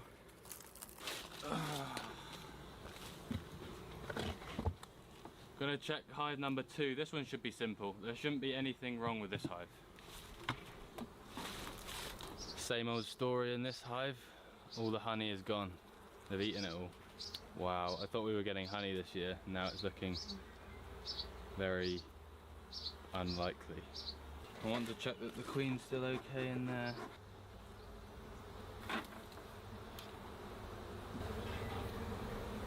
What?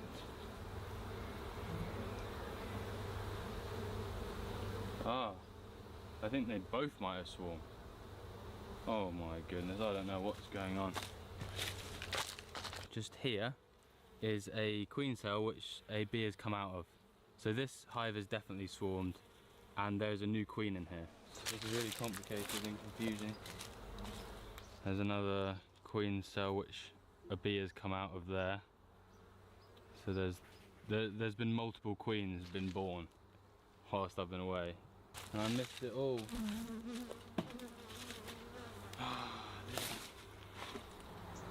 The queen that is in here is not laying yet because there's no eggs.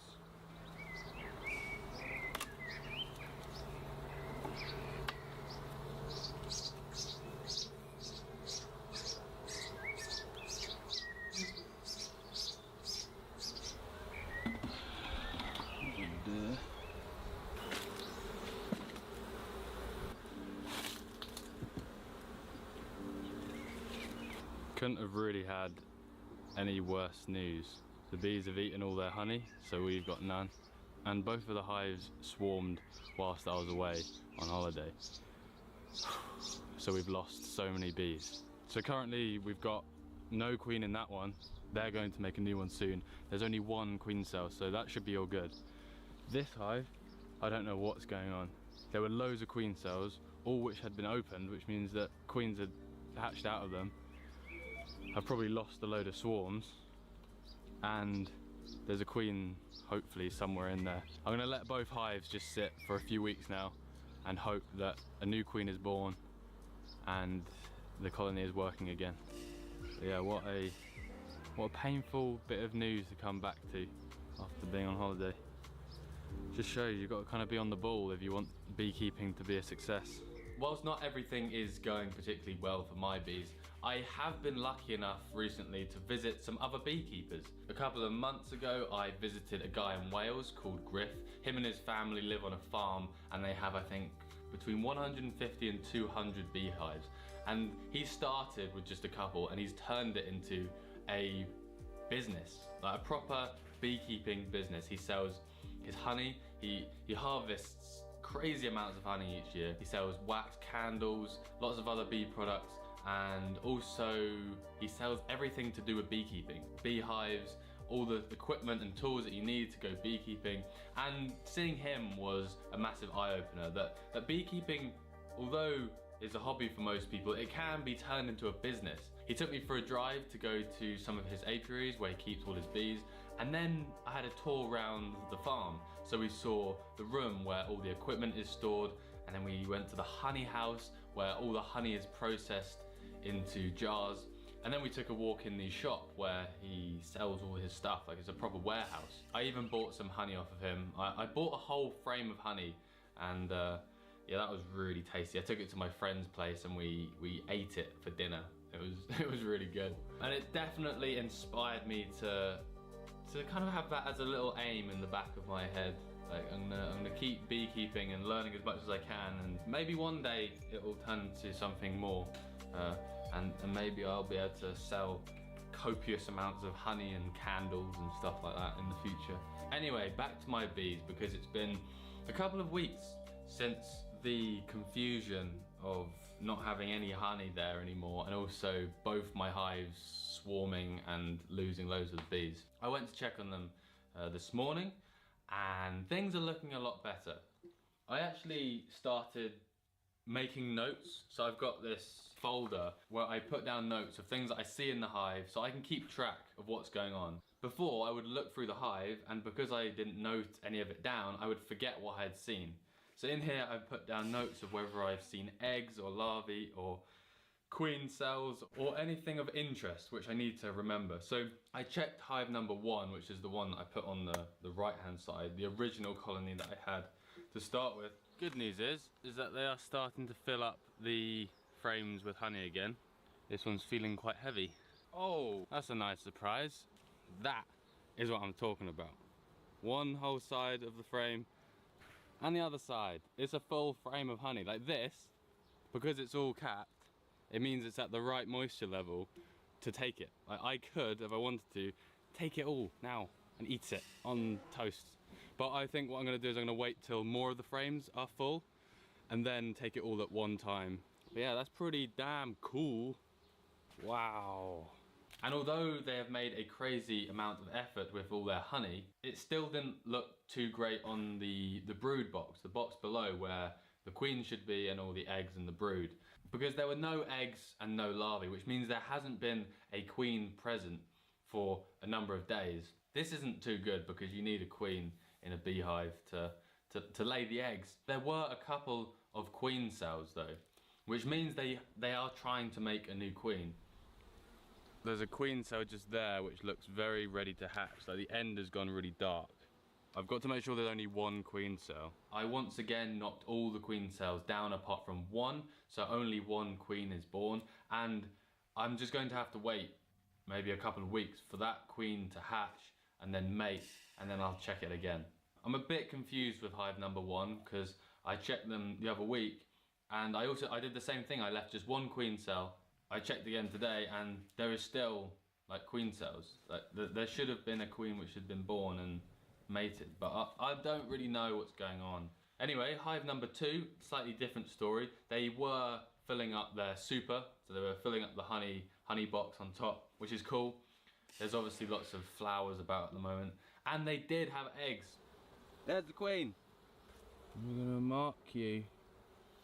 There we go. We've got a new queen and she's marked. That's good. That's very good. There she is. She's laying eggs, which is good. They're making some honey, which is also good. Yay. I'm so glad we've got one queen at least. Look at that. A whole frame of capped brood. See, this one's healthy. This has all the components needed for a functioning hive of bees. Hive number 1, still no queen present. They're bringing in lots of honey, which is good, but I'm slightly concerned. And I'm gonna keep an eye on that hive over the coming few weeks to hopefully make sure they are both good. So things are looking a lot better than they were, especially on the honey front. I did not think like they could bring in that much nectar so quickly. But on my recent walks that I've been doing each day, I've been seeing so many flowers. All of these flowers here are blackberries. You can see the blackberry is even starting to form on that one. But these are apparently one of the top sources of nectar and honey at this time of year. And we not only get the honey from this, we then get all the blackberries. One of the other flowers that beekeepers go on about is this. It is white clover. In fact, I read a book recently about good honey plants, like good plants that bees get lots of honey from, and clover was up there with like the top flowers in the UK. Like most of UK honey is apparently from these little flowers here. We're gonna see how this summer goes. Hopefully we can get some honey from my bees this year.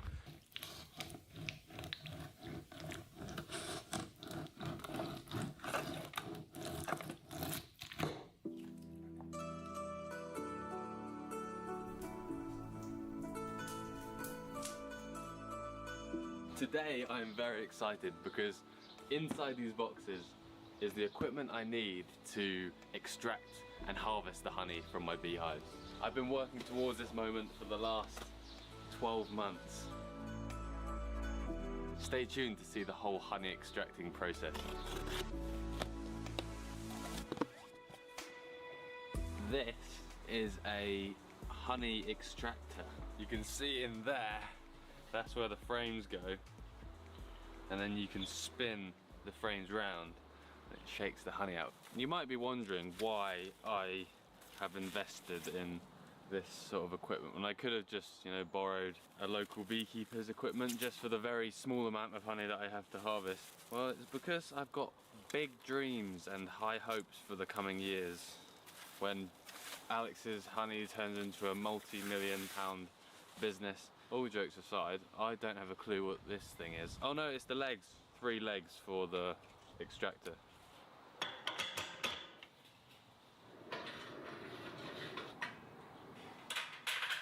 Okie dokie.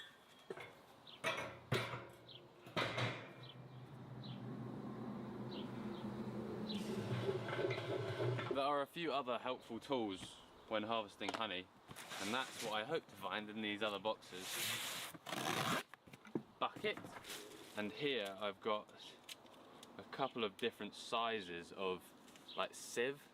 So the honey flows out the bottom of the extractor with loads of wax mixed in. It then goes through this sieve into the finer sieve, filters out as much of the wax and solids as possible, leaving this bucket full of hopefully very nice clear honey. Now I'm a little bit obsessed with knives and I've just bought myself a new one, but this is the first time I've ever bought a uncapping knife. This thing is for uncapping the wax that covers the honey on a frame. It's a serrated knife, which makes it easier to cut with. And you basically just cut the cappings off and then the frame is ready to put inside the extractor. So there's all the tools for extracting honey. Now comes the hard part. I've actually got to go into the beehives and take the honey off and extract it.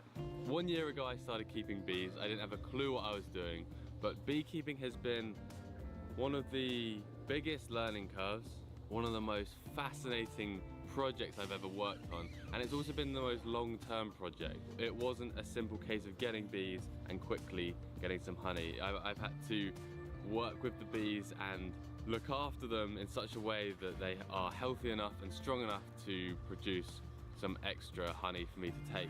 It sure hasn't been easy. In the spring, all was going well. I managed to divide one hive into 2 hives, and then I went on holiday, which was a really bad idea. I went on holiday from May to June, and that is prime swarming season. So I got back home from holiday to see that most of my bees had actually left and swarmed, meaning that there was a lot less honey in the hives and there were a lot less bees to make more honey. So the honey harvest that I'm going to do today is so much smaller than it could have been if I had known what I was doing. But that's all part of the learning process, I guess. Next year we won't have those problems and we should get even more honey. So today I'm going to take off some honey from the hives, bring it into the kitchen where I've got all the equipment set up and ready to do my first honey extraction ever. I'm so excited. That top box here is really light. Like there's hardly any honey in this one. There is plenty of honey in there. So let's just take a look and see how the frames look. Oh wow. So this is what we're looking for. This frame is full of honey. Well, not completely. Ideally it would be right to the edge, but it's mostly full. Now something I was wondering quite a lot about is how do I know that the honey is ready to take out? You don't want to collect an apple from a tree when it's not ripe yet. And in the same way, you don't want to take the honey off the hive before it's turned into proper honey Because otherwise the moisture content can be too high and then it can ferment. Because basically honey is just nectar with much of the moisture removed. Now when you see the wax cappings like this, the bees are basically telling us that it's ready to take. They've capped it over, ready to store, and it won't ferment. So this whole frame here, I can take this from the hive. Now of course I don't want to bring that whole box of honey inside the house with all the bees in. So there's a few ways you can remove those bees. There's something called a escape board or clearer board, and it's basically just a piece of wood with these little devices where the bees can go one way but then they can't get back the other way. So you put it underneath the honey box, the bees go down and then they can't get back up. So it basically clears the super of bees. Now I only have 2 hives to deal with, so I'm probably just gonna take the frames out that I want to extract and then shake as many bees off as I can. A Swedish beekeeper who I saw uses these a lot to get lots of the bees out, and then he actually uses a blower to get the last of the bees out, which is another interesting way of doing it.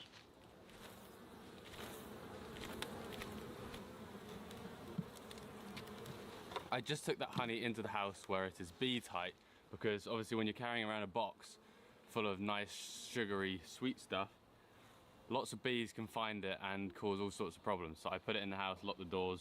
Yeah, just so we don't have bees going all over that honey. It's safe, I've got it. I feel like a bear. I've just stole my honey and now I'm trying to keep it safe. So this hive here, that was the original hive that I got. That's where I put my first lot of bees in. But when they swarmed and I caught them at the tree, the swarm went into this box. And this box has actually ended up doing, I think, better than the original one. They just seem to be working harder. Don't really know why. Look at that. I can already see there's more bees in here. See, that one's got a bit of weight, not massive. And this one's also got about the same. There's quite a lot of frames which haven't got anything like this. So I'm just gonna try and separate them and just get one box which has got full frames. Okay, whoa.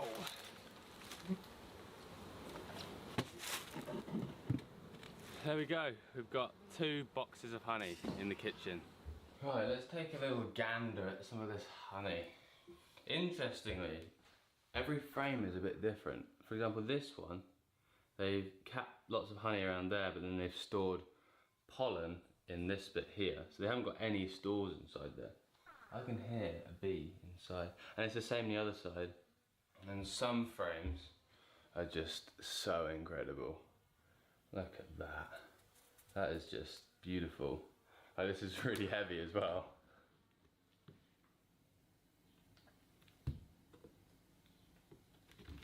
This is my uncapping station.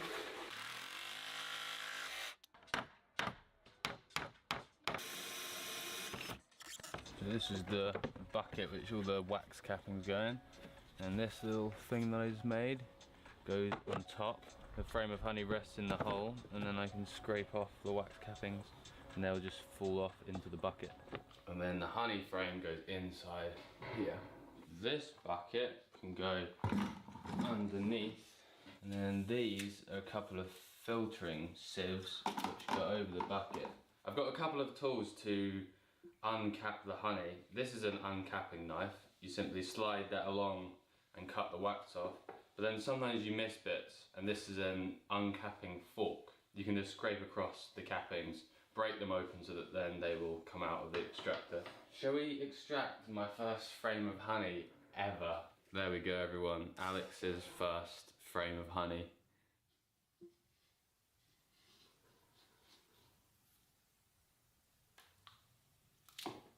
And then there's like these bits on the corner which haven't been broken open, so I'm just scraping them.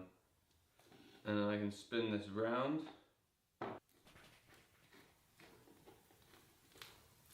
And then this can go inside the extractor.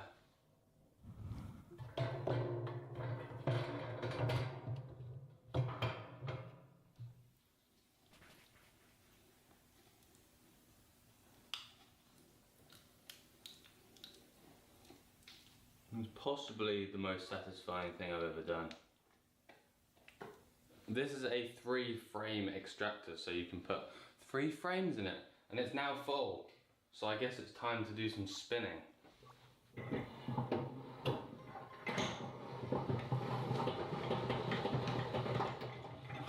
I messed up a little bit.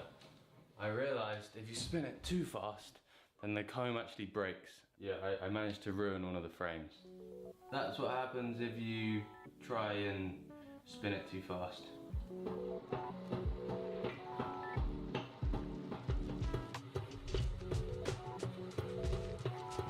That's so cool. You see that? All the honey is gone. You're just left with just a wet frame of wax. See that at the bottom? That is honey. Now I've got to do all of those. This can go back in there. We're going to do something quite cool with that later on. So I've realised each frame kind of has to be dealt with a little bit differently, because this one, the comb extends outwards of the wood, which means I can cut it with the uncapping knife. But some of the frames, they are built kind of inwards, which means that uncapping knife doesn't get to cut them off, which is why I have to use the fork. Yeah, I can't cut that. So I have to use the fork to scrape the cappings out.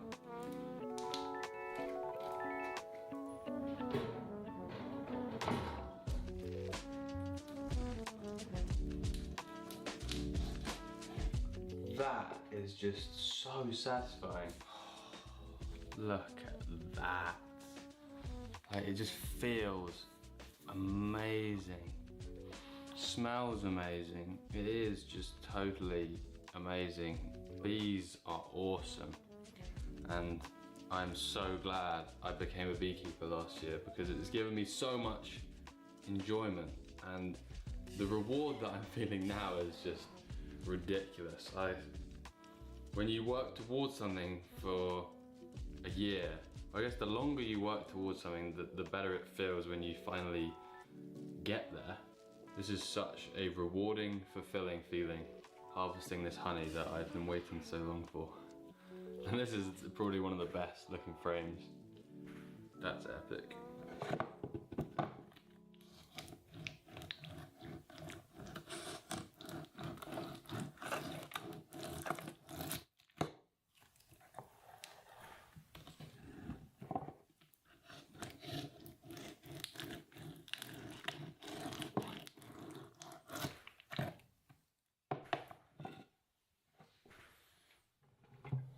So the extractor is getting quite full of honey now.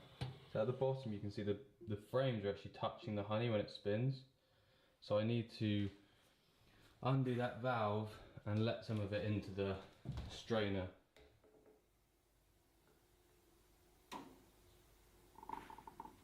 Oh my goodness, that is my honey. Watching this honey flow out of the valve is just the most mesmerizing, incredible thing ever. So now both these boxes are full of really wet, sticky frames. And instead of cleaning them up myself, what I'm going to do is I'm going to put them back on to the beehives, and then they will collect all the drippings and then store it back up again very neatly. So I'm going to open this valve, and while I let it drip through and filter, I'm going to go in the garden and put those boxes back on the hives. We're going to put the wet honey super on top of the hive lid. So the bees will take all the honey that's dripping off of this and put it into their boxes below.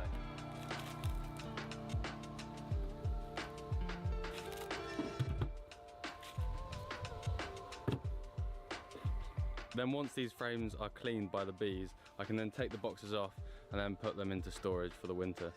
So what am I going to do with all these wax cappings? Because there's quite a bit of honey in the bottom, and then also just a load of wax that is very useful for many things, such as polishing your shoes, or making candles, or rubbing on your surfboard so you have more grip.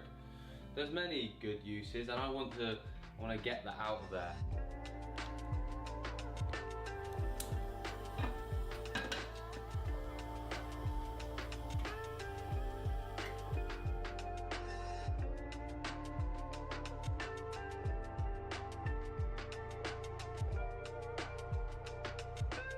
As you can see, the wax, now it's set, it's got loads of bits in. Like the bits of propolis and pollen, and we don't want that in there. So I'm going to melt it down again and then strain it through a t-shirt. I've just realised as I'm straining this wax, this takeaway tub, that you get very little wax compared to honey. But this little tub here, that'll do me.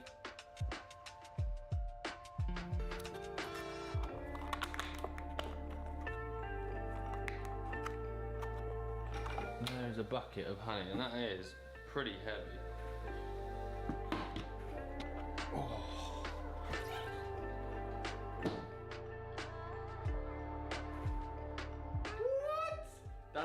That's all pure honey? That is all pure, fine Sussex honey. And all of that came from one hive? Two. Oh, you drained both of them? Yeah. Poor bees. Today I've managed to get hold of one of the UK's finest honey critics. No, fishing YouTubers. Oh yeah. Yeah, he's just a fisherman. And he has some weighing scales, because I want to see how much honey we've got, because it's something to brag about, you know, when I go down the pub and see my mate, I'm like, yeah, harvested. Do you know how 200 kilos of honey from my bees. 200 kilos?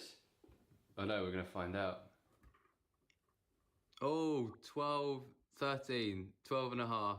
My bees made 12 kilograms of honey. That's the most satisfying thing ever. Oh, it's amazing. Honey is incredible. Okay, Carl, it's time to taste it. You can see why Bear Grylls climbed up that mountain and like hacked into the hives to get at honey, because it's really worth it. What actually is honey? It is nectar. Is it the bee's poo? No, I'm glad it isn't. This is just nectar which has been dehumidified. It's gone through the bee though, hasn't it? The bee has taken it in, the other side. and then it takes it in through its tongue, yeah, and then it puts it back in the cells, like in the frames. So it's and then they flap their wings over it and pass air over it to evaporate the water. So it's nectar without any water in it. It's got 19% moisture content. Oh, I so tested it. There's not very much moist water. No. Anyway, cheers, Carl. There's your honey. Oh, you're actually giving it to me. You can have the first jar because you are my brother. Now, I want to give everyone who has been following along on this beekeeping journey a jar of my honey, but unfortunately, I don't think I'm gonna have enough. And first, I need to prioritize friends and family. Let's start filling these jars.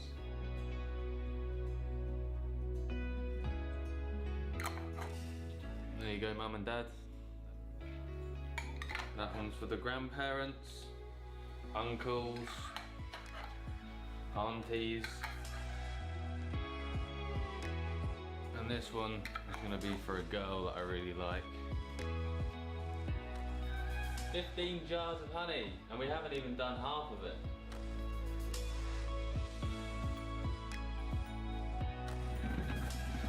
There you go, Dad. Oh wow! It's yours. Is that honey? I think so. Alex honey. Alex honey, bee honey. Amazing. That's lovely. It's good, isn't it? Is that all mine? It's all yours. As you can see, the hives have now shrunk down. I've taken off the supers and there's just the brood box underneath. That is the box that they will live in the winter. The winter months are a rather quiet time for a beekeeper. There's not a huge amount to do. I've got to, of course, check that they've got enough food over the course of the next few months, and if they don't, then I can give them some sugar syrup or baker's fondant, which is a solid form of sugar. I have checked the Varroa destructor mite levels. Basically, they're a blood-sucking mite that can cause a colony of bees to collapse if there's too many of them. But luckily, there's still not a serious level, or not high enough that I need to give them treatment at the moment, but I will keep an eye on that. And I've just got to make sure the hives are waterproof and make sure that they are free from the damp and the cold. I think this winter I'll do some planning for next season. I've got to decide where I want this beekeeping to go, because I could expand this beekeeping project. I could have a few more hives, meaning I get a larger honey harvest, which means I can have more honey to sell. I've just got to find some people who are willing for me to put some beehives on their land, because my dad doesn't want any more bees in his garden. So if you happen to be in the Sussex area and you wouldn't mind me putting some bees on your land, drop me a message, head over to my Instagram or email me, let me know, because it'd be quite cool to expand this beekeeping project and have some more bees. I suppose the good thing about beekeeping is that the next few months and over the winter, there's not a great deal to do, which means I can do some more traveling and go on holiday. And I've got some really exciting things planned. Very soon I'm going to travel around Europe in my van. I want to go to Switzerland, Slovenia, Austria, Germany, and hopefully many other countries. Then from November onwards, I'm basically living in Austria. I am renting this hut in the mountains. It's in the... All right, y'all. I am out for the night. Thank you for chilling with them birds. Like always, I wish y'all good night and see y'all on the next one.